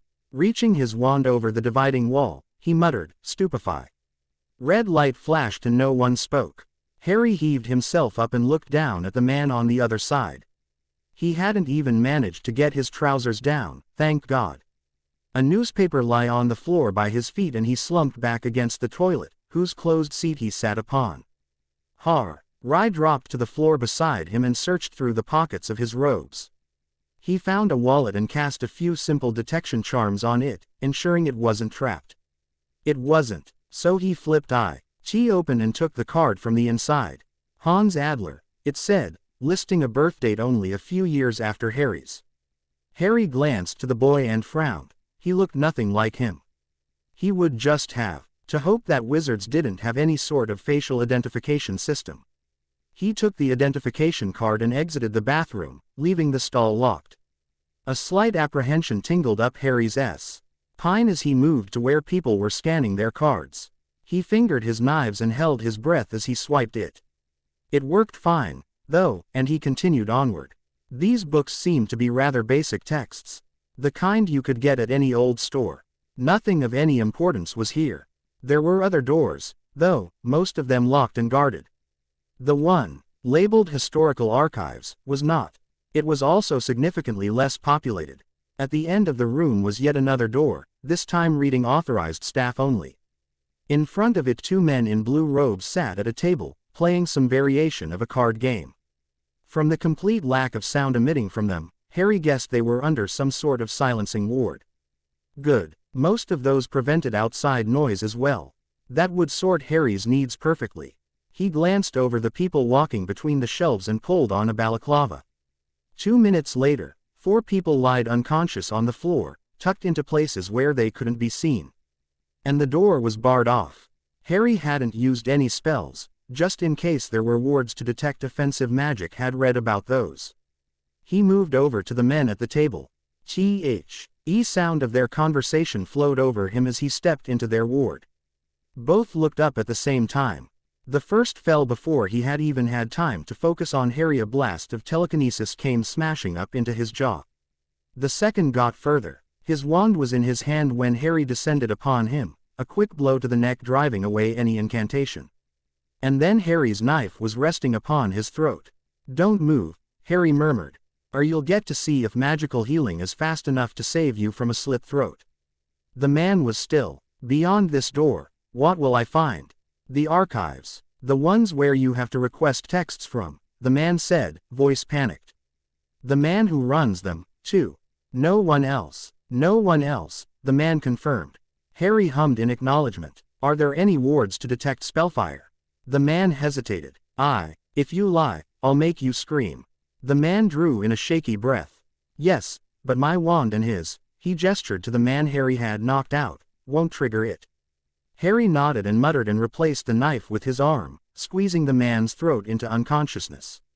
He tested the wand of the man and then the wand of the other man. The second wasn't a good fit, per se, but it would be good enough to catch someone by surprise. Pushing any nervousness to the back of his mind, he charged into the room, Expelliarmus spilling from his lip. As he caught sight of someone's back. The man was fast, already spinning on his heel as the first syllable sounded. Not fast enough. The spell splashed against his chest, sending his wand flying across the room and him smashing backwards into a bookcase. Harry strode forward, grabbed the man by the collar and heaved him to his feet, slamming him against a wall. He was old, wrinkles across his terrified face. "Where are the files on Grindelwald?" Harry demanded. Panicked, the man gestured over to some shelves. Harry dragged him over and rooted through the files. Nothing you wouldn't find in a history textbook suspicious for supposedly restricted files. Just like at the British Ministry. Seething, Harry turned to the man. Don't lie, toidential ones. I don't know, I swear. The man cried. They were supposed to be here. He was telling the truth. But there was something more in his eyes. You know something, though. Harry smiled. This man was old enough to have known him. The man was silent. Fine. Avada. It had been a bluff. There were easier spells for such matters, but the man didn't know that. No. The man howled. Please no. He's in Newmanburg. Harry paused. What? He's in Nurmengard. The prison he made. Harry's mind raced. He had thought he was dead. If he was truly alive, it was even better than he had hoped. Now, he just had to interview Grindelwald. That would tell him all he needed to know. He smiled. Perhaps things were in his favor for once. He pointed his wand at the man. Obliviate. Nothing, the result of the shoddy wand. Obliviate. This time, it worked, if terribly.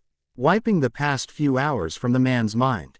The memory wiping spell had come easy to Harry, just like legilimency and occlumency. Admittedly, he wasn't very well practiced, but it did the job. Now, Harry just had to fix everything and make it look as though he had never been here. He began to cast repairing charms over the room, putting the bookcase back together with only slight inaccuracy. He moved over to the door to obliviate the guardsand, then it was barged open. Harry was immediately casting his first spell. It was blocked by a shield and he dived aside as he caught a glimpse of the navy-robed people beyond. A spell smashed against the bookcase behind him with no effect and he crawled behind it.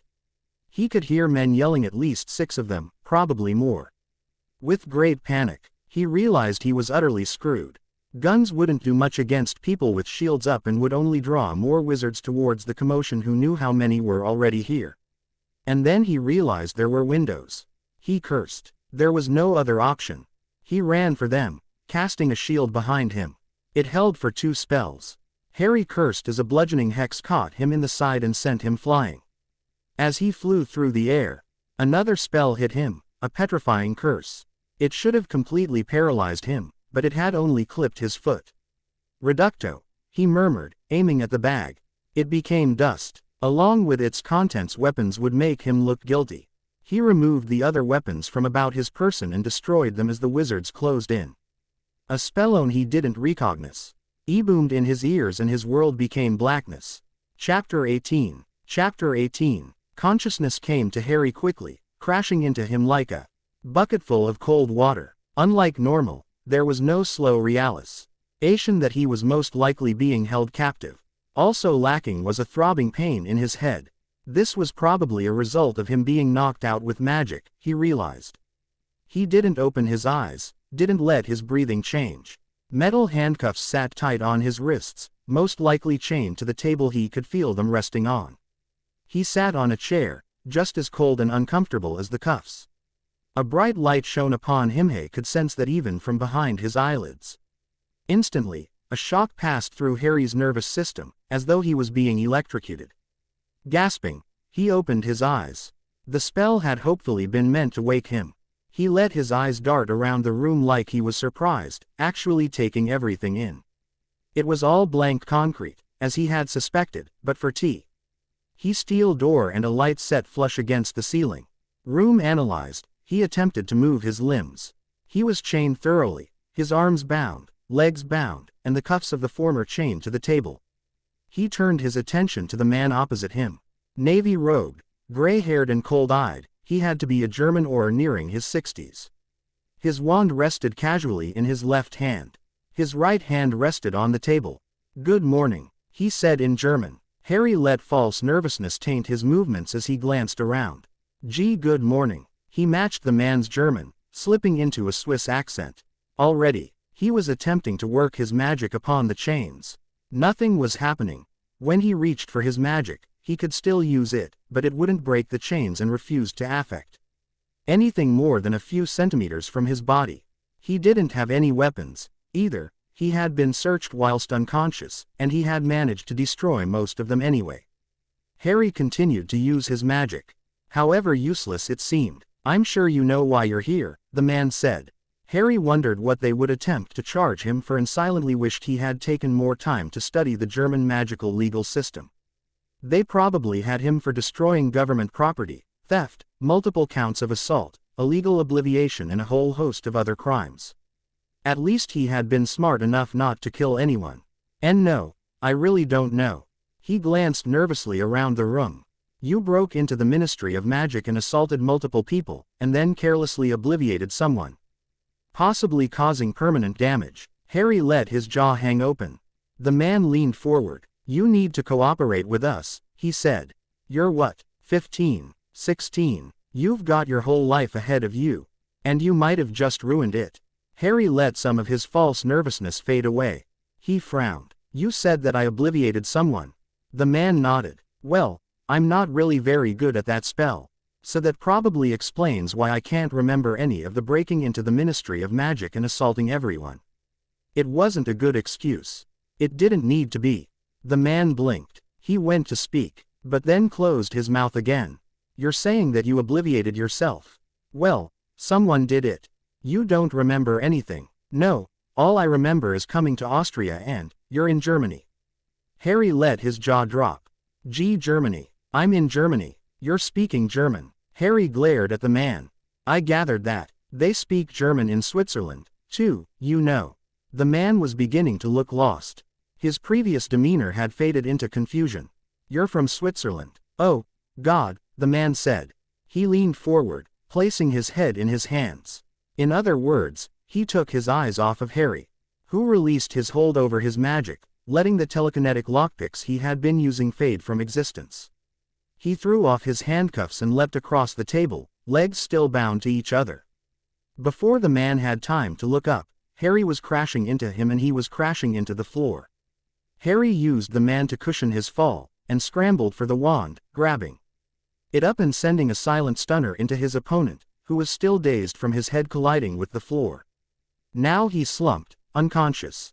With a stumble, Harry stood. He glanced down at the chains that bound him. Defendo. He poured as much power as possible into the cutting spell and it sheared straight through the metal. Harry stepped from his chains and pulled up the unconscious Auror, using him as a human shield. After waiting a moment to ensure no one was coming in, Harry edged towards the door and pushed it. It swung open to reveal a busy and loud room, not unlike a police precinct. Multiple glanced at him. One yelled, and then everyone was looking at him. Harry cursed his luck and stayed silent, had been hoping there wouldn't be anyone outside. Silencing charms had kept him from hearing all of the activity. After a few moments of yelling and commotion and wizards scrambling for their wands, Harry barked, "Stop." He pointed his wand at the wizard in his grip's head. "If anyone attacks me, I'll take his head off." There were a dozen people in the room, all of them in between Harry and the way out. The room was silent, and then someone spoke. "My God, Harry Potter." Rye's eyes snapped towards the man who had spoken, and, as they did so, caught sight of a mirror, which revealed that his entire disguise had been destroyed and he looked like his normal self, and that included the scar so distinctive that apparently even a random German recognized it. He cursed. Could his luck get NSWER to his thought? Someone began to flick their wand through the air, a spell on their lips. Harry was too fast for them. Though, he already had his power coiled, and now unleashed it from his free hand. A blast of force caught the man in his chest before he had finished his second syllable, and hurled him backward, sending him crunching into the wall. Attempting to take advantage of Harry's momentary distraction, another person moved this one less than 2 meters from Harry. Thusly, Harry's next attack held more finesse. His assailant screamed as both of their wrists broke. Their scream was promptly cut off as they were lifted by their throat and slammed up into the ceiling. A moment later they fell limply back down onto the ground. No one moved. This time, his command was obeyed. And then the Auror Harry was holding drove an elbow into his gut. Harry was so surprised at the too quick recovery from his stunner that he didn't blow the man's head off or block the barrage of spells that came his way and included half a dozen stunners. To his surprise, when Harry next awoke, he wasn't in a cell. Rather, he was in a bed, tucked under white sheets and wearing what appeared to be some kind of hospital gown. At the end of the bed stood Dumbledore. "Hello, Harry." "Bine." G hit simultaneously with multiple stunning spells tends to give one a headache, said Dumbledore. "You're lucky that they weren't fatal, with how many hit you. Madame Pomfrey has healed your other injuries." Harry sent a pulse of magic through his body and found that there was almost nothing left for him to heal but for a bruise on the back of his head that had likely gone unnoticed, probably being of a mundane rather than magical origin. With a flash of pain and a directed thought, it healed. He turned his focus back to Dumbledore. I suppose you want to know why I attempted to raid the German Ministry of Magic. Dumbledore nodded. Harry focused on the bridge of his nose, careful not to meet his eye. HYDRA. I was looking for files about them. I thought that they might have had links to magical Germany. And I wanted to see if there was any evidence for the branch of them that trained me. Did you discover what you were looking for? No, Harry lied. Dumbledore sighed and moved forward, sitting on the edge of Harry's bed. I understand how much this means to you, Harry. If I were in your place, I cannot say that I would have done anything differently. But would it not have been simpler to ask me? Do you know anything about HYDRA, then? Nothing about them that relates to you, no. And believe me, I have looked into it. And that's why I didn't ask you. Harry wasn't sure if he trusted Dumbledore. The man, elderly and gentle might he seem, frightened Nick Fury, and was the most powerful wizard in the world both in political and magical terms. One did not become a politician of that caliber without being a skilled liar. In the back of his mind, a dark little voice agreed with Harry's suspicions, told him that he couldn't tell Dumbledore that he knew the Dursleys were alive. And that they had most definitely been visited by a wizard. I must ask you to not look further into such matters. I only just managed to smooth things over in Germany and I doubt they will be so lenient again. Harry nodded obediently, silently planning out the best way to find Grindelwald's prison. How did you manage to get me out of trouble? Dumbledore grimaced. I lied. I said that you were under the effects of a botched imperious curse from one of Voldemort's German followers, who found you but didn't believe he could kill you and so sought to get you incriminated and imprisoned instead. And they bought that? Harry asked incredulously. People are often willing to dismiss their enemies as incompetent.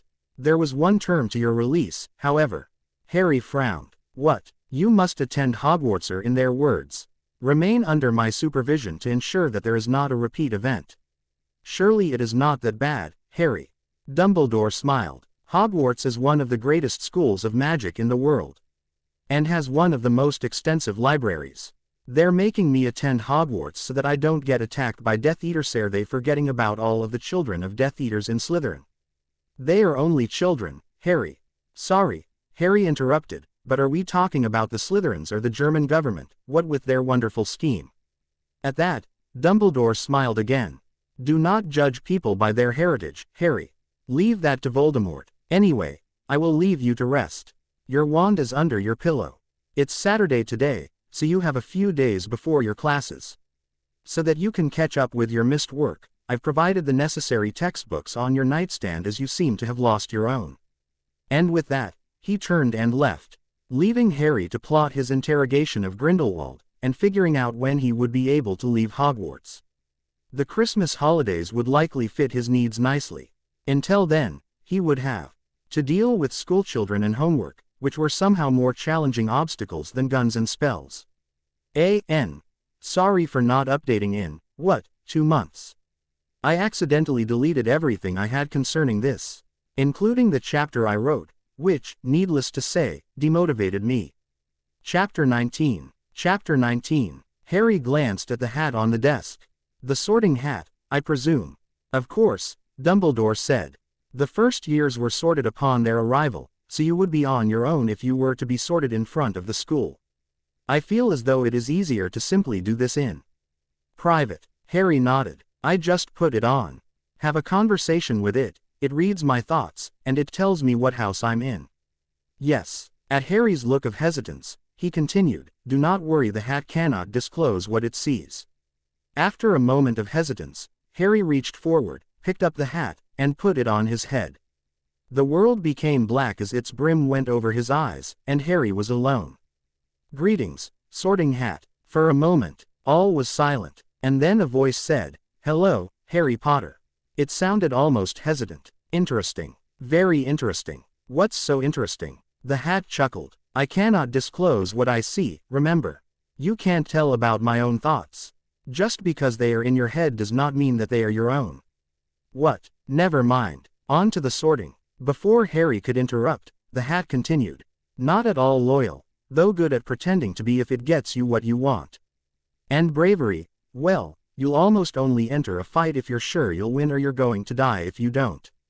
You're very perceptive of your surroundings, intelligent and dedicated in your pursuit of knowledge, but not for knowledge's sake. I suppose I'm a Slytherin, then. Oh yes, cunning as Salazar himself if you set your mind to things, just as ruthless, too. And ambition, perhaps slightly lacking in that area, but if you want something, you will get it. And I don't suppose that I can change your mind. The Hat barked out a laugh. There's the cunning again, wanting to change house so you don't look as suspicious. No true Slytherin allows themselves to be in Slytherin, Nonetheless, Slytherin. Instead of going directly into Harry's mind like the Hat's other words had, the last word actually registered upon his ears. Hat. Harry got no response. Biting back a curse, he pulled the Sorting Hat from his head. Dumbledore smiled at him. Slytherin. I did not expect anything else. Would you have said that no matter which house I was placed in? Dumbledore's eyes twinkled. Perhaps, but that is beside the point. For a few moments, Harry contemplated asking Dumbledore what the Hat might have meant concerning everything in his head not being his own. He immediately dismissed the idea he wasn't about to let Dumbledore invade his mind to see what was going on. He had a good idea what it was to do with, anyway, and didn't want Dumbledore involved. I will. I'll have your bags moved to the Slytherin dormitories, Dumbledore said. Past the moment. With a resigned nod, Harry stood, already planning on how he would ensure that no Slytherin would even attempt to mess with him after the first day. And, Harry, Dumbledore said, please don't injure anyone too badly. No promises. Harry continued out of the room. He already knew where the Slytherin dormitories were, and where all the other dormitories were, for that matter. Even with most of his time at Hogwarts having been occupied by studying, he had still made sure that he had designated some time to discovering where everything mainly routes of escape was within the castle. In accordance with the stereotype that Slytherins were evil, their common room was in the dungeons. Then again, the Hufflepuff common room was also in the dungeon, and they were stereotyped to be just about the polar opposite of evil. Harry was quite frankly unaware of how the Slytherins would react to his presence. He had killed Voldemort, but none of them would be old enough to remember Voldemort, let alone to be his follower for any reason other than what they had heard about him from their parents. Along with studying magic itself, Harry had also been sure to look into pure blood culture and had summarized that it wouldn't be too hard for him to blend in well. It wouldn't have been if he were not the boy who lived. Much of pure blood culture seemed to consist of a disdain or hatred for Muggles and Muggle-born wizards. That would be easy enough to fake. Along with English, the most commonly spoken languages among English pure bloods were French, German, and Latin. Harry spoke fluent German, good French, and knew quite a bit of Latin.